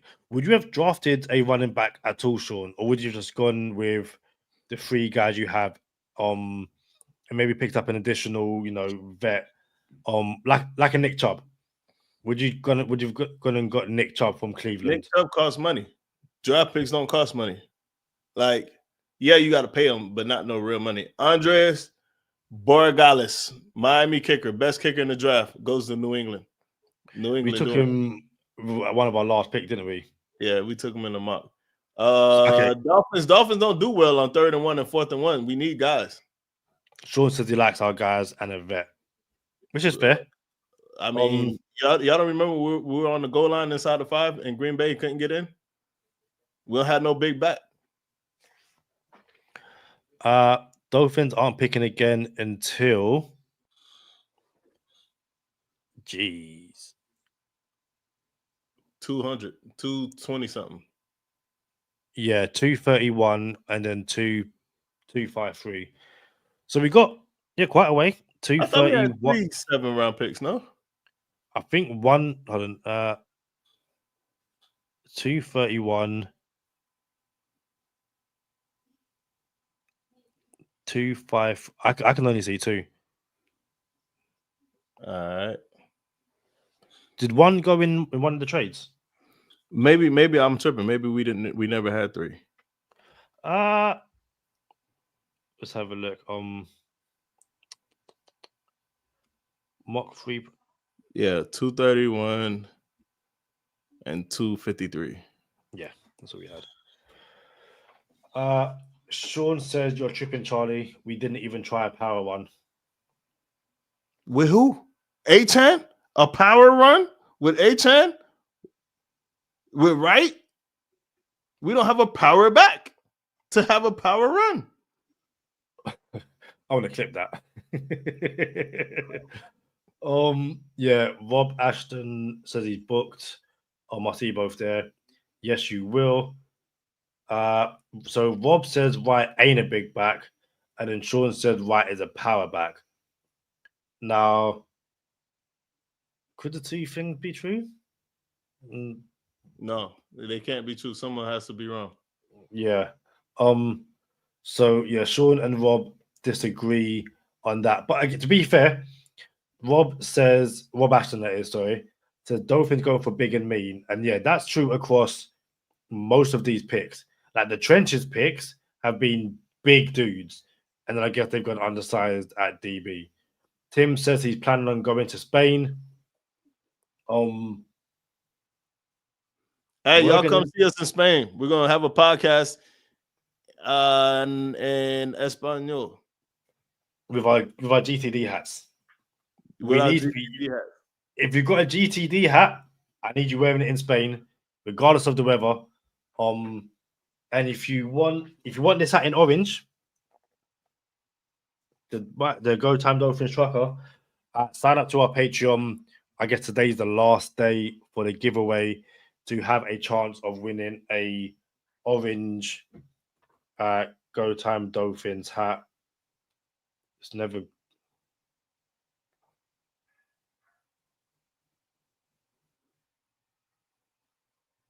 Okay, that's not important.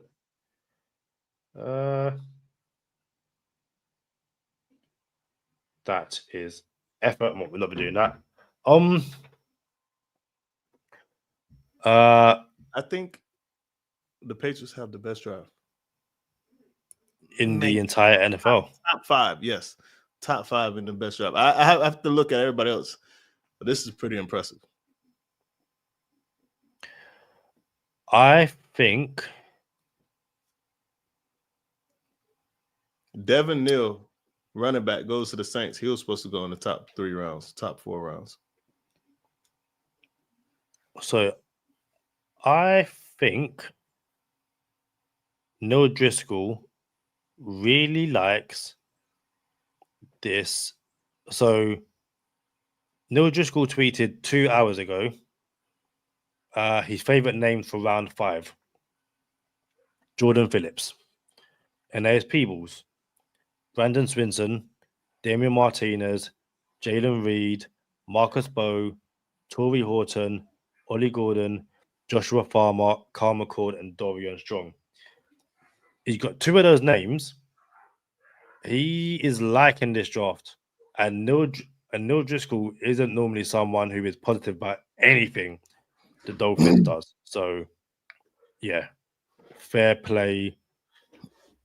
It's funny how these things happen, I guess. Yeah, I think it's fair to say that Ollie Gordon is someone who will lean on a man. He will lean on a man. So yeah, fair play. But no, bro, we need more O-line, bro. Yeah, I appreciate having a surefire starting O-line at the draft. You know, we picked 3 O-linemen. We don't know if they're all going to pan out.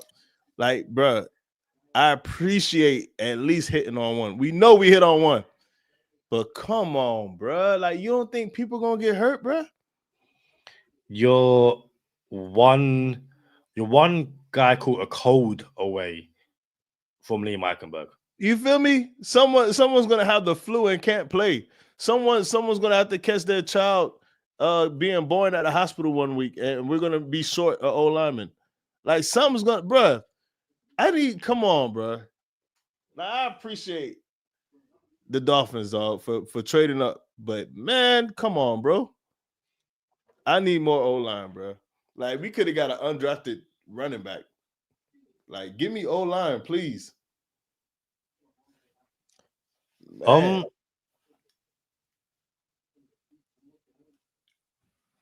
What was I gonna say, Charlie? What was I gonna say? You were gonna say we need more O line. Yeah, I was, but also gonna say something else. No, it was has Jaylen Reed been selected yet? No, yeah. And where was people saying he's gonna be taken? I don't remember. Mid round, day 3. Also, Sean says that's what I'm saying, and y'all clown me over it. What did we clown you over? It can't have been taking more offensive linemen. I guarantee it was never going to be that. I guarantee we did not clown you about taking more offensive linemen. Also, I can't get a comment down for some reason. Or maybe I was getting it down. Yeah, I was. If you could let us know what we clowned you over. Maybe there was that's an ad, dude. Everyone also about Wright. I never clowned you about Wright. We did not clown you about Jaylen Wright. Oh, about being a power back. You did clown about that. He is not a power back. So he's saying that Ollie and Wright weigh the same. One, first of all, I doubt that. But 2, that doesn't mean he's a power back, because you could be 220 and not willing to run over people, i.e. Najee Harris is not a power back. He should be, but he's not. Question though. What are you gonna have for dinner? Papa John's pineapple barbecue chicken pizza. That's in the refrigerator, but I don't want to eat that right now. I want to eat Fruity Pebbles. Say your dinner again. Papa John's pineapple and barbecue chicken pizza. So you are a pineapple on pizza guy. You already know that, Kadeem. That's my go-to traditional meal for the draft. You knew this. No, I'm a pineapple on pizza guy. I knew that. I just want everyone in the comments to, okay. I want everyone to be like, "Yo, how could you say that?" And I wasn't going to say anything. Yeah, like no, I will never leave you out there. So Sean says that Jaylen Wright doesn't get enough carries, and in my opinion, he gets more than enough carries. And I don't know what game it was, but they came to a point last season where everyone was saying Jaylen Wright needs more carries. And he got more. And he got more. And then he didn't do nothing with him. And I came out and said, well, hold on. The reason he isn't getting more carries is because his pass protection isn't that good. And if he's on the field, everyone knows he's going to run. And if I can see that from London at the Hippodrome, the NFL can see it. And when Jaylen Wright got more carries and didn't do anything, it was because the NFL went, hey, Jaylen Wright's in, 8 guys in the box, now what? So, yeah. But this is not an indictment on Jaylen Wright not being a good running back. He's good. Not at all. And he will get more carries this year for sure. Oh, yeah, 100%. There's a clip out there, and I know maybe it's not going to come out there, but there's a clip maybe it was when it was pre-snap, before the Miami Dolphins had taken a snap with Mike McDaniel, and he was saying how he would prefer a running back by committee. He prefers it. And for fantasy footballers that want to draft Achane, is not what we want to hear. Like he kept going back to when he was in San Fran and had 3 running backs over 500 yards rushing and how successful they were because of it. And now you have Jaylen Wright and you have Achane. And if you have this Ollie Gordon dude, like maybe Ollie Gordon doesn't get touches right away, but Achan and Wright will have more split carries than ever, and Achan could be used more like a receiver too. So I don't love that because I love Achan, but if we're being honest, Achan is just a better running back than all of them. Like you want Achan to get more touches, like the same way you want Tyreek Hill to get more touches because he's Tyreek Hill and he's special. Achan is special, so you hope he has more opportunities. But man, I appreciate Jonah. I think we've been saying his name wrong, Savanaya, but I think it's Savainaya. Jonah Savainaya. Right. So with that being said, I appreciate him. Touche 24, he's great. If we got one more piece on the whole line, what's wrong with having depth, bro? What's wrong with having depth? Like it's like Chris Greer sitting there like saying, "Oh, Buffalo didn't have to change any pieces on their O-line, and they played their entire year. The Ravens didn't have to change any pieces on their O-line, and they played the entire year. So why can't we play the entire year? Like, bro, don't play that game, bro. Just how about you prepare for the worst? You know what I'm saying? So I would have really loved more O-line, bro. I really, really would have loved more O-line. But and then you don't even know how James Daniels is gonna come back. Yeah, no, I get it. We're one snap away from Liam Eichenberg again. Yeah. Unless Andrew Meyer does convert to guard, and we don't know if that's gonna happen. That wasn't even English. We don't even know if that's going to happen. So Sean says Ollie won't touch the ball this season unless injury. Sean, don't know how long you've been a listener of Go Time Dolphins. I'm not just saying this to to try and plug the channel. Go back and listen to our interview with friend of the podcast, Mars Gaskin. And now listen, every player is different. What works for one player doesn't work for the other. But he says having that first year, from the sideline in the stands made a massive difference because, getting to grips with the NFL, all that kind of stuff, it does take time. And I think, especially in this system, if you can't pass block, you aren't seeing the field, be it wide receiver, or running back. Offensive line, you're seeing the field because we have Liam Eichenberg. So I'm not even going to try and say anything about that. But Gordon not seeing the field immediately isn't necessarily a bad thing and doesn't make him a bad running back. It's just that, we need to be able to get to a situation where when you are on the field, teams can't teams can't get our play. And no, 100%. I'm overlooking Mattson. He's gonna get carries. I just don't think Mattson to me is like I wouldn't have picked him up. And I don't think he's gonna contribute that much. Obviously, in 3rd and 1, 3rd and short, 4th and 1, I get it. You're probably gonna go to Mattson. I'm 100% okay with that. He's just not a running back I would have picked up for the Dolphins. So until I'm proven wrong, I'm gonna be like, you could have got someone better to do the job that Mattson does.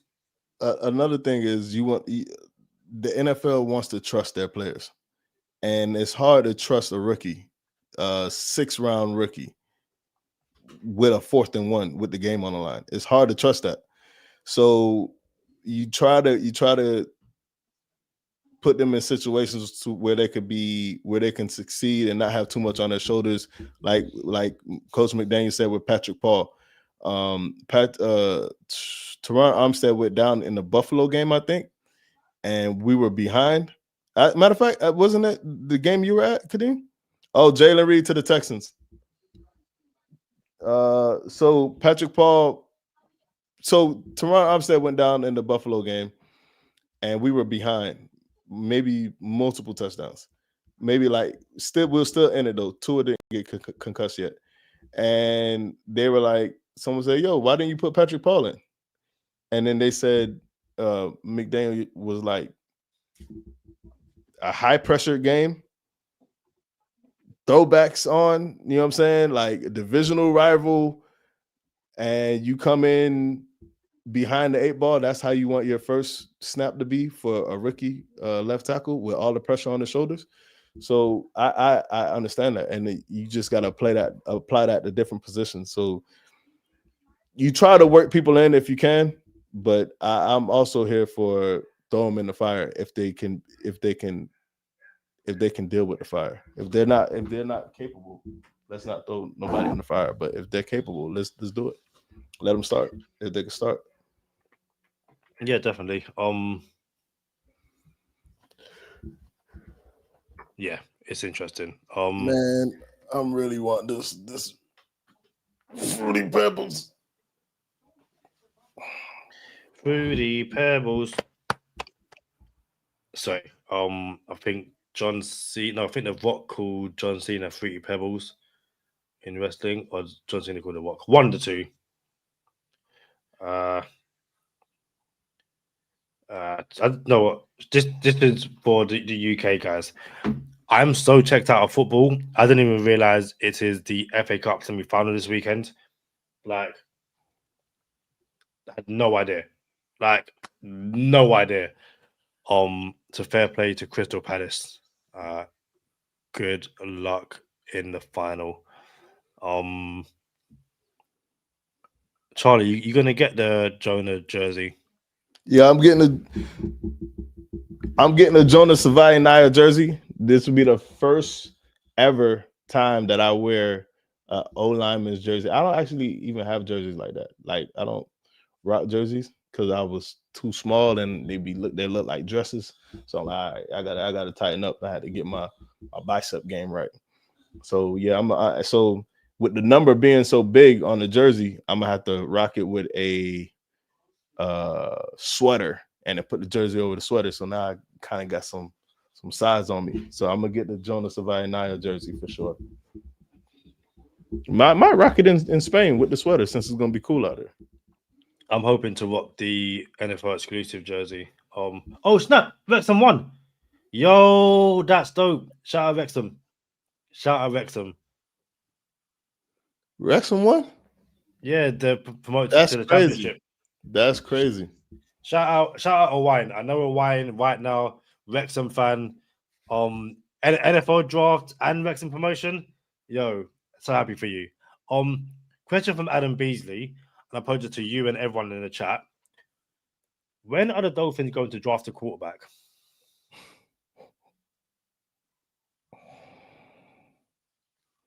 I don't know, mate. Like, I like a lot of stuff we did this draft. I wish we would have double and triple dipped the chip on O-line though, bro. Really wish. There's still time. Hey, listen, Andrew Voorhees went 7th round. Seth McLaughlin could go 7th round. And to Miami. At this rate, I don't even need. I do need stuff, but I just need O-line. I just need the attempt to happen. Like, all right, we're trying. What you got your belt out for, Kadeem? Just wanted to. I just wanted to. I might get a bigger one. So this is a kid replica size, which I think is pretty big for a kid. It is. But yeah, I might get a bigger one. Get an old school one. Like the Winged Eagle WWF Championship one. The circular one. Yeah. And no, Sean, I agree. Only one offensive lineman makes his draft grade pretty bad. But again, there's still time. Hopefully, okay. I will, because I like the guy.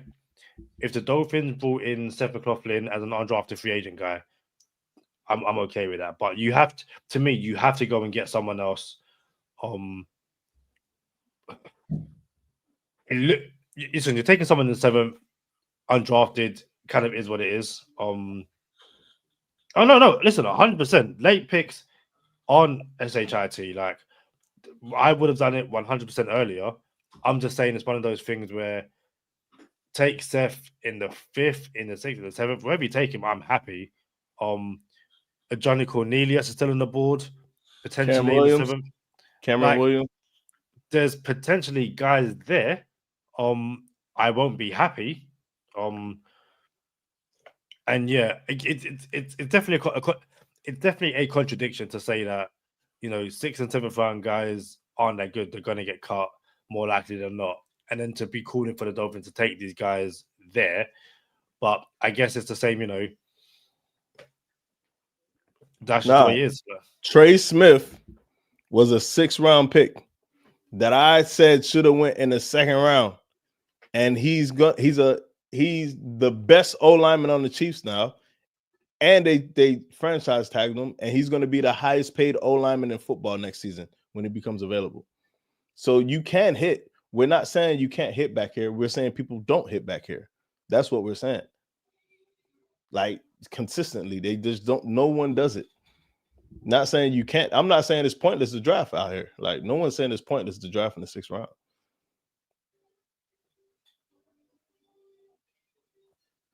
So I just spoke about people talking about Quinn Ewers and stuff like that. Rob asked, what do we think about the special night jerseys? We're gonna do a jersey episode fairly soon, I guess. But I haven't seen photos of them, and I kind of don't want to see photos of them. I want to see them. I don't want to see them before we do the episode. But I'm kind of because I want to reach out to someone and be like, yo, can you do us can you create these jerseys and kind of see what happens from there. But yeah, we'll do jersey episode soon because probably we're probably within the week. Within the next couple of weeks. Because we're going to get to a point fairly soon where there's nothing to talk about. However, I have been preparing for that, and I have I genuinely reckon over 50 episode ideas for this off season. I reckon I've got so many off season ideas to last us years, let alone this off season. So yeah, we shall see how it goes. Also, again, to everyone watching, I don't know how many people we have. We have over 100 across both social media platforms. So we appreciate that. And let's keep on liking the video if you haven't already. Keep on commenting. Shout out to the UK and the US people, Rob, Sean, Tim, the other Rob. I'll let you guys work out who the other Rob is. But yeah, we are still at pick 190. The coach Eagles got a pretty good draft too. Yeah. Well, we're quite away from picking again. Is what it is. That's what I was gonna do. I don't need a community post. I need. Hey, can you create? I'm talking to myself. Sorry.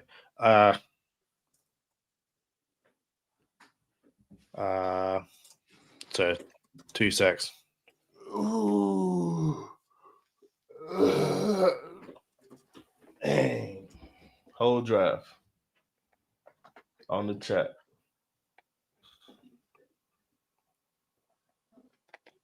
How's it going to match my vision? So let's go. This is the joys of technology.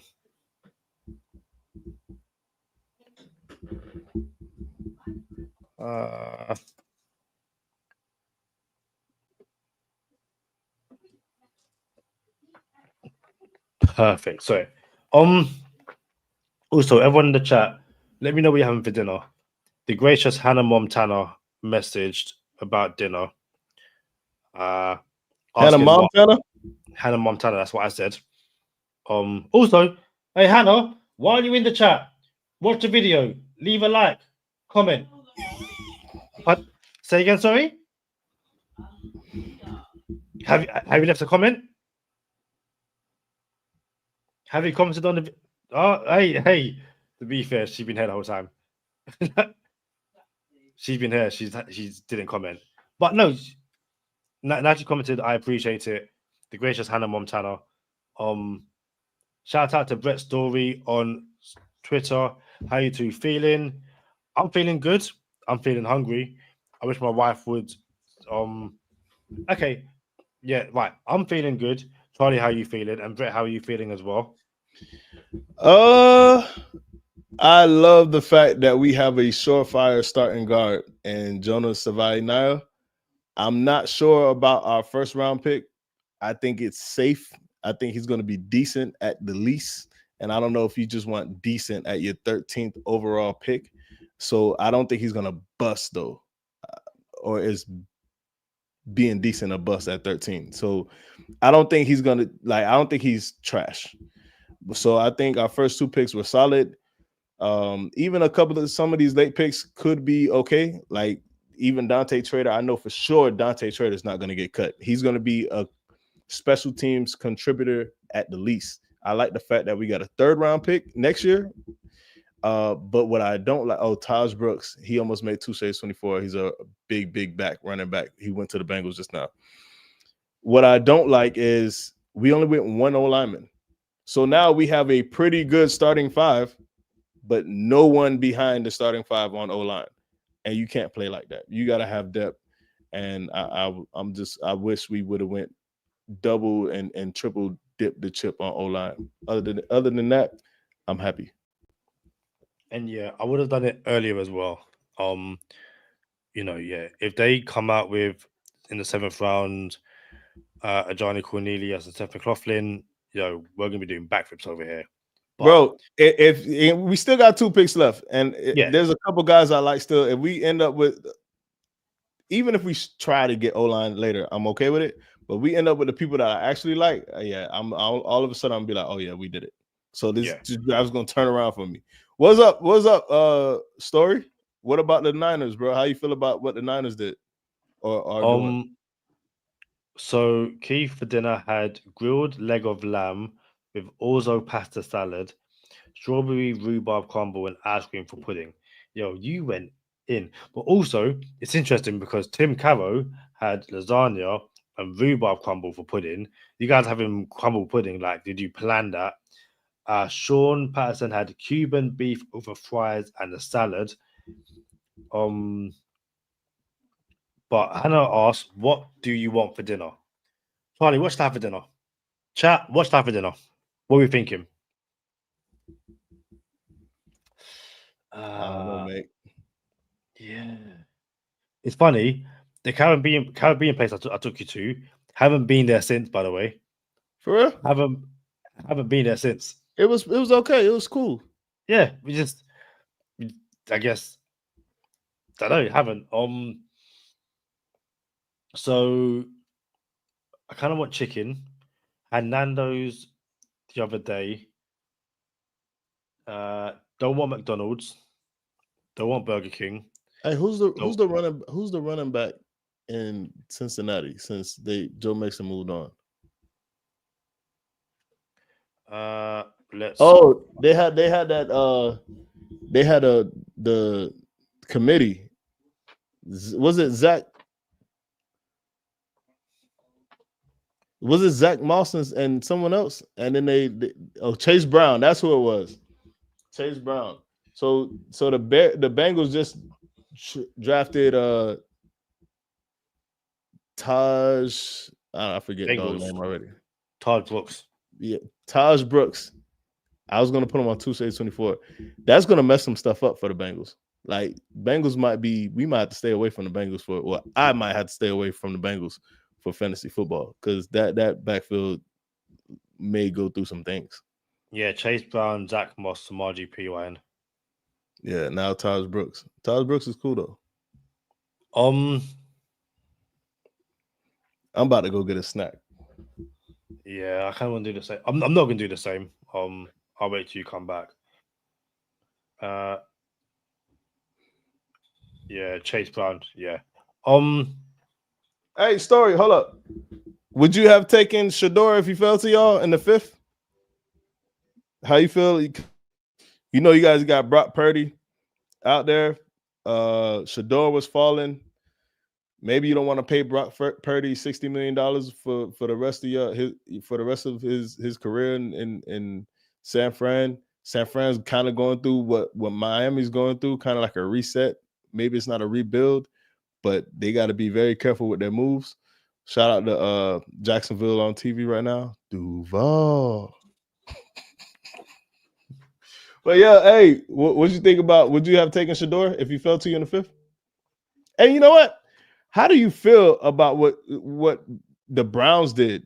Now they have Shedeur, Kenny Pickett, and Dylan Gabriel, and Joe Flacco. So how you feel about what the Browns did, Story?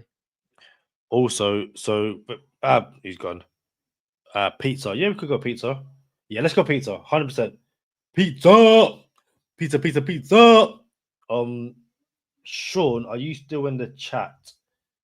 Also Cuban beef. Yeah, not fair play.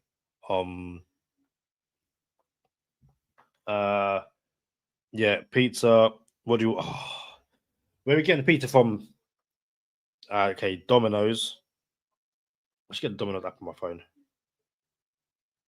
Definitely should, but I can't bothered.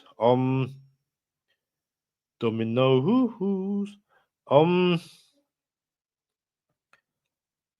What pizzas do they have?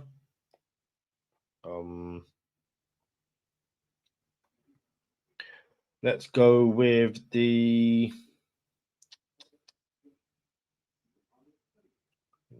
nothing. They've got some rubbish pizzas. What are we doing out here?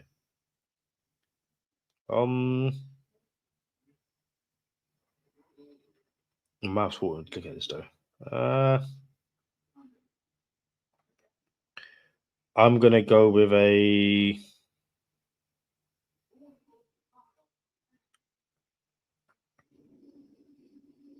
Ooh. I'm gonna go with a Domino's mixed grill. No, that's disgusting. That's disgusting. What am I doing?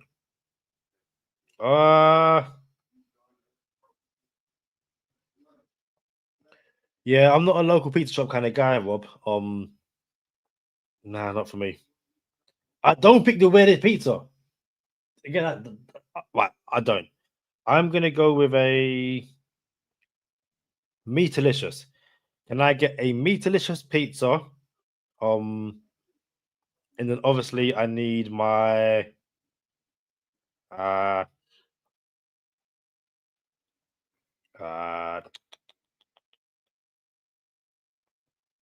chicken kickers.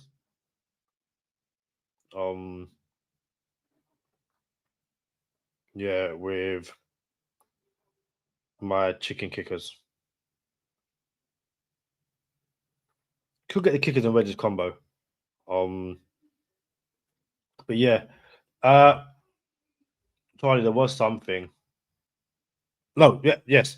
So Sean, if you're still here, this is from acquaintance of the podcast, Finn's Extra. He has the size of the current Dolphins running back room. So he has Devon Achane, 5'9", 188 pounds. Jalen Wright, 5'10", 210 pounds. Alexander Mattison, 5'11", 220 pounds. And Ollie Gordon, 6'2", 226. So I knew Jalen Wright wasn't 226 pounds, bro. Yeah. Now, granted, the difference of 26 pounds, yeah, you can see why one might not be considered a big back. Hannah, I picked a. Yo, chat. What pizza did I pick? Hey, if you were listening, you would have got my pizza. So, can I get the? Yeah, the Meatalicious.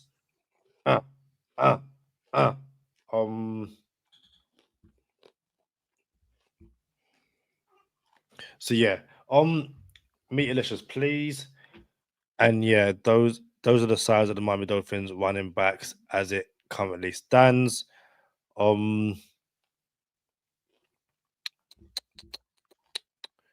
How's your Fruity Pebbles? Hey, they busting. Let's talk about what Story responded with. So Story said he doesn't think the 49ers will get rid of Brock Purdy, but the Browns are doing what the Browns do. I think they will have issues with drafting 2 quarterbacks, one of them being Sanders, and the fact he was taken after Dylan Gabriel might cause some rifts. Hey, let the best man win. Yeah. Even if it's Joe Flacco, may the best man win. It doesn't matter. Whoever, if it's Shedeur, it's Shedeur. If it's Dylan Gabriel, if it's Flacco, if it's Kenny Pickett, someone got to play quarterback in Cleveland. We about to find out who it is. Do you ever get to a point where someone mentions something and you want to respond, but you've argued with them so much you don't want to feel like you're only picking on them? So someone in my group chat said, the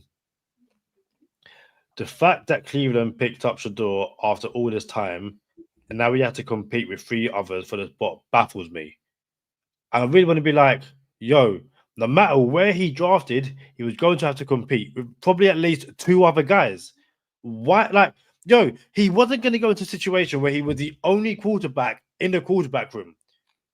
Like, and this is where I'm like, yeah, I can't. I had to step back and be like, no, I'm not arguing with you right now because it's pointless. So let me put my phone down. Make sure I'm not missing anything. I'm not missing anything. And yeah. So Charlie, I'm getting a pizza, but I'm getting a Domino's pizza. Domino's? Yeah. Hold on, I got something for what you just said about battling with Shedeur. Matt Flynn. Y'all remember that name? Matt Flynn?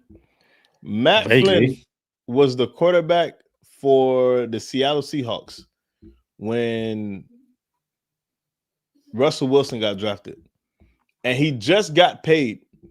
And I think he got paid before that too, like with another team. And he was just stealing money from teams. So everyone thought Matt Flynn was going to start because he just got his contract. And then Russell Wilson was selected and took the starting position. And Matt Flynn got all that money to sit behind Russell Wilson. Doesn't matter. If whoever the better quarterback is, they're supposed to play. They're supposed to start. The locker room knows. So I don't care what your agenda is. If you're the head coach or the owner or the OC or whoever, once it hits the fan and they're competing and the team knows who the better quarterback is, how do you justify not playing that quarterback? That's why it's good to have competition. Doesn't matter where you were picked. That's what friend of the podcast, Javon Holland, came on our podcast and said, it doesn't matter where you're picked once you're picked. The best people will play. 100%. Charlie, the Dolphins are picking again in quite a while. I don't know why I looked. We're not picking to the 7th round. We are in the 6th round. I think it was like 27 picks. Or something like that. Actually, yeah, you're right, because I'm looking at the picking at 231, but it's pick 15 in the 7th round. So yeah, okay. We are at pick. Yeah, we have less than. Okay, yeah. We're pick 20, so 12. No, 20 picks in this round left. And then, so 25 picks. 25 picks left. How would you rate the draft so far? And again, not that you need reminding. Notable 6th-round picks: Terrell Davis, Matt Burke, Matt Hasselbeck, Tom Brady, Antonio Brown, Jason Kelsey. People hit back here. They just don't do it often. It's just not likely. It could be done though. Team. So, yeah, if for whatever reason you haven't been able to catch up with all of the picks so far. In the first round, the Dolphins went Kenneth Grant, Michigan defensive tackle. In the second round, the Dolphins moved up. I'm going to butcher his name, so I apologize, for Joseph Savanaya, the guard from Arizona. Part of trading up, they had no third or fourth round pick. They had a third round pick. They traded out of the fourth round. So with their 3 fifth round picks, they picked up Jordan Phillips from Maryland, defensive tackle. Jordan Phillips from where? Maryland. Yeah, I said it right. Jason Marshall Jr. from Florida. And then the cornerback, sorry. And then Dante Trader Jr. at safety from Maryland. And then they just picked up Ollie Gordon II, running back from Oklahoma State. Bro, I don't know what the Texans are trying to do, but I think they're trying to compete with the Miami Dolphins and how many Jaylens they have on the roster. Because in the third round, they drafted Jaylen Noel from Iowa State at pick 79. Pick 97, they drafted Jalen Smith from USC. And then just now, pick 187, they picked Jalen Reed. Why are they trying to take our Jalen lead, bro? Like Jaylen Ramsey, Jalen Phillips, Jalen Wright, they really trying to compete with us in the Jalen industry? The Jalen market? Don't the Cowboys have like 3 offensive linemen named Tyler? I don't know. A story said Browns don't have a great track record with doing smart things around the quarterback position. I agree with you there. And they let their best quarterback go. Baker Mayfield. Yeah. So, yeah, the Cowboys have, because they even posted the Spider-Man meme, but obviously changed it. You guys tweet quite a lot in like 48 hours, which is understandable.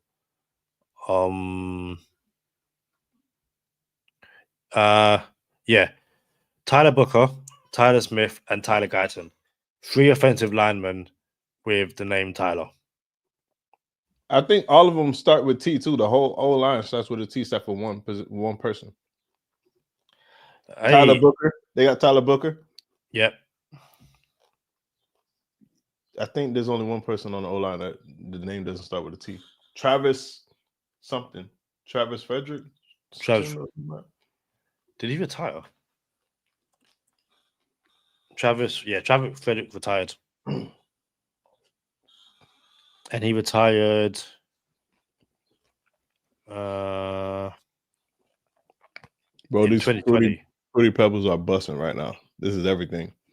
I didn't even eat. I just came on the podcast and chopped it up with y'all for like 4 rounds. This snack is going down right now. 4.5 hours as well. This podcast is going to be over 5 hours. Might be over 6. Tired, man. Tired, so I'm hungry. Listen, shout out to everyone that's been in the comments, everyone watching on Twitter. If you've gone from pillar to post with us on this episode, yo, thank you so much. So yeah, that's what I like about the Texans. Hey, we had former Miami Dolphin William Hayes come on the podcast and talk about the drive with us. Next, you know what? Let me not say that because that person might not come on. But yeah, you never know what's going to happen. Go Time Dolphins. 100%. And we had a breaking exclusive Jaylen Ramsey update. Exclusive. Which we will get to in another episode as well. Shout out to Jackson Slater. Couldn't get him on a podcast, which is unfortunate. But yeah, had his dream of being selected in the NFL. Listen, I like what Tennessee, fair play. Yeah, definitely. Always great to see that. And yeah, it's funny. Finn's extra tweeted that we had 3 picks in the 7th.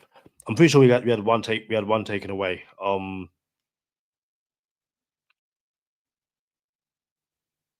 That's interesting. Ollie Gordon got done for a DUI. Interesting. And then we have some quotes from actually quite a few of the players. Dante Trader said, "I've played almost every position and filled a defensive back can play. I'm very versatile, a jack of all trades. I've done it all and seen it all."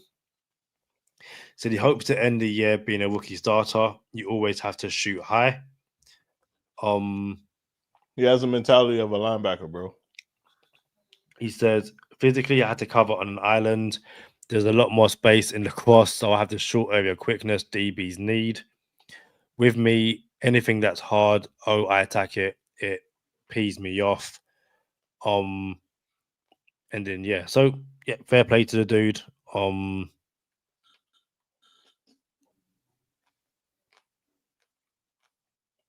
It is going down.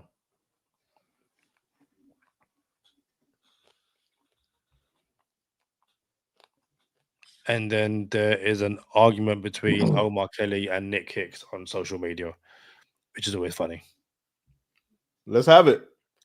So he tweeted, so let me make sure I got this correct. Yeah, so Omar Kelly tweeted, Jason Campbell is a former 5-star recruit, a top 30 prospect who didn't live up to his pre-college hype. He's athletic but inconsistent. He's supposedly not a good tackler, but all the traits are there. Jason Marshall? Jason Campbell. Where are we going with Jason Campbell? So Nick Hicks said, LOL, making up names. Because obviously he did mean what's going on here? I thought I missed something, bro. So obviously Omar Kelly edited the tweet. But he responded to Nick Hicks saying, "You ain't got nothing better to do." So Nick Hicks said, "It's Saturday afternoon during the 3rd day of the NFL draft, Omar. So no, let's try to tweet these athletes' real names. They worked hard for this. Thanks." Omar responds by saying, where's it gone? I just saw it. Yeah, got a lot of stuff going on with 3 picks in the same round and an interview. My apologies. And then people in the comments saying it's an excuse. You're unprofessional.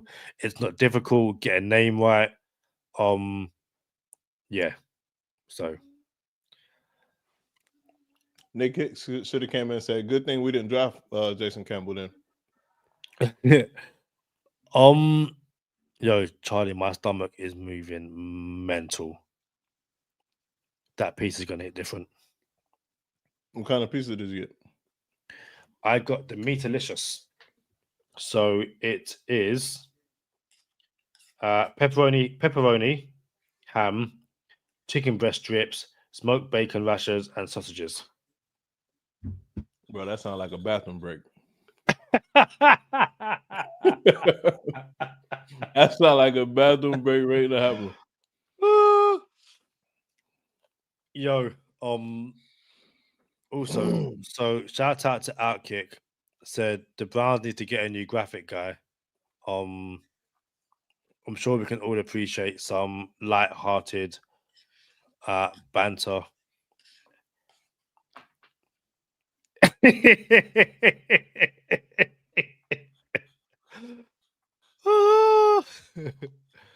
all the audio listeners, let's just say,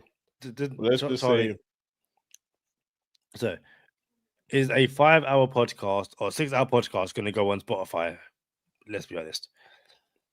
Let's be honest. Let's just say the tea bags are in the building. Okay. Oh, sorry, I didn't mean to think. Yeah, it's obviously it's a dog bone of a dog. Yeah, bone of a dog bone. Yeah, like, but it's the Cleveland Browns, so Also, I can't lie. When this pizza comes, if you see me eat a slice on the pod, Charlie's eating these fruity pebbles.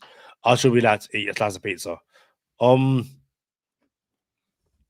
Where are we? We are the pick 26. The Vikings have back-to-back picks. Is that the Eagles will have 2 more picks this round alone? The Ravens have 1, 2, 3 picks in this round. The Raiders have 2 picks left. Like, yeah. Hey, And Eagles again, might repeat, bro. Eagles might repeat. like, listen, and again, and bearing in mind, the Eagles picked Carl McCord, They did. quarterback. Yeah, I should have said yeah. Eagles went Carl McCord, pick 181, just before the Patriots took the kicker. So, listen, if the Eagles come in the Super Bowl with Jalen Hurts after paying him and can take a quarterback, the Dolphins can take a quarterback. But yeah, let's see how it all pans out. As I've said multiple times. So yeah. Oh, apologies. John Gruden giving good luck to Carl McCord. That's fair. Who the Browns select? Oh yeah. Baker Mayfield. So let's see what this has to say. Bear me 2 secs. I will play this on the episode because it is relevant to the Dolphins. It is Ian Rappaport talking about Jaylen Ramsey. Let's see if he has the exclusive information that we had hours ago. Okay, we will go in a completely different direction, Rich. Let's talk about Jaylen Ramsey, the Miami Dolphins cornerback, still Miami Dolphins quarterback, although my understanding, and this is something that really has developed over the last couple of weeks, Ramsey and the Dolphins have reached a point where they agree that it is probably better that he continue his career elsewhere. There has been no trade yet, and it does not feel to me like anything is imminent. $21 million fully guaranteed, still due to him from a new team. Sometimes that makes these things take some time.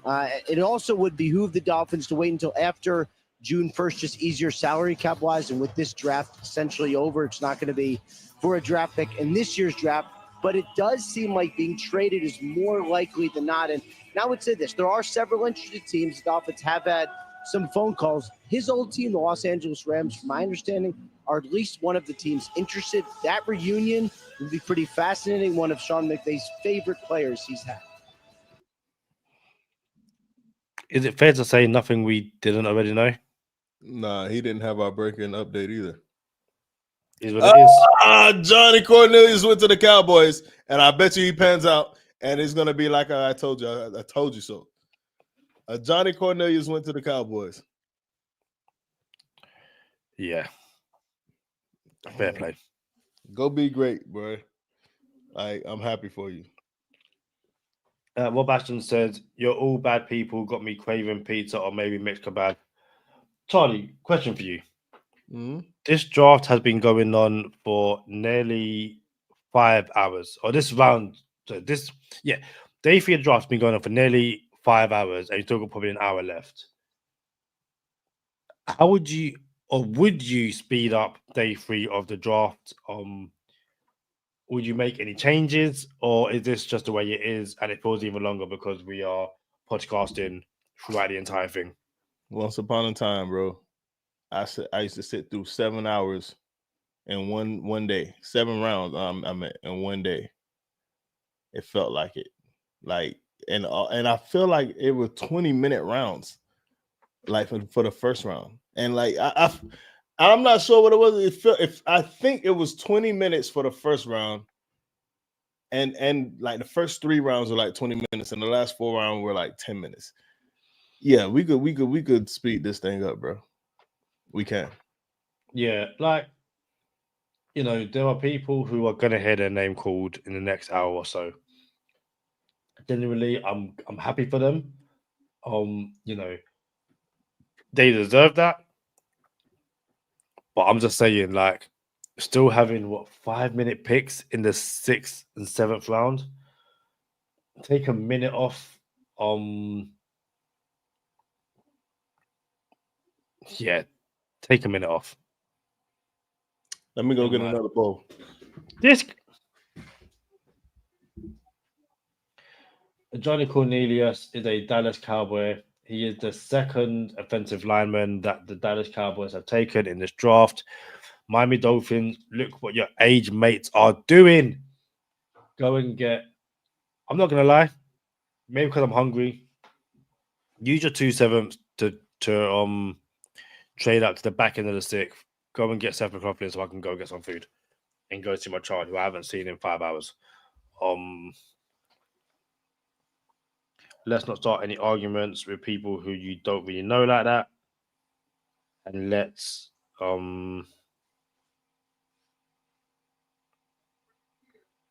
so if you don't know, I'm a big wrestling fan. And Bryan Danielson has said that his neck is wrecked. So yeah, shout out to Bryan Danielson. Big fan of his work. Well,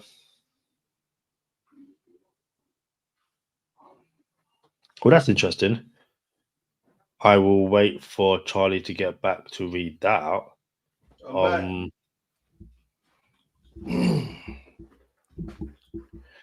So this is bias. This is nothing to do with Dolphin. This is via Sleeper. Sleeper have said the fantasy football app. Travis Hunter will receive both wide receiver and DB designation on Sleeper. Here's what that means for scoring. For traditional non-IDP leagues, Travis Hunter will only receive fantasy points for offensive stats. For IDP leagues, Travis will receive fantasy points for both offensive and defensive stats, regardless of which position he started in your lineup. So yeah, what would that mean for the Go Time Dolphin leagues? I shouldn't have asked you that with a mouthful of food. I apologize. You only get offensive straps in our league. Assumed as much. Wanted to double check. No,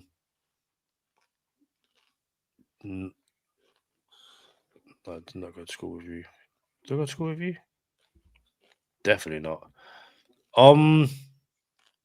We are 10, still 25 picks away for the Dolphins.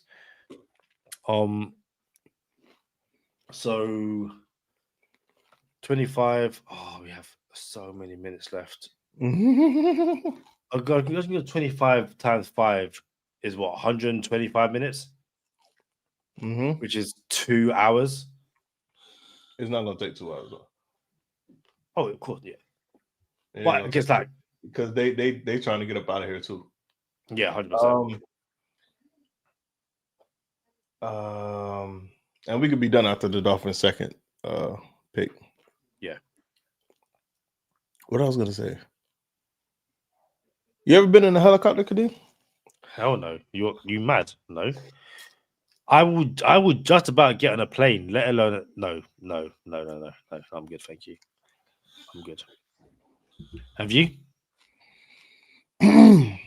So apparently, I have. And I say apparently because I can't remember it. From what I understand, when I was 3 years old, I had an asthma attack. And I had to be airlifted to Jackson Memorial in Miami. And I guess my dad went with me. I can't remember none of it. But it's funny because I can remember stuff at 4 years old, but not 3 years old. So, yeah, I guess I've been in a helicopter, but I can't remember it. So I kind of want to. I want to go on one. No, that's not the best reason to go in a helicopter, but it's next. I'm glad you don't remember it per se. Shout out to Rob Ashton for tagging Go Time Dolphins in this tweet. I'm going to bring it up. It is from Philip Dillingham. Ollie Gordon coming in and seeing Zach Wilson with the number 0 jersey on. This is one of my favorite gifts. I love it. Bro, I think it's ridiculous, bro. Like, there needs to be a number police. Like, Zach Wilson can't get a dope number, bro. Like, no, you're Zach Wilson. You got to wear number 17. Oh, wait, we already got number 17. You got to wear number 19. You know what I'm saying? Like, nah, bro. Nah, bro. You shouldn't get number 0 just sitting on the sideline with a dope number, wasting a dope number. So, Rob hates the number 0 in sports. Yeah. Oh, we know that Cam Ward has taken the number 1 jersey.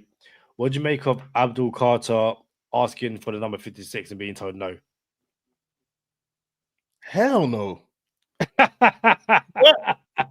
What? Bro, first of all, I'm not a fan of unretiring numbers, bro. And secondly, no, bro. Like, no, bro. I didn't even like when Dale Earnhardt's number stayed on the track. If y'all, that's NASCAR. You feel me? Like, nah, bro. Warren Moon, bro. You unretired Warren Moon's number to drag it down with you? Take it down? No, bro. Lawrence Taylor? Nah, bro. We might as well unretire Dan Marino. So Lawrence Taylor said, I know he would love to wear that number, but hey, I think he's retired. Get another number. I don't care if it's 00 and then make it famous. That's it, bro. Carter tweeted last night. Cam Williams to the Eagles. Bro. Eagles are going to be here for a long time. Yeah. Long time. And what's interesting is that their cap is kind of all centered around 2029. But when you're drafting guys like this, and again, it's a 6th round, so it's what it is. But if he pans out, then you're good. But yeah, Carter tweeted, the worst thing he could say no. My stance don't change. LT is the GOAT, nothing but respect. This is just gonna make me work even harder. I love it. That's what's wrong. That's what's wrong with this generation. You see what Aaron Rodgers did when he went to New York? He said, I'm not even gonna ask for the number. I'm gonna just wear my own number, like a different number. I'm not gonna ask for it. Like no. You see this generation? Hey, you think I can get that number on retired? What's wrong with these kids? Number 56, and yeah. Do you remember when of course you do. When we took 2, and everyone was like, hey, Dan Marino should give 2 at number 13. It's like, if you don't mess it sharp. Bro, I'm a Dolphin fan and I'm a Tua fan, and no, you can't have the number. Like, nah, bro. Nah, not at all. Why people can't do their own thing? Like, set their own path. It's especially when it's like, yeah, you wore it in college, but you've gone, no. Yeah, Keith says retired numbers need to stay that way. And then Rob says, I hate number 0 in sports. He said, Charlie Touche gets a second helicopter ride after unfortunately a snack choking incident.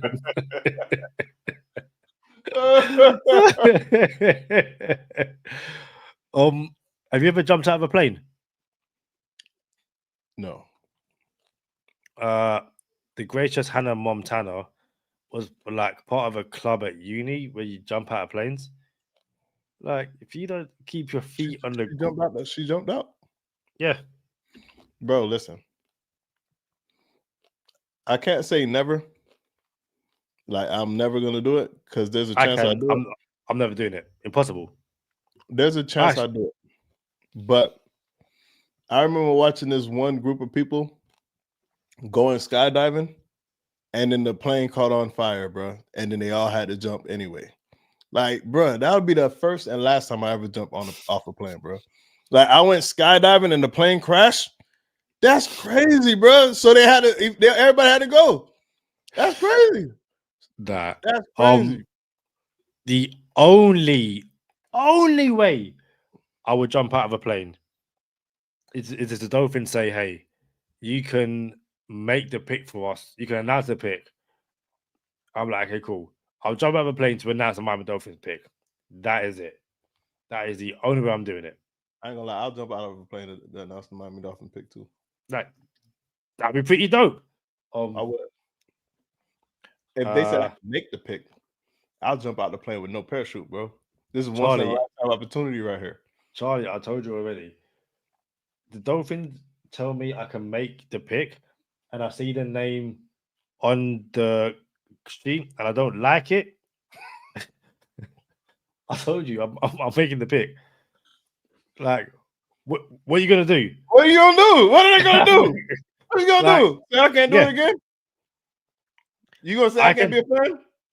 Listen, I have to imagine that, you know, the name on the sheet is for, you know, decorative purposes, but the pick is already in. So I'm like, oh, actually, apologies, it's a mistake. And listen, the guy that I draft is gonna hate me forever. I get it. I 100% get it. Both of them are gonna hate you because you took it from the dude who actually got drafted to hear his name. Blame the Dolphins. They shouldn't have drafted him. It's their fault.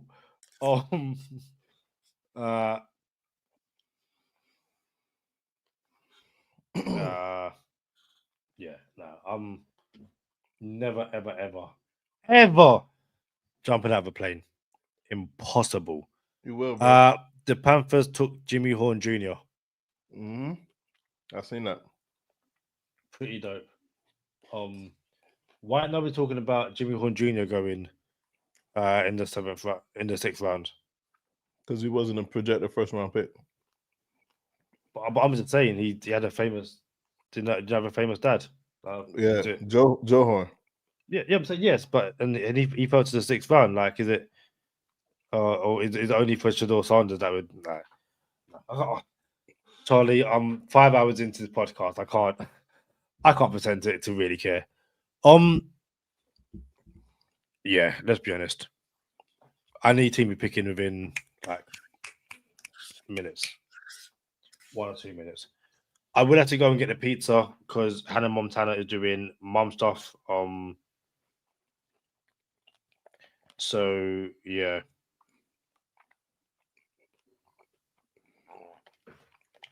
We'll get to that when we get to it.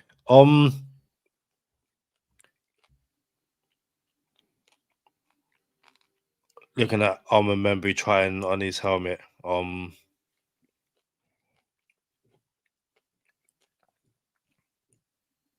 Yeah, let's see. Yeah, what's funny, there's really not much.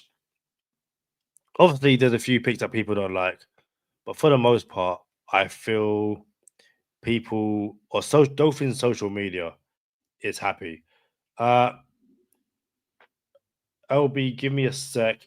FA says, what's your grade so far for every pick since the first round, Charlie and Kadeem?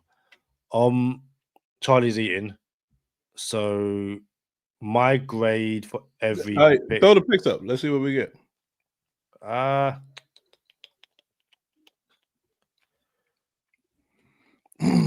Share this tab.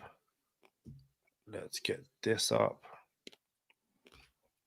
So we are looking at the NFL website. So Jonas Tavernier, apology for mispronouncing your name. Second round pick. Peebles to the Ravens. 2 Shades 24. Aeneas Peebles to the Ravens. He's gonna look good there. One could have hoped. Hey, maybe it's exactly the situation where they chuck him on the practice squad and the Dolphins pick him up. I like it. One can hope. So yeah, Charlie, what's your grade for Jonas Tavernier? Dang, you're not gonna say what's the grade for Kenny Grant? That's wild, Kadeem. You just gonna act like we don't have a first round pick? Charlie, what does the comment say? What's your grade so far for every pick since first round? I'm not including first round. Since the first round. So the first round's got unless I'm incorrect on this one, I'm taking that to mean since the first round pick. So that's second, third, fourth. If I'm wrong, then please let me know. I got Jonas Savaianaya as an A+. I think you can't miss. I think it was a sure thing. I believe there are 2 picks in the entire draft that were the safest picks. One was Gray Zabel, the other was Donovan Jackson. If I had to have another one, it would have been Jonas Savaianaya, and the Dolphins got him. And they traded up to get him, so I'm more than happy. Like, yo, you made it happen regardless of how you did it. So that was an A+ for me for Savaianaya. Yeah, he said we know both you don't like the first pick. So yeah. No, but I would also go with an A+. Yeah, for us. I don't care that we moved up to go and get him. He was someone I wanted in the pre-draft process. So, the fact that you got someone that I wanted as well is an A++. But yeah, A+, day one starter. Hopefully he is a Miami Dolphin for the next decade plus. Which is why I'm wearing the honorary Oosh jersey or shirt today because of who we drafted.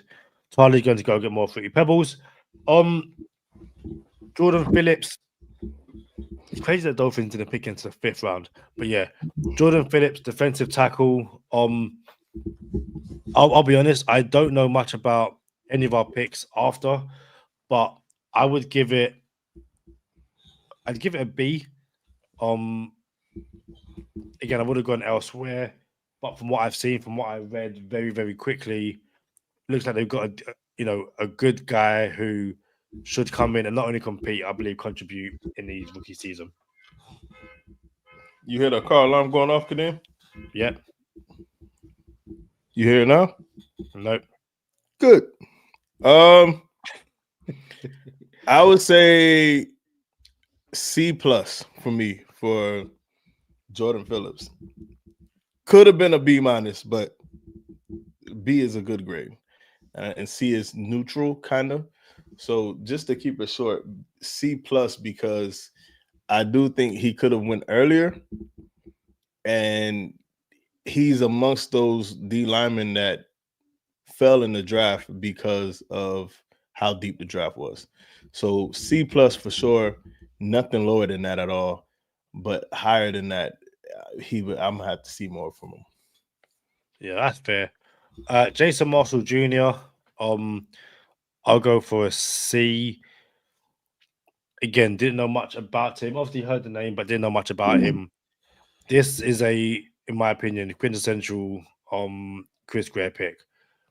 Trait guy with an injury history and has like concentration issues. So hopefully, this gets coached out of him. He's made it to the NFL. It's like, hey, I've got to go get some pizza. But yeah, I'll give it a C. So I give it a C as well because he barely looks the part. And it just, I mentioned it earlier. It feels like the Dolphins front office believe they can turn him into something. Because from what I've seen, he's not ready. So how many people are really ready in the 5th, 6th, and 7th round? So I understand that. So you're going to find very few A+ grades in the later rounds, but it's a C, it's neutral, it's not a C+. It's probably the lowest grade I could give it respectfully is a C. And it's not like a shot at the player, it's just a shot at, we need to see more.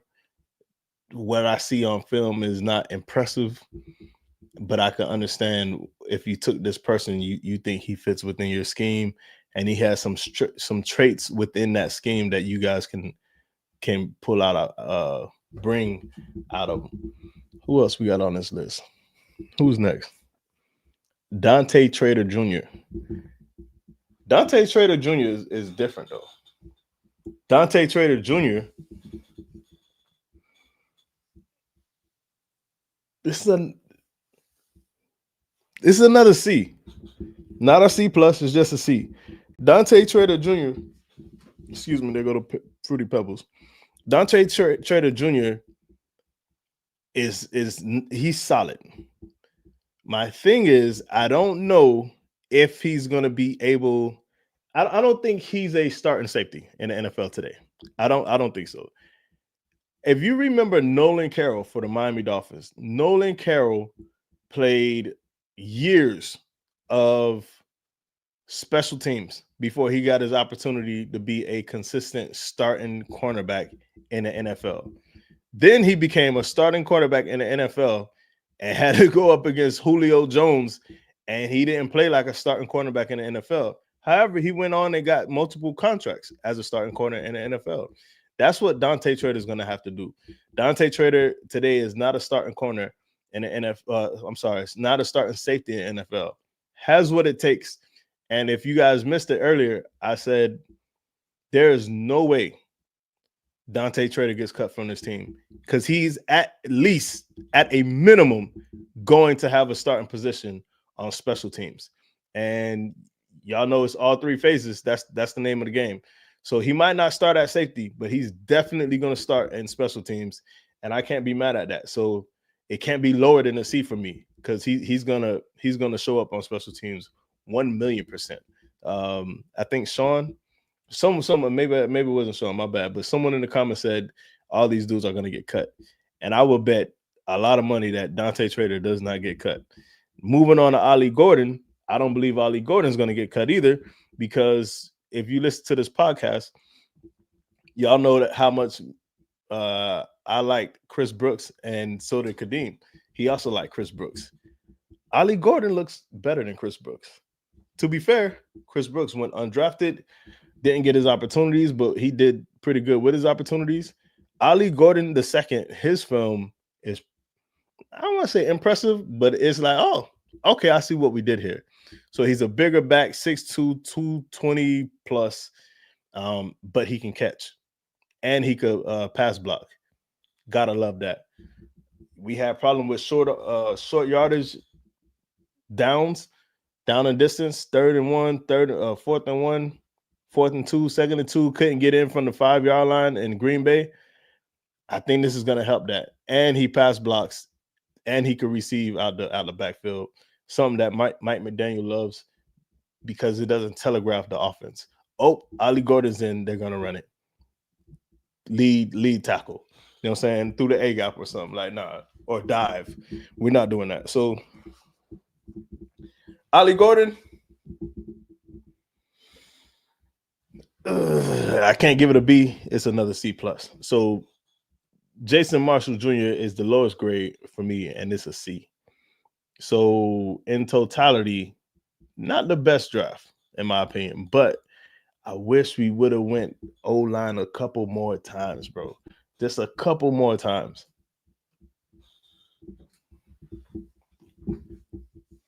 What you got for us, Kadir? Have I missed anything? Yeah, I gave my grades for the draft for all the players and then in totality. Okay, yeah. So I didn't do Dante Trader Jr. Yeah, like I said, I can tell. I'll give the last two picks. No, I'll give Dante Trader a C. Again, you kind of feel the need, undersized, but it sounds like he's going to at least contribute on special teams. And for Ollie Gordon Jr., I give it a B minus. You have a young backfield, and it might be a case that he doesn't see the field much, if at all, in his rookie season. But the traits are there to contribute going forward. And I think overall, I'll give it a B minus because again, I would have doubled the chip at offensive line at the very least. But I gave Dante Trader a C as well, and then you gave Ollie Gordon a B minus. I gave him a C plus. Yeah, so it's like we're spot on, mate. It's almost as if, and I've said before, not in a bad way, there's a reason why some podcasts with multiple people don't really work out, because they're not exactly friends. But at the same time, them not being on the same page with some things probably means that they have more disagreement, which some people might enjoy better. Charlie, do you ever get any dip with your pizzas? From Papa John, only from Papa John's. I don't. If I get pizza from anywhere else, I don't. But if I get pizza from Papa John's, I get the garlic dip. Yeah, I've got the garlic dip as well. Oh, you got Papa John's? No, I've got Domino's. Oh. I don't have enough space on my desk for this pizza, and I'm worried it's going to fall, and that's going to make me physically cry. So why don't you prevent it, Kadeem? What? Like, why risk it? I'm trying to prevent it. This isn't happening. Bro, how many slices did you have on that plate, bro? One, it's a pizza box. What you said?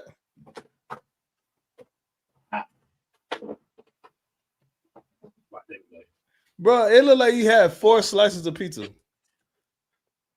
Is that the whole pie? Yeah. So I guess I'll be doing the Dolphins picks moving forward because Kadeem's going to be on a bathroom break after this. One, I'm not going to have every single pizza slice. I'll probably have like 1 or 2. I just grab the whole thing. So, That doesn't sound efficient.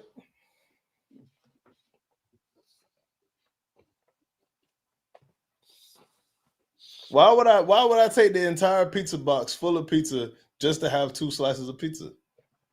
Because I wanted to get back to the podcast as soon as possible. So, yeah. So the extra 30 seconds to take 2 slices off would have been too much for Charlie Touche to handle. Yeah. Unbelievable. Quinn Ewers is still on the board. Miami need a backup. You interested? No, I'm good, thank you. But I get, you know what? 7th round. What's the worst that happens? He's as bad as Skylar Thompson. Okay, cool. I don't care. Bro. Now that Thank you, Obi. Now that you said that, if Shedeur Sanders was in the 7th round, you got to take him, bro. You 100%. You would have took Skylar Thompson over Shedeur Sanders? That's crazy. Mental. Peter Sloan.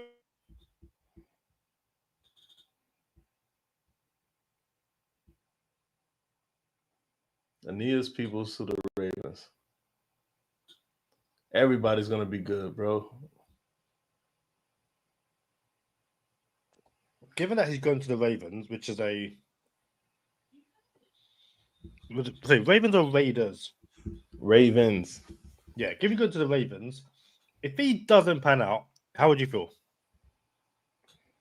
Not bad because Zach Sealer didn't pan out at the Ravens.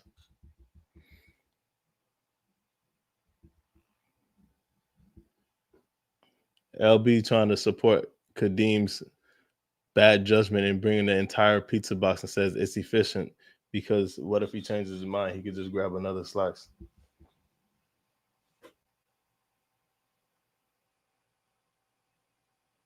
And Rob says he does the same.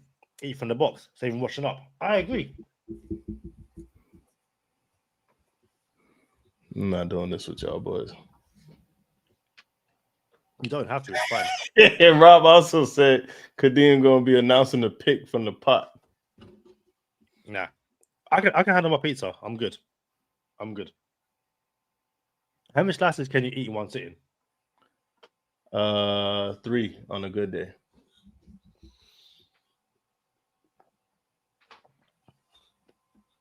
And I got dip. I think I can do 4, and then I'm like, okay, I need a break. In mind, tired, bro. I need a nap. I'm 2 slices down already. And you're Charlie. You woke up what, half an hour before the draft started? Yes. How much sleep did you get overnight? Not much. Like, I stayed up and looking at draft stuff, and then I tried to catch up on UFC stuff because there's a UFC fight tonight. So I wanted to catch up on UFC news. So I went to sleep around 1:30 a.m. and woke up around 10:30 a.m. Central Time. I think I went to sleep around 3 p.m. and woke up at 7:30 because I'm on the morning shifts with the little one. So, and no, I haven't been to the Gordon Ramsay pizza places in London town. But I think I might do one day. I'll see how I feel. Oh, Cam Miller, North Dakota State quarterback, went to the Raiders. Funny thing is, I wonder if they would have did that if Shedeur Sanders was on the board, how disrespectful it would have been for Tom Brady to pass up on Shedeur Sanders to take Cam Miller. But now they can get out of it and say, oh, he wasn't there for us, so we had to go Cam Miller.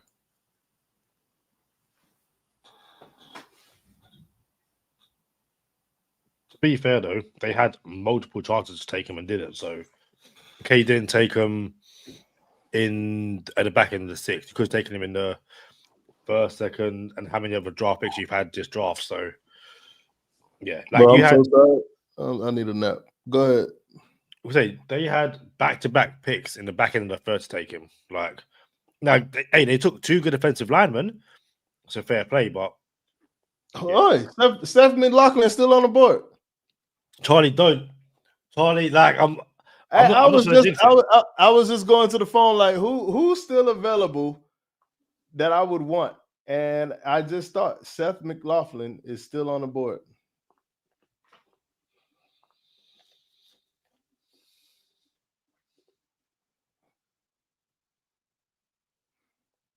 Who else is still available?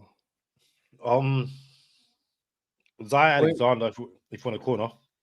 Quinn Ewers, still available. Damian Martinez, still available. Isaiah Bond. Isaiah Bond. Xavier, what's his face? Shima goodness. Xavier who? Oh, Restrepo. Yeah.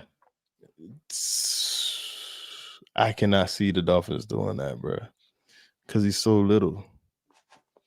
Can you see anyone taking him? Yeah, I don't know why he not drafted. Yeah, I agree, LB. 1-0 lineman drafted is unacceptable. Holland Pierce, 6'8", 340. He's just too raw though. I don't think he has it. Like I think he need a lot of work. Yeah. Holland Pierce. 7th round. Right. Yeah. Clay Webb. I could go Clay Webb. Offensive guard, interior O-line, Clay Webb. I don't think Majors from Texas went. He's a center. Jake Majors. It's funny. The Bleacher Report scouting Willie Lampkin. The Bleacher Report, what? The Bleacher Report scouting department have Seth McLaughlin as their 89th prospect in this draft class. And again, you'd have to imagine if he was if he wasn't injured, he'd be even higher.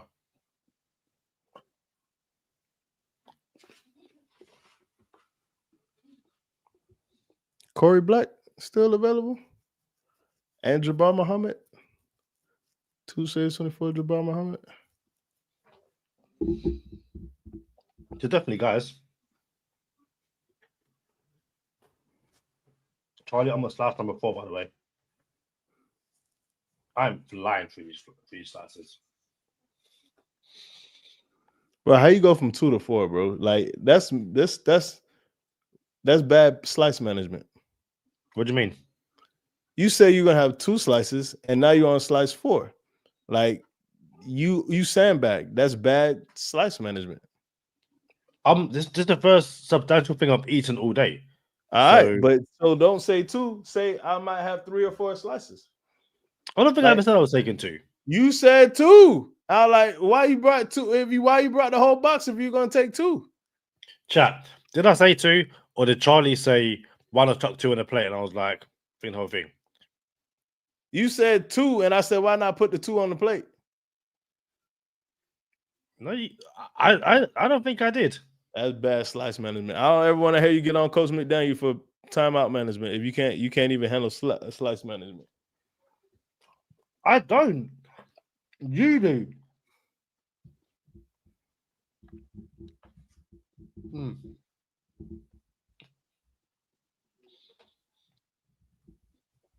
Oh, be sharp, man. I know you decided it. Okay, maybe I said 2. Fair enough. I don't remember it. Again, it's 10:30. I've been up since 7:30. I've had like 5 hours sleep over the last 2 days. Allow me to. What said he meant 2 yeah. 2 not 2 slices. Yeah. The Broncos went punter Jeremy Crawshaw.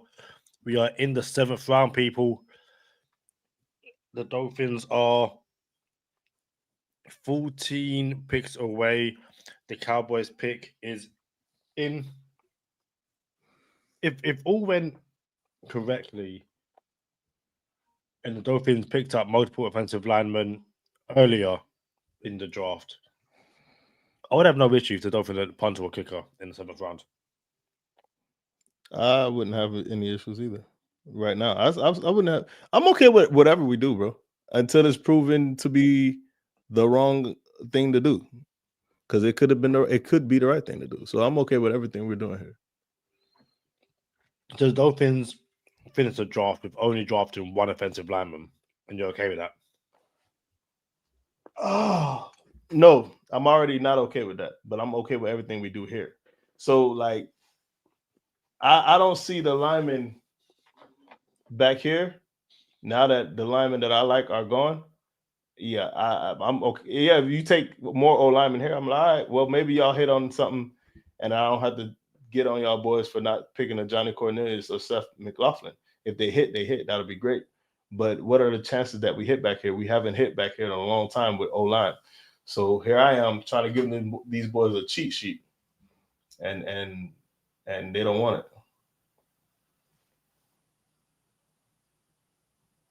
Cowboys stay close. Cowboys picked up a Johnny Cornelius.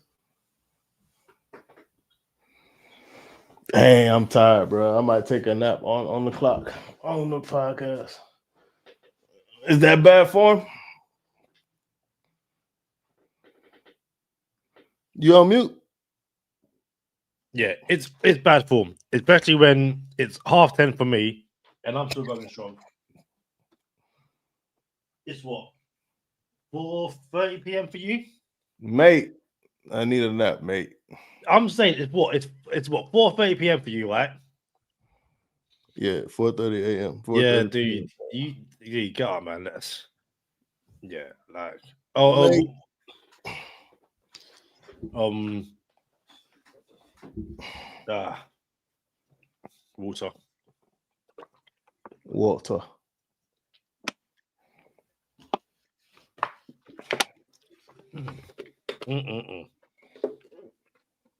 Half the pizza slices down. Half the chicken kickers down as well. I think that's a healthy. It's not though. It's not. It's not healthy anything. It's what I should have only eaten 2 slices. No, you try to throw healthy in there, like having a Diet Coke would be healthier than water. Okay, no. If you let me land, I was gonna say that's a healthy portion of what I've eaten so far. Not that the food is healthy. I'm saying if I have an 8-slice pizza and I have half the pizza slices and half my sides as well, I think that's decent. Bro, you just knocked down like 3,000 calories in one sitting. I'm cultivating mass. Also, don't get twisted. The moment the draft finishes, I'm going to bed, Charlie. I don't think you understand. I'm out. I'm clocking all the way out. I'm going to bed. I know Hannah Montana will be like, "Oh, what about the baby? The baby's going to bed as well. We're all going to bed." Dolphins picking at pick 230 or 231, pick 15 this round, and Charlie, Charlie, the Dolphins are picking at pick 37 of a 41 7th round mark. So 7th round. Like, we'll be here for a while, Charlie. Let's be honest. But shout out to all the content creators who can't last this long.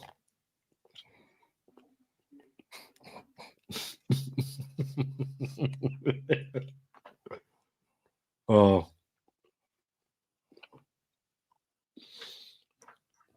How annoying would it be if you get to pick and they trade?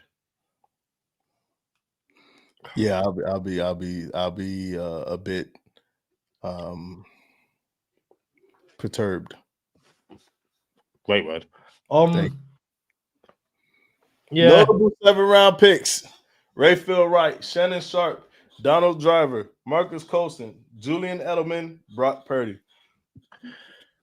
And people are getting on the Dolphins for not doing well in the 6th or 7th round. Like, now again, there's other guys who have made an NFL career from being drafted in the 7th round, but notable picks. Yeah, like, let's relax a second. Come on, guys, we can do it. We can do it. Another hour, maybe. Hopefully. Yeah.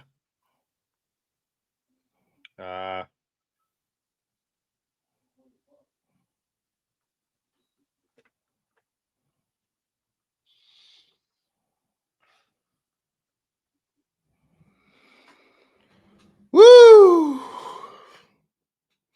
Where we at? How long till the Dolphins on the clock? Mathematically, although I think so, the website we're on pick 220. The Dolphins are at pick 231. So basically 11 picks away. And 11 times 5 is 55 minutes. If every team takes the full 5 minutes. So we could be here for, I guess, maximum 1 hour.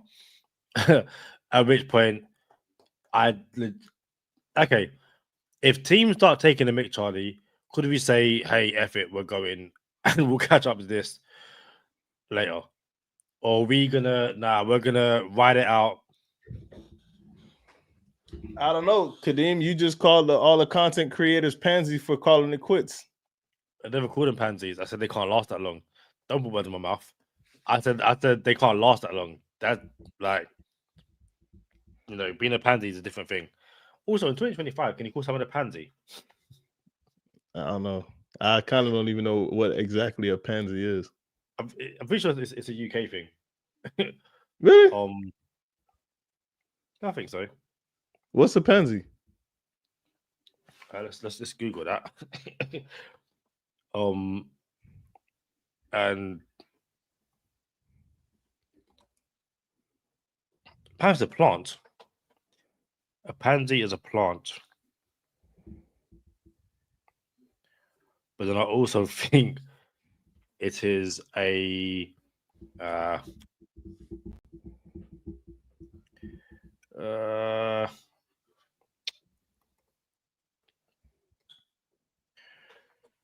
let's have a look. So everything just says it's a plant.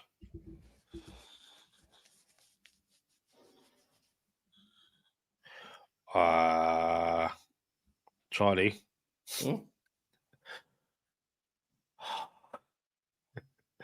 It's been nice. It's been nice doing Go Time Dolphins over the last 6 years. So it is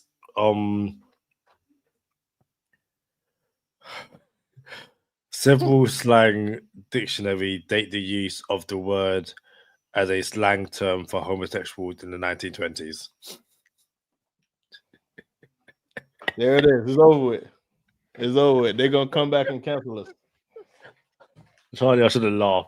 I don't know if because I'm tired, because we've been sitting here for 5.5 hours. But imagine we get, not even imagine, we get cancelled for saying that, for just not.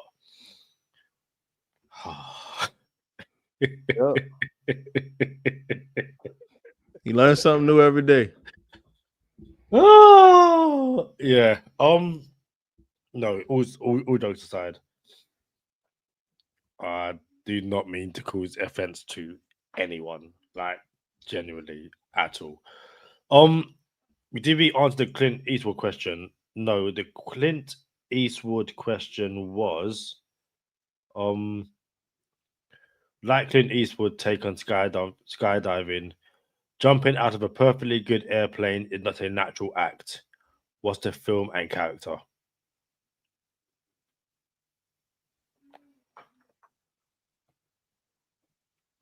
Bearing in mind, I don't think I've seen a Clint Eastwood movie before. Can I get multiple choice? Give me 4 movies. Rob, give me 4 movies, and I will get this answer right. 4 movies, because I have 2 of them, and I don't think I've seen a full Clint Eastwood movie. That's why I said give me 4 multiple choice. Like Kadeem, you out of here. You're grits. We already saved you from one of your catastrophes too. You didn't know, you never seen the movie Sandlot. Or Ace Ventura. Like it goes deep. The Patriots went Marcus Bryant, tackle from Missouri. We are 10 picks away. Although some of these picks are coming in pretty thick and fast. It is, yeah. Browns GM, we believe Shedeur Sanders will outproduce his draft slot. You hope so. And LB says he has never seen Sandlot either. There we go, Charlie. That's unacceptable. Speak to day one. You should have kept that to yourself, bro. That's crazy. That's crazy, bro. What are y'all even doing with your lives? Neither has Rob. Y'all want to run the podcast since y'all are birds of a feather? Charlie, the 4 movies: Heartbreak Ridge, Gran Torino, Firefox, and Absolute Power.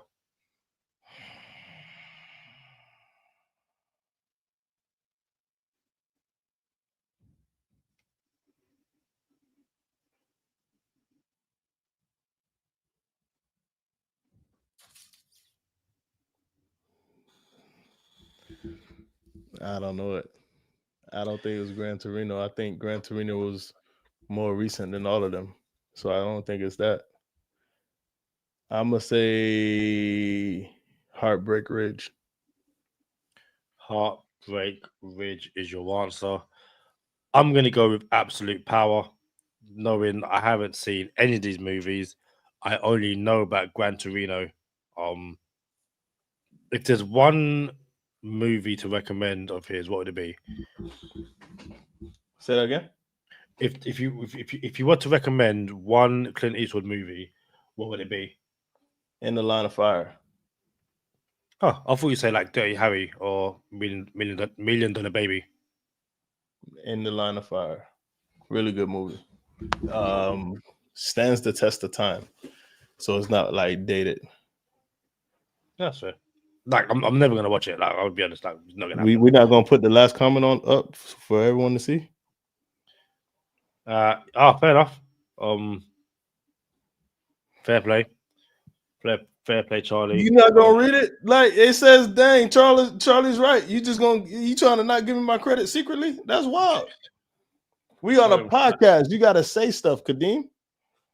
You was about to have a nap. Obviously, I'm saying stuff. You can't have a go at me for not saying stuff, and you're going to be sleeping, like literally being silent outside of snoring. Do you know what? I will give these teams credit. They are flying through their picks. The Seahawks have made their picks. Damian Martinez from Miami. Seahawk? Yeah. Dang, that's a Seahawk pick right there. Pete Carroll ain't even there no more. No. That's a Seahawk pick. So the Texans are on the board. And what's sorry.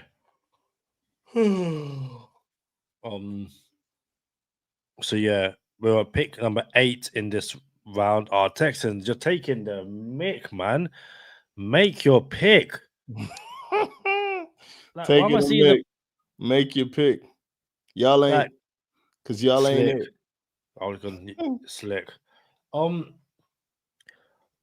3 minutes remaining for the Texans to make their pick. Yo, it's the 7th round, man. Like this is. Oh, there we go. They've made their pick.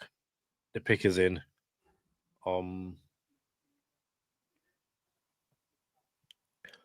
Which means you've got Cardinals, Pittsburgh, 49ers, Patriots, Pittsburgh, Lions, and then our Miami Dolphins.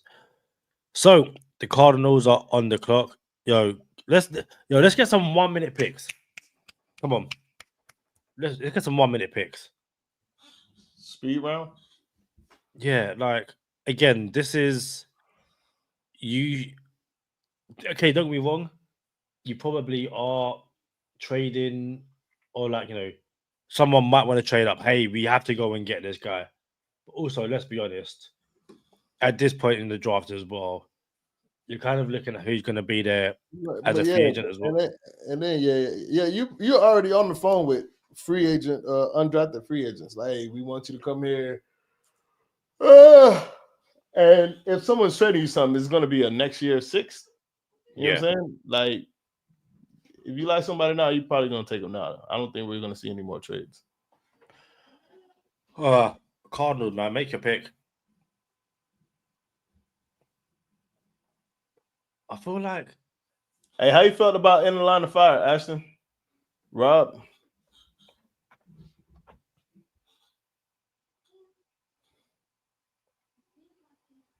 Yeah.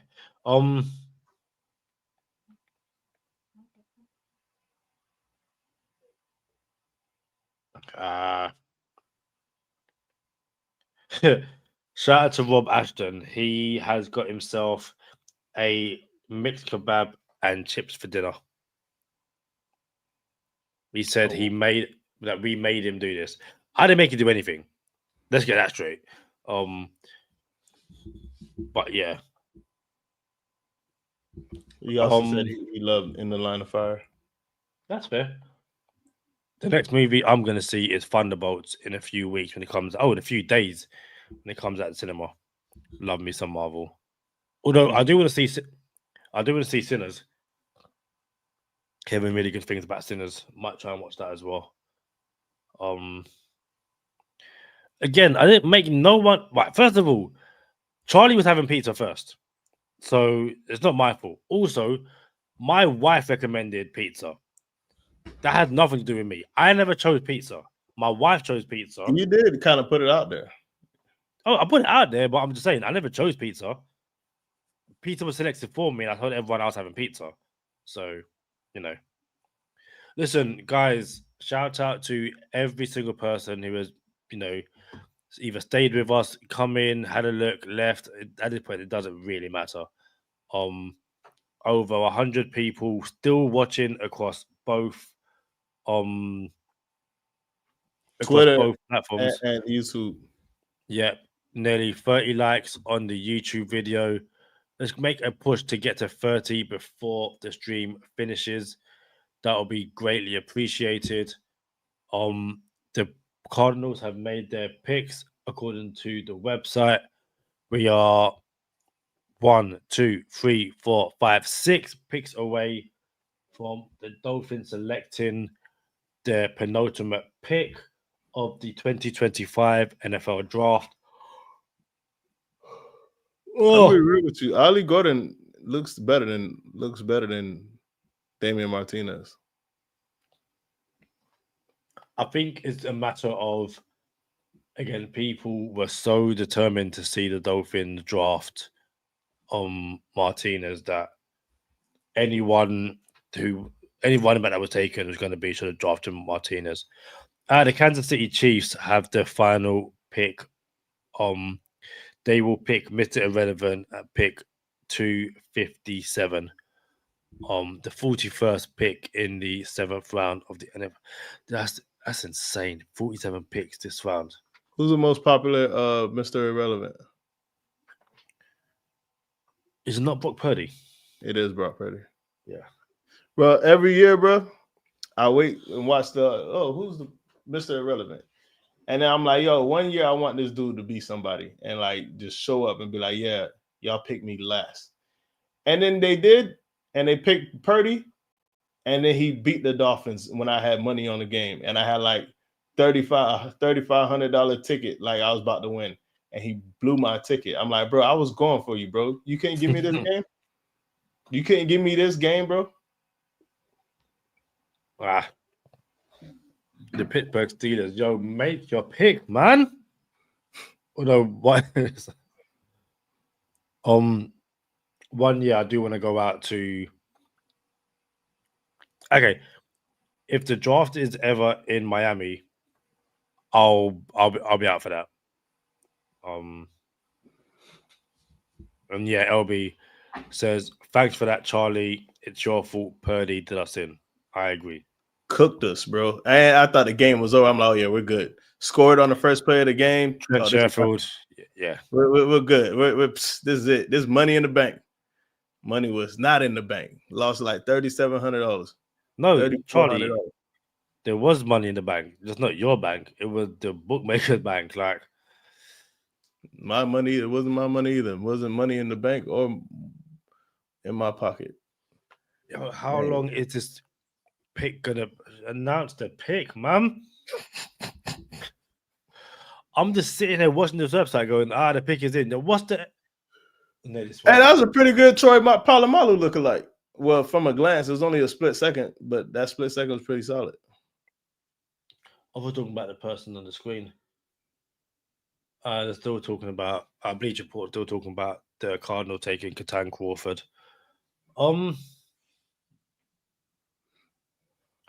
So over the next few days / weeks, we have the Jaylen Ramsey episode, the jersey color episode or jersey alternate episodes. Anything else, Charlie, that fans can look forward to? Draft recap.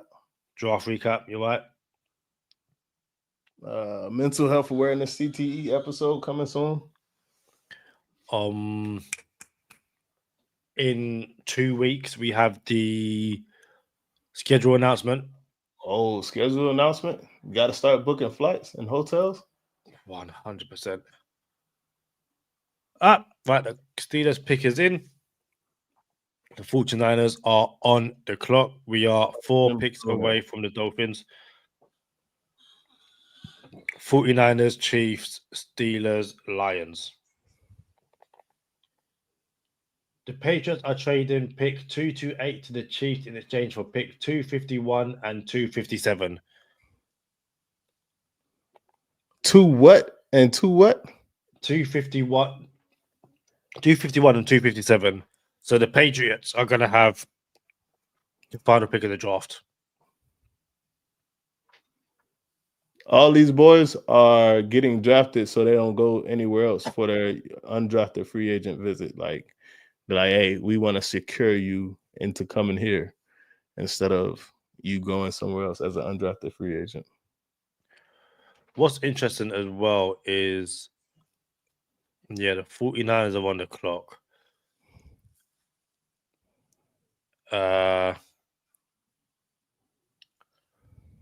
So yeah, the Chiefs have moved.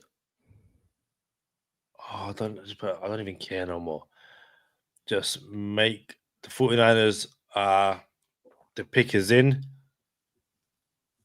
Let's see who is that. The pick? Nah, but it should be.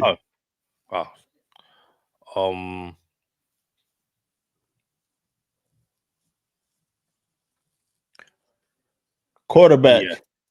Curtis Roke. Fair play. Rob says, if Seth doesn't get drafted, will he be well sought after in UDFA? Yeah. Yeah, you would imagine so. Again, it's going to be a question of how bad was the injury and how the recovery going from the injury. Is it a case of, you're going to be walking / running / training, back end of the year and fully ready to go in 2026 training camp? Or is it a case of this year is a write-off for you and you aren't even touching rehab until early 2026? And, which is the absolute worst case scenario. So what was interesting with that 49ers pick, the ESPN website said the best fit for the 49ers was Seth McLaughlin. Now, I didn't want to say anything in case they took him. They've now got I think this guy's name right and not assume. Yeah. A Bashard Smith, according to ESPN website, is the best fit for the Chiefs. Bashard Smith is a running back from SMU. He went to the Chiefs. Did he really? Yeah. They literally had that as the best fit on the website. So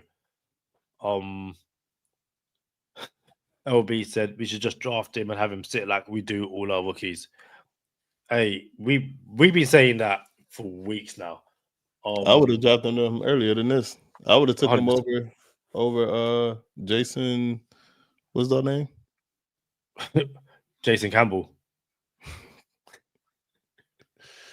What's his real name? Marshall Jr. Jason Marshall Jr. I would have took Seth McLaughlin. Yeah. I would have took my other O lineman too. So the Steelers are back on the clock. Dolphins are 2 picks away. Steelers, the best fit for the Steelers is Isaiah Bond from Texas, wide receiver. Isaiah Bond from Texas, wide receiver, yes. Yeah. But as they say, he said Charlie going all Omar Kelly on us, falling asleep on practice and then waking up talking about I seen the practice. Oh, come on, we can do this. To be fair, these guys are flying through these 7th round picks, and it's more the fact that even after pick 15, it's pick 37. Like, 37? As in 37 of this round. It's pick 253, but it's the 37th pick of the 7th round. So that's a long time. Dolphins pick 2 picks and 2 picks. 2 picks. Dos. I don't know how to say it in Spanish. Yeah. Okay, the Lions, like the Steelers pick is in. The Lions are on the clock.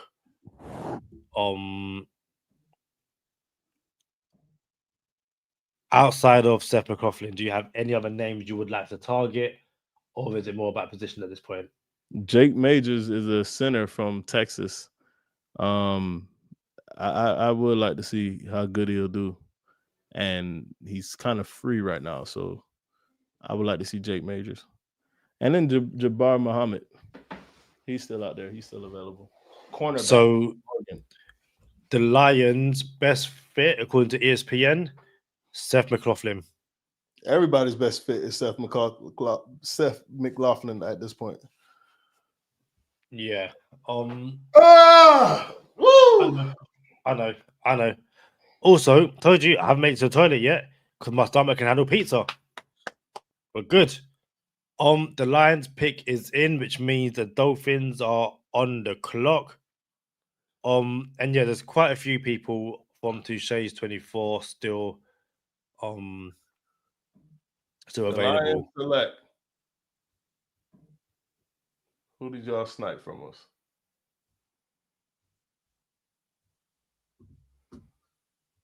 Who did the Lions snipe from us? ESPN website doesn't have it yet. So let's see how it plays out. Miami Dolphins are on the clock. Yeah. Can we get to 30 likes on the video before the Dolphins pick? We are currently at 28.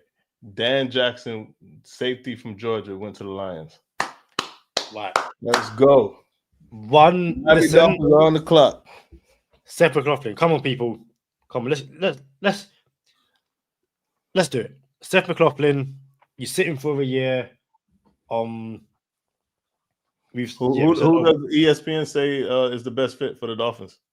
It's not up yet. They're still talking about Dan Jackson. So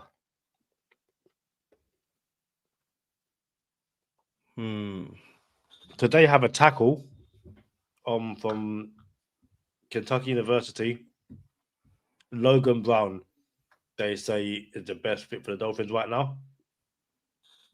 I can see that. The pick is in.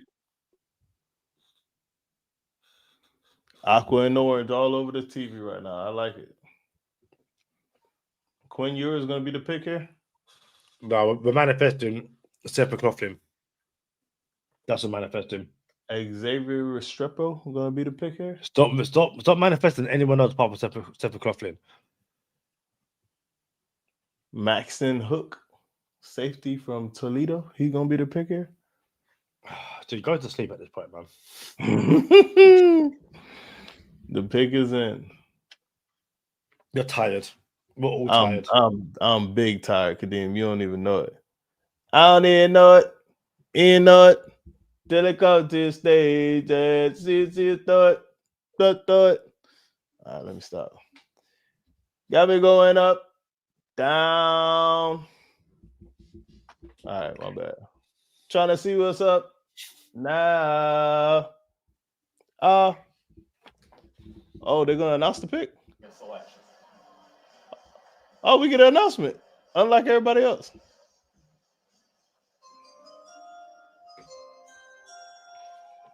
I don't hear nobody. Where y'all at? I said, where y'all at? Yo, make the pick, man. You're doing too much. Put the fries in the bag, bro. Shout out to Forgive Go, Verizon, and the NFL. Welcome to the wonderful home of Green Bay, right? Dude, make the effing pick, seriously. I just want to hear one quick chant. Go, Pack, go! Go, Pack, go! Is the Dolphins pick of Green Bay Packers? Yeah! All right, here we go. With the 231st pick in the 2025 NFL Draft, the Miami Dolphins select Quinn Ewers, QB, Texas. Yeah! You manifested that. Yo, Ninja, that's your fault. Sometimes serendipity works out without. OB says if we don't get commercials, we get stuff like that.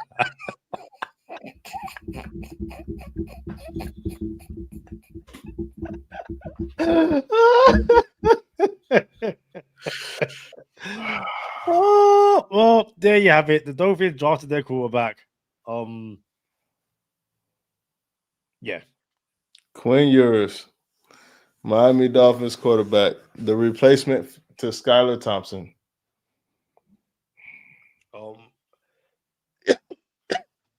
Hey, you rather have Quinn Ewers or everything that comes with Shedeur Sanders? Shedeur Sanders, at least entertain me while I'm getting angry. Yeah. Straight up, bro. Let's see what Dolphins, Twitter, etc. is saying about Quinn Ewers.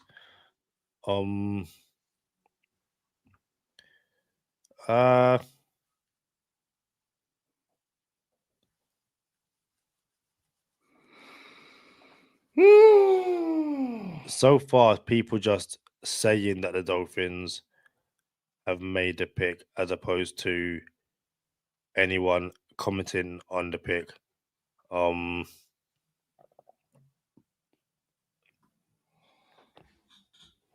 At least Shedeur Sanders, like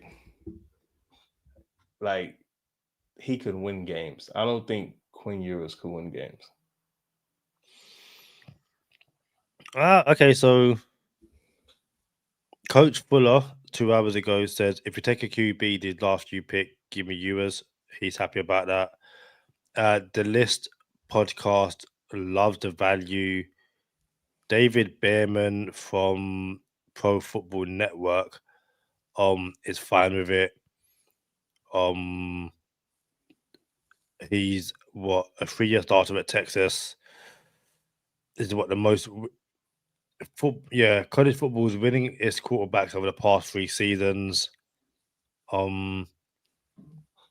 Arm strength and decision making a concern, but again, it's a seventh round quarterback. I know there were people that will be angry, should have gone someone earlier, all that kind of stuff. Guys, in the nicest way possible, I don't think there's a single quarterback in this draft class you could talk to Tua when Tua is healthy. And again, the question is, okay, when Tua is not healthy, who's going to come in and lead the Dolphins to victory? Zach Wilson, double O agent. Okay, so shout out to Charlie Wilson, says Quinn Ewers went into Tuscaloosa and beat Nick Saban's Alabama, made the nicest throw I have ever seen in college football. I had a 3rd round grade on him. Love him. So yeah, Charlie Wilson is a big fan of the pick. Rob Ashton said just for the post saying Quinn Ewers, you are QB1. If that wasn't TD Finn's talk, I don't know who's trying to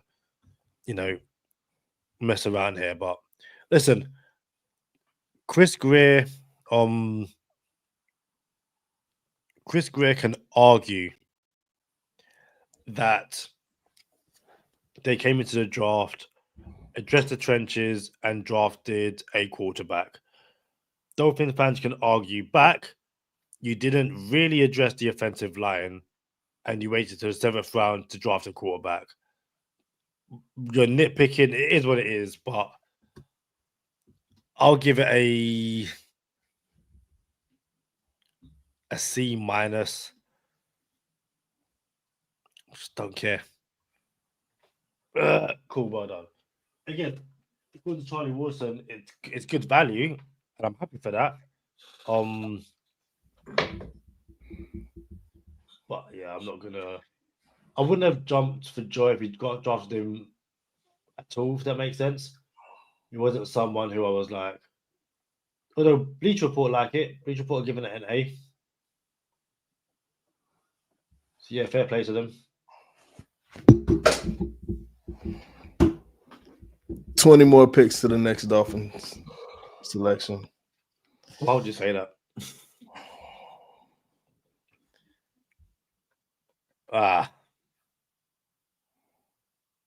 Right. Come on, we can do this. The final stretch. But you know what this feels like? What's it feel like? It's like when you are winning the game of football, there is 3 minutes left in the game, the team is down multiple scores, but they're calling timeouts. It's like, yo, stop. And also, dude, do not go to sleep. Wake up. I can literally. I was listening. Nah, you was trying to sleep, man. I'm a dad. I know that. Yeah, I'm listening. And then someone comes in and turns the TV on. Hey, I was watching that. Dude, I know all the tricks. I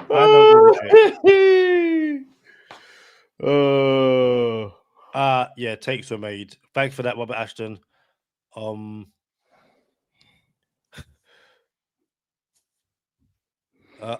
The Conor Ben and Chris Eubank Jr. What? Chris Eubank Jr. fight is finished.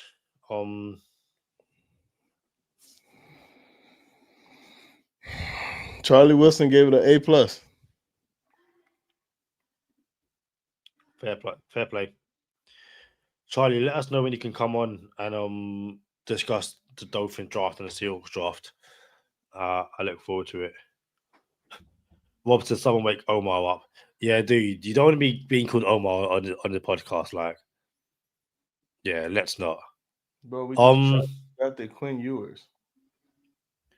Yo, it's not even late over there. Bro, I work 72 hours a week. Can I get a break? Did you work on Thursday? I did the draft.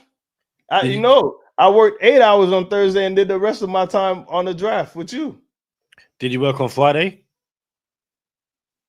No, but Have you worked today? I did do the draft with you though. Charlie, you have slept more from Friday night into Saturday than I have since Wednesday night. I'm not trying to hear that you're tired. If I'm still going strong, like, boo.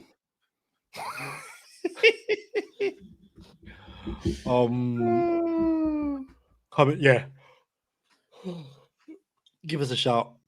We can figure something Why out. dude couldn't just put the pick in the bags, bro? In the bag, bro. Why you had to come on doing all the Go Pack Go stuff, bro? Why are teams Yo, what are the Tampa Bay Buccaneers doing? Make the pick. Why are you down to the last down to the last 1 minute 50 seconds? No, I've got to say it. You're taking the piss. You are legitimately taking the piss.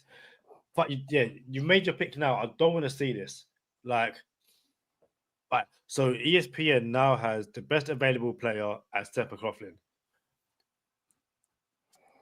I can't see Steph, making it to pick. I drafted. Or even pick 37 in this round. Hey, Kadeem, are there teams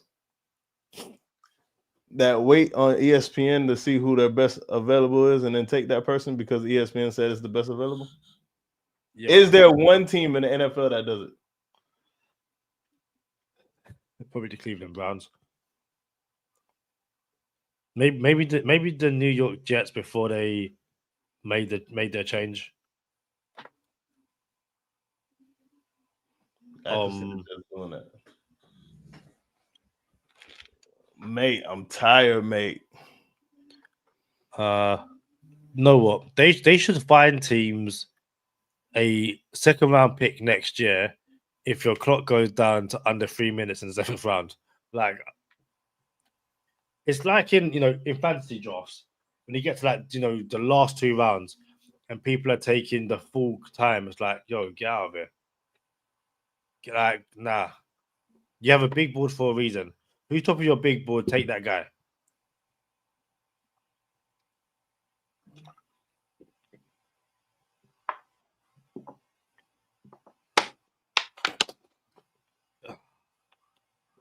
What's annoying as well is we have people coming over tomorrow morning to look at getting the media wall built. So I've got to be up for like 9:30. Monday, if anyone wakes me up before 11 o'clock, including my son, they're getting the swiftest Bruce Lee kick to the chest. Let me sleep on a Monday. Hold on, you gonna kick Micah in the chest? Yo, if he wakes me up and does something stupid, yeah. Like, listen, if I can't kick my own son in the chest, then who can I kick? He's only like 2 weeks old. He's only like 8 days old. 3 weeks old. Like, he's 24 days old. Hey. Jacksonville made their pick. Bro. What's Travis Etienne out of there? They're gonna trade him. What makes you say that? They drafted 2 running backs. And he's in a contract year. Who's their backup running back? There isn't one. No, there is. Where's number 4? Yeah. I forgot that dude's name. I had him on Madden this year He was as in well. fantasy football. Let's have a look. I need Jacksonville Jaguars. Wikipedia. Green Bay losing a second round pick. Green Bay have lost a second round pick for next year. Like, what are we doing? Tank Big. Oh my god, Tank Bigsby. Yeah, there we go. Thank you very much for that. Yeah, Greenville have lost their pick. Greenville. Oh. So we get just making team names up now. Greenville. Shout out to the Greenville. What's their mascot? Greenville what? The Greenville Boxers. The Greenville paperweights. Greenville paperweights. So yeah, Greenville, 6-hour podcast. Absolutely insane. So Green Bay pick is in. We are 16 picks away from the Dolphins picking. If everyone takes the full 5 minutes, we are looking. We are looking at 15, 30, 45 minutes. That will make it. Y'all looking at 45 minutes. I'm not looking at 45 minutes. I'll be looking at the back of my eyelids. You know when you're so tired, you just feel drunk. You're just laughing at dumb stuff now. Mm-hmm. It's just like, yeah, that's what I feel.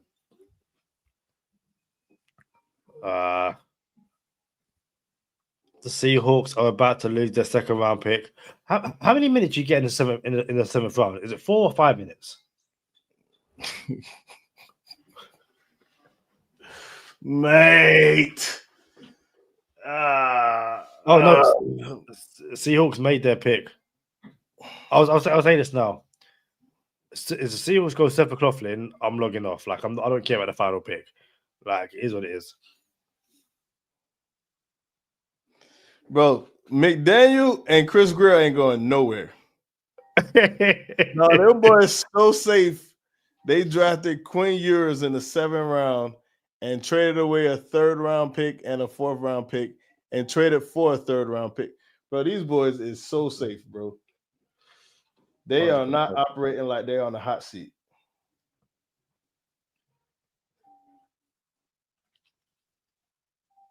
The Seahawks went Ricky White, the 3rd wide receiver. Cool. Yeah, Rob, I can't lie. The Robs aren't carrying no one through this marathon. Like, we are mentally and physically and emotionally drained. But this one makes for great, great content. Also, if you guys want to carry us to anything, carry us to 30 likes in this video. We're on 20. We're on 29. Yo, guys, send this to a friend and say, hey, do these guys are solid? Leave a like on the video right now. Share it with someone. Tell them we hurting over here. We've been staying up. Need to take a nap. And all right, no, don't tell them that. But yo, tell them to help us out. Help us out. Tell somebody to tell somebody to tell somebody. I believe also we are approaching 600 comments on this live stream video. Let's get to 600 comments, 30 likes. How many subscribers are we at as well? We are at 909. We are at 91 picks away picks, subscribers. We are 91 people away, people. The Cowboys have gone Phil Maffa, running back from Clemson. We are 23 picks away. No, it's like 13 picks away. If we were 23 picks away, I would just end the podcast right now. How many? We were what? If we were 23 picks away, I would just end the podcast. Say I'm going to bed. How many picks are you away? 13. We're on pick 24.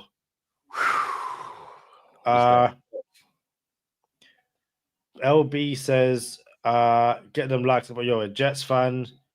JML says, you guys are soldiering on in the interest of podcast hosting and football fandom. Had to check out for a while. I came back. You guys are still here, man. I'm grinning. Hunter says, you're joking. Am I dreaming? We got the boy Quinn Ewers. I don't think you're Well, I don't think you're not a Dolphins fan. Your photo, no, Jaylen Waddle. I apologize. Hunter, why do you like Quinn Ewers as the Buffalo Bills take Caden Prather or Prava, wide receiver from Buffalo? If they had drafted a guy called Kadeem, I would have had to have given him a high five. I don't like giving a high five to the Buffalo Bills.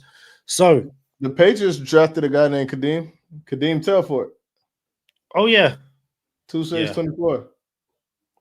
Fluff the Patriots. Yo, we're at 32 likes. Whoever set that up, whoever done it, we appreciate you so very much. What was I looking at as well? 598 comments. Who is going to have the 600th comment on this video? 2 comments away. Listen, I'm not doing a giveaway for that. I'm just asking. Who's going to have the 600 comments on this 6 hour and 17 599 comments? Rob Ashton. The 600 comment is Hunter the Bucks or the Bush fan. Let's go. Congratulations. 600 comments on this live stream. No, Rob, you were 601. Hang your head in shame. You were 601.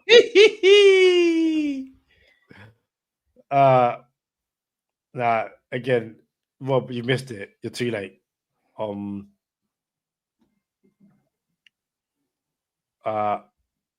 The Broncos, again, this is where there should be like the Dolphins in my head. Yeah, I think I can talk all night. I'm just tired. Hunter says he was waiting in the chat for him to say something. Don't say that. There, what is?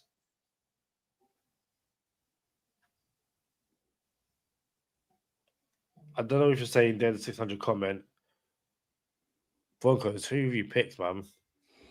Oh, Broncos picked Seth McLaughlin? I don't know. I'm hoping they didn't. Although there'll be Dolphin fans out there who are now Broncos fans who'll be happy with that, I guess. Could never be me.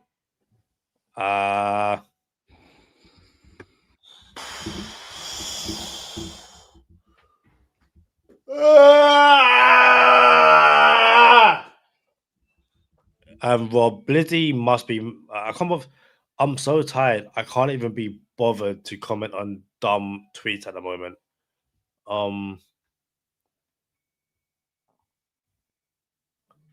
But yeah, let's. Oh, I know I've got a son who's going to keep me up when I go to bed. And I'm going to say to his mom, he's your problem.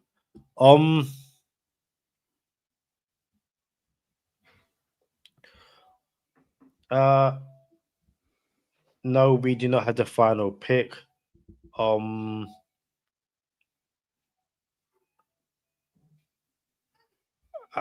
Let's go to 700 comments. We are currently at.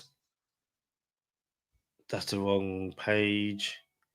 610. You guys have a long way to go to get 700 comments. I'm not gonna lie.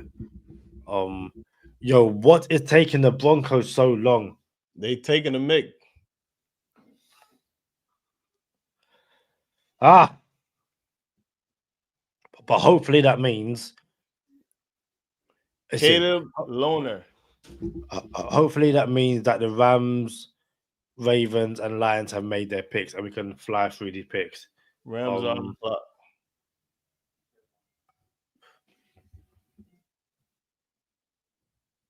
Pick is in.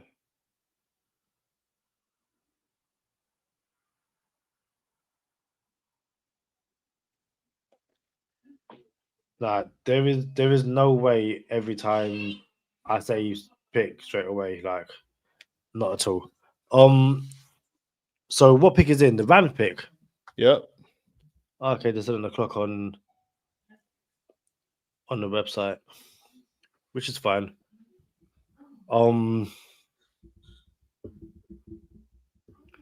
We are 11 picks away from the Dolphins picking again.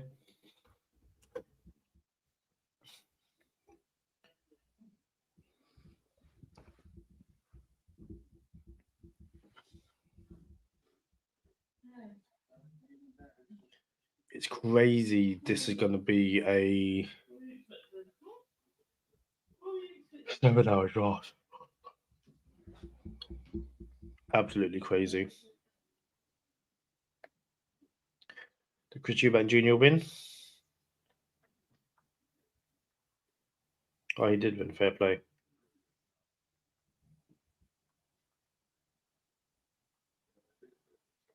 Cool. Well done, Chris.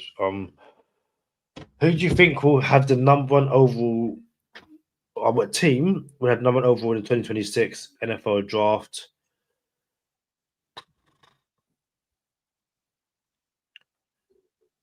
I don't know, Charlie. What do you think? Who can have number one overall draft?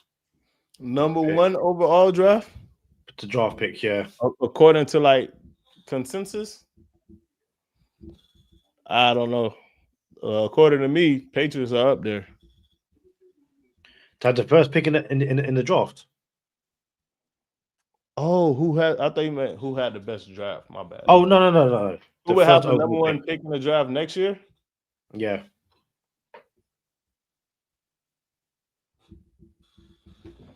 Let's see. It could be the Saints.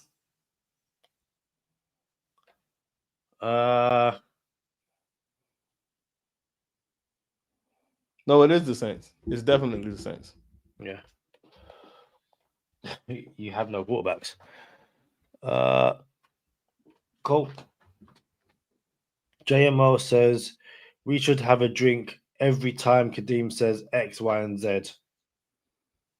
And we can't have a whole bunch of drunkies in the comments. Especially when Charlie doesn't drink. So the Rams have made their pick. Thank you very much. Ravens, Lions, Washington, and then the Giants are next up. The Dolphins are 10 picks away. We are going to head into overtime once the Dolphins make their pick, and we are going to spend a maximum of 1 minute in overtime. I'm then going to click end stream. The 20-second end stream video is going to play. That's going to come down. I'm going to say bye to Charlie. I'm going to walk to my bedroom. I'm going to go to sleep. And I'm going to be like, you okay? I'm going to be like, I'm tired. I will see you in bed. And yeah. I got to work Crazy. tomorrow morning. Oh, really? Yeah. No sleep. I'm off for 2 weeks. Like I should just go have a kid so I can get out of work.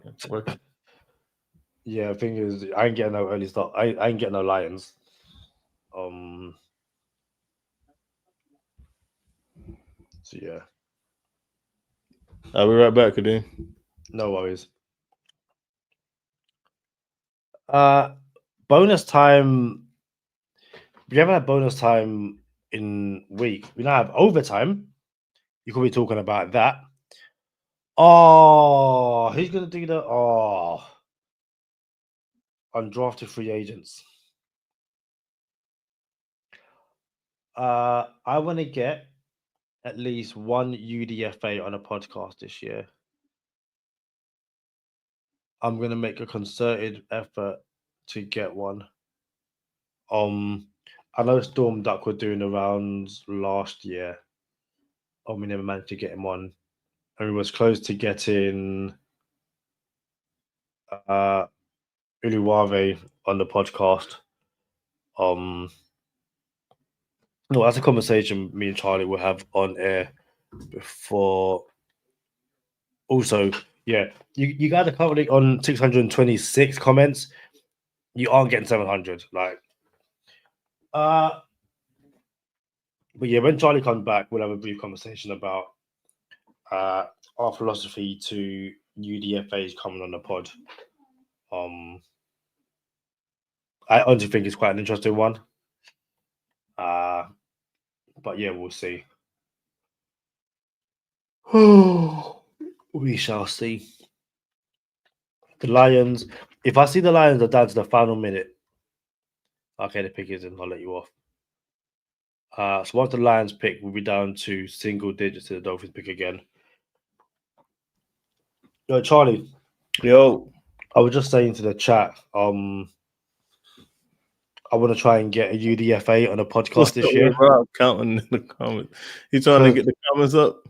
Yeah, I said he could. I said there was on 626 and he couldn't get to 700. Yeah, I was saying I want to try and get a UDFA on the draft on the podcast this year. But I was saying we kind of have a different approach to UDFAs. Do you want to tell people what it is? No. No, you don't want to tell them, or no, we don't have a different approach. No, I don't want to tell them. Oh, okay, that's fair. That's fair. Okay. Like seriously, LB, you're not getting 700. Like it's like, don't get me wrong. I enjoy watching you try. You're on 640. I think they could get it. I think they could get it. There's only 50 more comments, basically. Well, it is. Oh, J-Mo is going to copy and paste. Yeah, J-Mo copy and pasted the same comment. Oh, you guys won 647.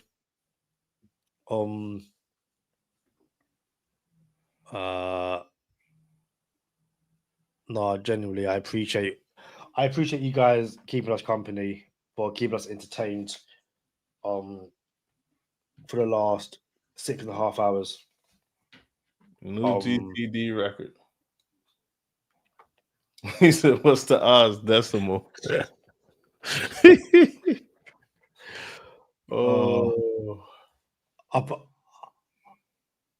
I'm overtired. How many picks away are we? 7? We are on pick 28. And we are pick 37. Yeah, we're on pick 28. We are pick 37, and the Lions are taking the absolute piss. Like, how difficult is it to write a name on a card?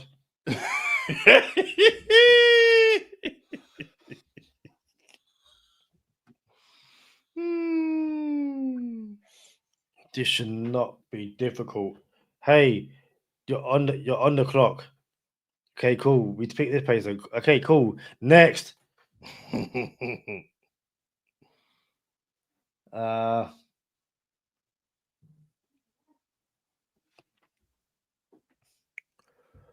have a look. Chat on silent, bro. They acting.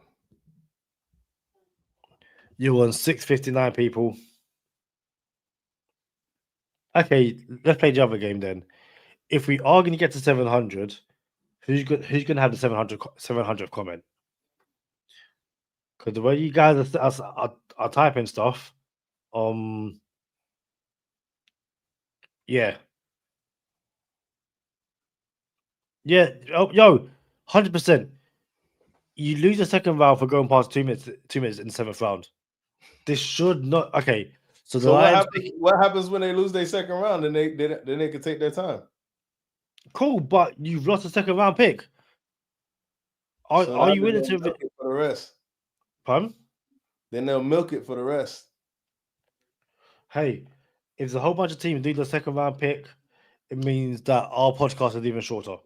I'm not gonna lie. So, right, the Commanders are down to 317 according to the website.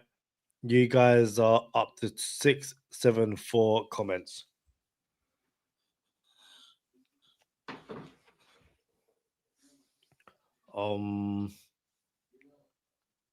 The pick is in. See, Washington didn't get under 3 minutes. That's what it should be as well. But every minute you pass, you lose that corresponding pick. So if you get down to the final minute, your first round pick is gone. You lose all your picks the next round.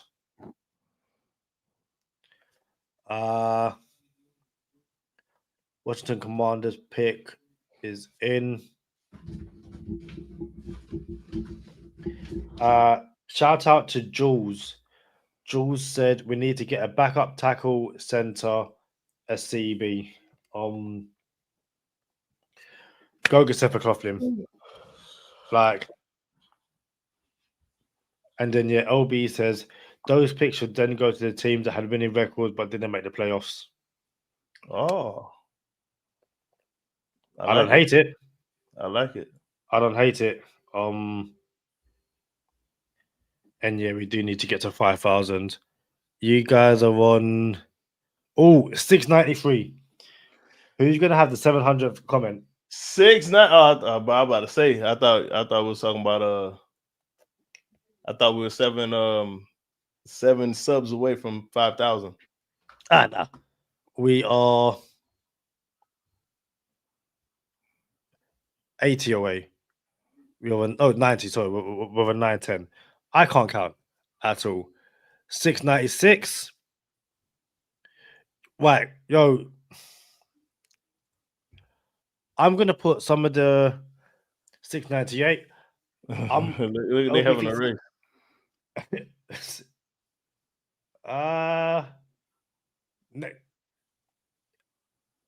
I think it was LB. Yeah, LB got 700.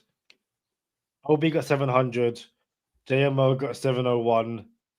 So yeah, fair play. Nah, it was LB. This comment was pick 700. Oh. LB, you watching Solo Leveling? Rob taking a mic, talking about we could get the 800. They acting. Charlie, you mentioned Corey Black, right? Yep. The Giants just got him. Yo, Giants have made some nice picks as well. I'll give them that. Bro. Yep. I told you they know how to draft. But you know what? Also, this is given the depth and talent in this draft. It's pretty difficult to come up with this draft with some Bonds players. Let's be honest. Like, for any team to come up with this draft, how do you mess up the draft? It's like, I'm going to go get a slice of cold pizza. I'll be right back. No worries.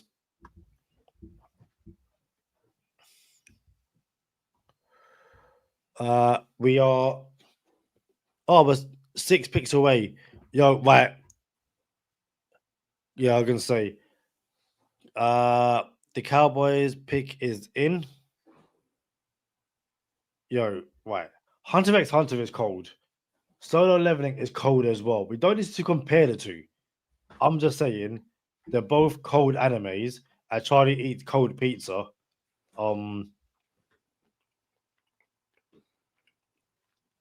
also, I am on episode something like 480 of One Piece. So yeah. Charlie, if you could let friend of the podcast, Javon Holland, know that I'm nearly halfway through watching One Piece. 4 years later. Bro, there's over 1,000 episodes. Like, what are we doing out here? Yeah, FA says cold pizza is fire. Bro, there's no good parts of One Piece. That's the issue. Like, and the fact that I'm currently halfway through, not even the finished version. I'm halfway through what's available and out there, and you're saying that I haven't got to the good parts of One Piece. This is how you know that it's absolutely crazy. Are there many Touche's 24 left? Yeah, there's a few. Yeah, Jules says I only got through 400 episodes. I keep getting distracted. The filler episodes, the flashback episodes, it's draining and it's annoying. LB says, yeah, but listen, right now let's talk anime because the Cowboys are taking the piss. Once you get to the 600, I've been hearing that. Oh, once you get to the Alabaster arc, it's going to be amazing. Once you get to this arc is going to be amazing. Like, you're telling me I had to watch 600 episodes to get to a point where I don't want to stop. You're on crack. We're not doing that. Yeah, see, like people, like the lies. I thought that we want to get to Alabasta arc. Oh my days, it's gonna be amazing. No, you lied to me. Like Mark Morrison voice, you lied to me. You lied to me. I was gonna do that, but I'm too tired to do it. You lied to me. He's from Leicester. But I do. You Which is lied crazy. to me.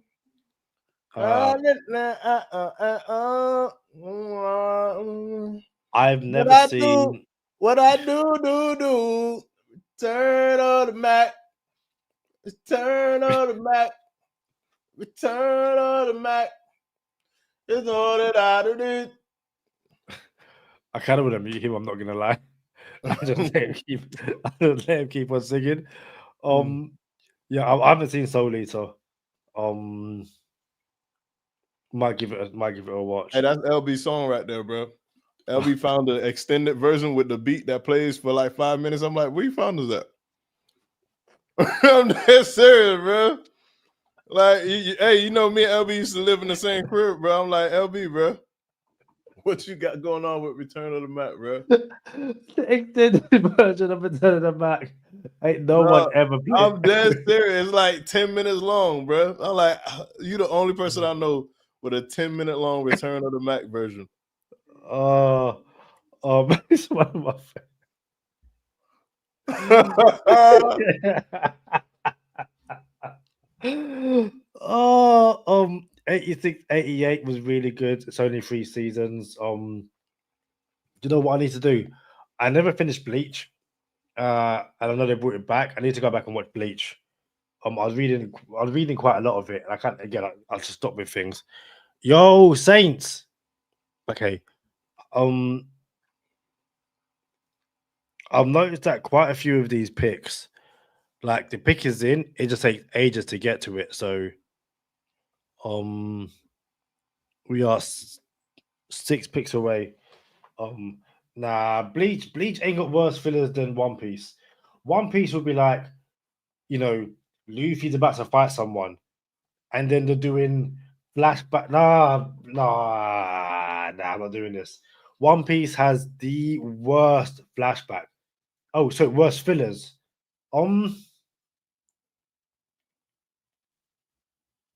Yeah, I can kind of see it. Yeah, they brought back Bleach. I want to.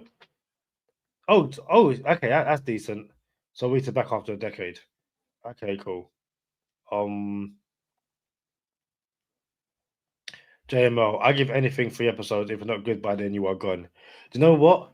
Old anime, Yeah, fair enough. I get that. New anime,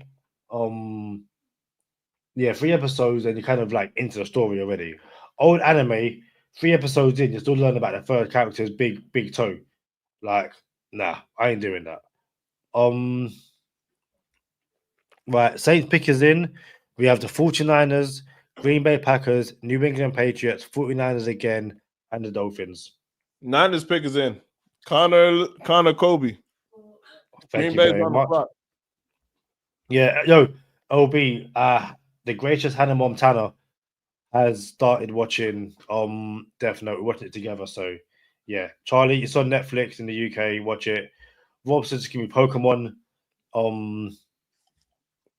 Yeah. No, LB. If you can't convince, you can't convince him. You're convincing him while you're playing your 10-minute version of Return of the Mac. I can understand why I'm not playing on listening to you at that point. No, Charlie, watch Death Note. Seriously, it's a really cool concept. So yeah. Green Bay. Also, you guys are at 766 comments. Look at that. Start talking about anime, and they're all good. So,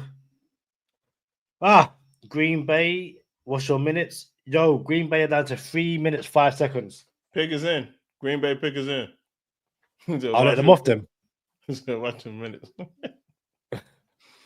I'll let them off. You see this? Slice management.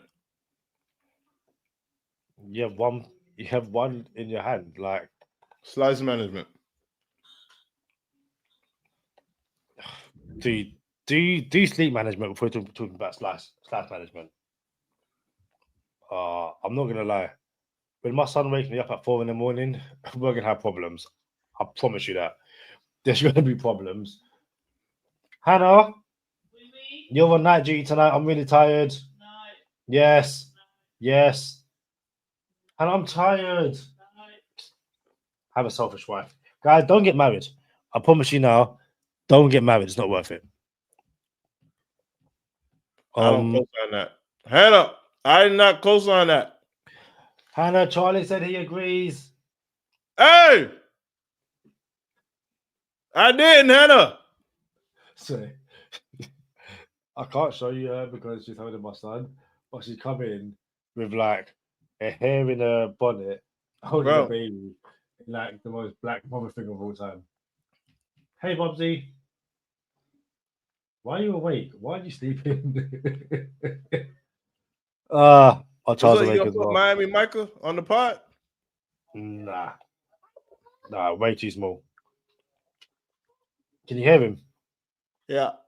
Yeah. Rob says, "Do just nibbling, not good bite management."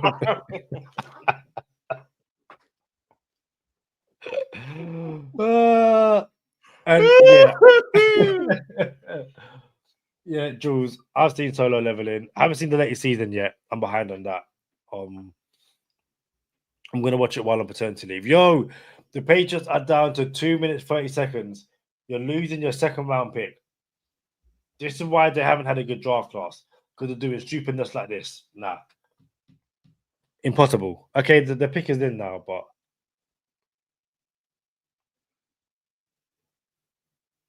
who said separate? Right, guys, I'm making a rule. No mention of Seth McLaughlin unless he's taken, because you guys are getting me excited for no reason. You guys are on 776 comments on the video.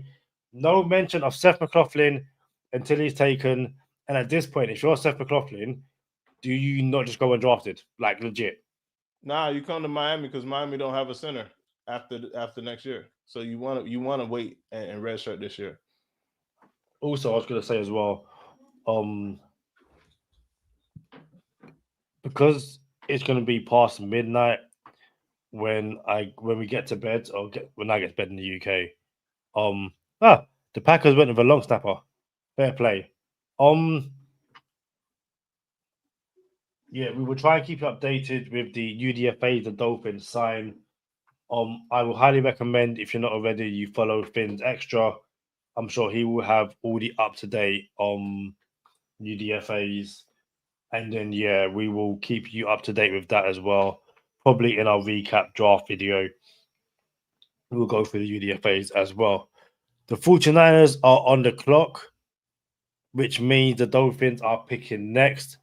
The 49ers are about to enter 3 minutes, which is trash. They're about to lose their third round pick. I feel bad for all the Saints players that got drafted today, bro. Why is that? They just wasted 4 years of their career.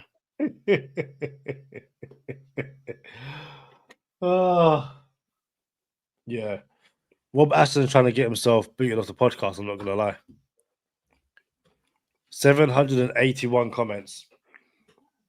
Seth McLaughlin. Seth McLaughlin. Seth McLaughlin. Seth McLaughlin. Dude, if you go to the 49ers because you were doing that foolishness. He's coming to us right here. This is it. Michael Jackson. This is it. Michael Jackson. This is it.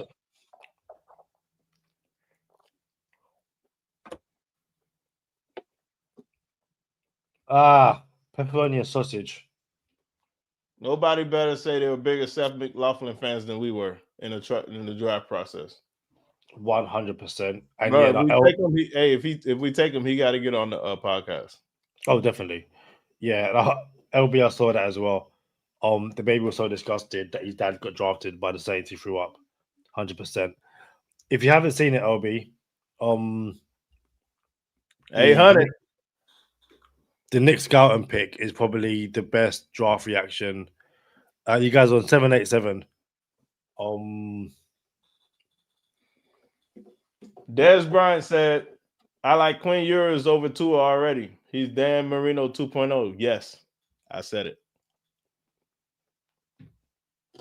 The actual Des Bryant account, not the fake Des Bryant. This is why they didn't give you the catch, because you're an idiot. I don't. Thing is, there's going to be people in training camp who's like, yo, right, the Dolphins. Junior Virgin, receiver out of Montana, goes to the 49ers. The Miami Dolphins are on the clock. We got it. Seth McLaughlin coming soon. Dial me up. Your 790 comments. Can you are going to get to 800? Come on, Seth. Dolphins, don't let me down. Don't get under 2 minutes. You're commonly nearly under 3 minutes. Pick us in. We were ready. We're like, Seth McLaughlin came to us. We're ready. Bro, you got to know your team, bro.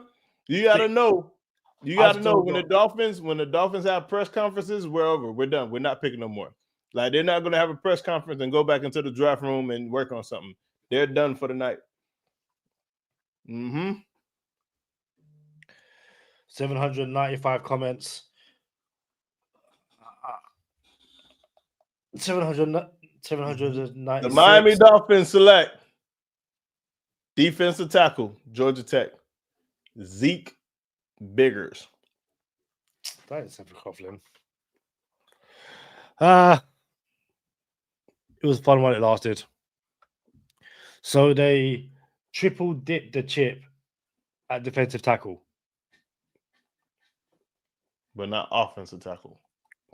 We'll have words. Oh, snap. Hold on. 804, 803, 802, 801. This was comment. Already. 800th comment. Right, guys, we are going to head into overtime. We ain't wasting no time. Charlie, do us the honors. Nope. We're riding it out some more so we go all take a nap on the podcast. So you're not? We're not going to overtime. We got an hour left for the podcast. We're sticking it out to Mr. Irrelevant. Everybody's stuck with us now. Now that I'm awake. How about that? You should have let me take my nap. Gotta make them lose their mind when it's your time. And it's show time. Going all out when it's go time. I ain't wasting no time. them lose their mind when it's showtime. Cause it's your time. Lay it on the line when it's go time. Don't waste no time. Gotta make them lose their mind when it's your time. And it's showtime. Going all out when it's go time. I ain't wasting no. That's how you feel? Listen, we can stay until Mr. Irrelevant, but we're going to do it in overtime.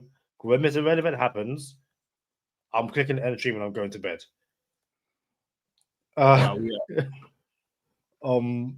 Rob says Charlie eats pizza slower than McDaniel play call. Rob actually said 1,000 comments. If you want to comment after the video goes live and have an argument with yourself or your missus, yo, Rob, I hope your missus is a subscriber and comments on the videos. If not, she has to do it. All right, let's get down to business. Real talk. How we feel about the draft, Kadeem? Disappointed. Yeah, me too, bro. Like we had a chance. We had a chance to correct it. We were like, oh, this thing could turn around. But then we didn't turn it around, bro. I'm a bit disappointed too. We got a nice little sticking point, A+ with Jonas. How you pronounce it? Is it Savania? Nah. I forgot. But Jonah, bro, A+ pick. Cool. You feel me? Dang, I just had it. I was saying that earlier. But anyway, A+ pick. And then after that, now you kind of wish you had that third. You kind of wish you had the 4. Then you trade it back. Then you get another D tackle. Okay. When we're going to double dip on O tackle or O line? You know what I'm saying? Never happened. So I'm a bit underwhelmed and disappointed. But we got an ace in the hole. We got an oos in the hole. I like that. I do wonder if some of the guys they want to get, some of the veterans they want to get, is like, do they want to find a Dalton Risner or someone and try and kind of go, okay, the veteran offensive line class is better than the veteran defensive line class. Same way, you can still go and get Rasul Douglas, Asante Samuel Jr., Justin Simmons. If you really hate yourself, you can go bring back Xavier Howard. Like there's guys out there, but at defensive tackle, I don't think you kind of have that kind of choice. LB says Greer tried us when we asked him to fix the O-line last year, very arrogantly, and now we did it again with just one O-line selected in the deepest draft in history for linemen. And yeah, true story. Yeah. And they came out on the podium and said, "Yeah, we're gonna have to adjust O-line now, like we did a couple of years ago when we drafted 3 O-linemen and whatever, Solomon Kenley, Robert Hunt, Austin Jackson, all the same draft. How many linemen we just took? Yeah, and there's no way they can take O-line draft in 20 years. We take 1 O-lineman, but 3 defensive tackles. Hey, maybe Liam Eichenberg is going to get an extension. I forgot about this guy, bro. Hey, in the nicest possible way, I'd hope to forget about him as well. Like, sometimes you have to cut your losses. But the Chargers pick is in. No, we're not doing this no more, Kadeem. We're not doing pickers anymore. We're done. We're done here. No, I'm saying, like, it's Mr. Irrelevant, but do you just want to go? I'm happy to go. Oh, I didn't know we was that close to them. My bad. Yeah, I was just playing around, but we got one pick left. Yeah, we good. Yeah, it's Chargers and Patriots. Damn, I didn't know we made it this far. Looks like we made it. Also, Rob, hope the hip replacement goes well for the missus. I hope she is okay as well. Sending our wishes over here from Go Time Dolphins.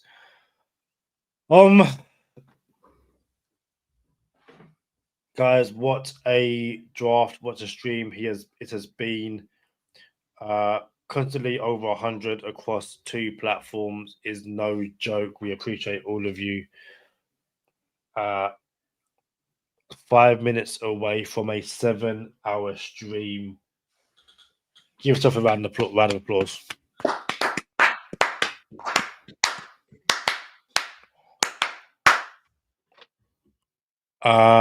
Trick Wizzy Bridges, safety from Florida, goes to the Chargers, which means the Patriots are on the clock. Mr. Irrelevant. The Dolphins will be on the phone, getting their undrafted free agent class. Things to look out for if you aren't aware. How much money are the Dolphins and teams in general giving to some of these guys? If they're giving up quite a bit, it means they desperately want them. But yeah, a underwhelming finish to what was a very promising start by the Dolphins, and I'll be very interested to hear the reasons for. Yeah, very interested to hear the reasons why the Dolphins only went one offensive lineman in this class. Maybe we're gonna trade Tyreek Hill for an O lineman. Maybe. No, we're not. That's crazy, bro. I can't defend this, bro. I can't defend it, bro. Like they just over here with the hope of Baltimore and Buffalo. Like, hey, these guys O-line don't get hurt, and they had the least amount of O-line. What was it called? The least amount of O-line combinations. The least amount of O-line combinations, and they went the furthest. They always go the furthest. Well, that's not us. I can't remember the last time no one has ever gotten hurt on an O-line. Someone's always going to get hurt. Someone's always going to miss games. Tyreek might not get drafted, but Jaylen Ramsey will be drafted. Jaylen Ramsey draft will happen in So you June. tired too. You said he might not get drafted and Jaylen Ramsey might not get drafted. Like, you mean traded? Yo, it's past midnight. Okay? I apologize. Allow me, Charlie. Allow me. Let me be tired. But yeah, Tyreek might not get traded. Jaylen Ramsey will get traded after June 1st when the cap is less or the cap hit is less deep. Charlie, please tell me the Patriots are picked. Patriots are picking Mr. Irrelevant right now. Orsini for being good to us and feeding us cheese curds and ribs. All right. Girlfriend. Yeah. And the Kim at the Union Hotel. He's awesome. All of you have been great.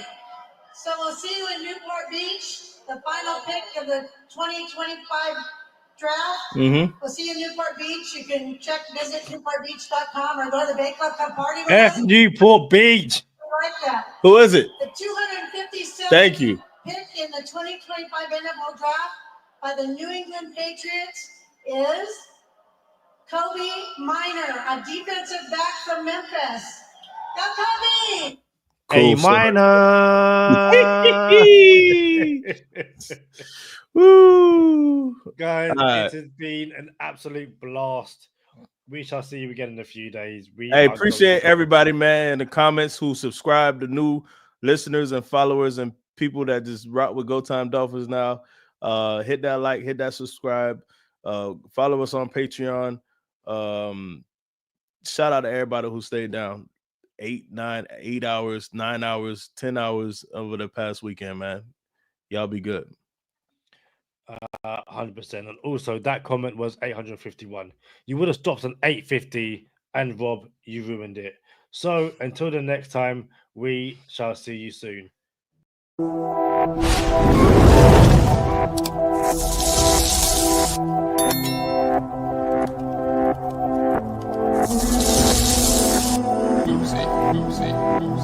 Oopsie.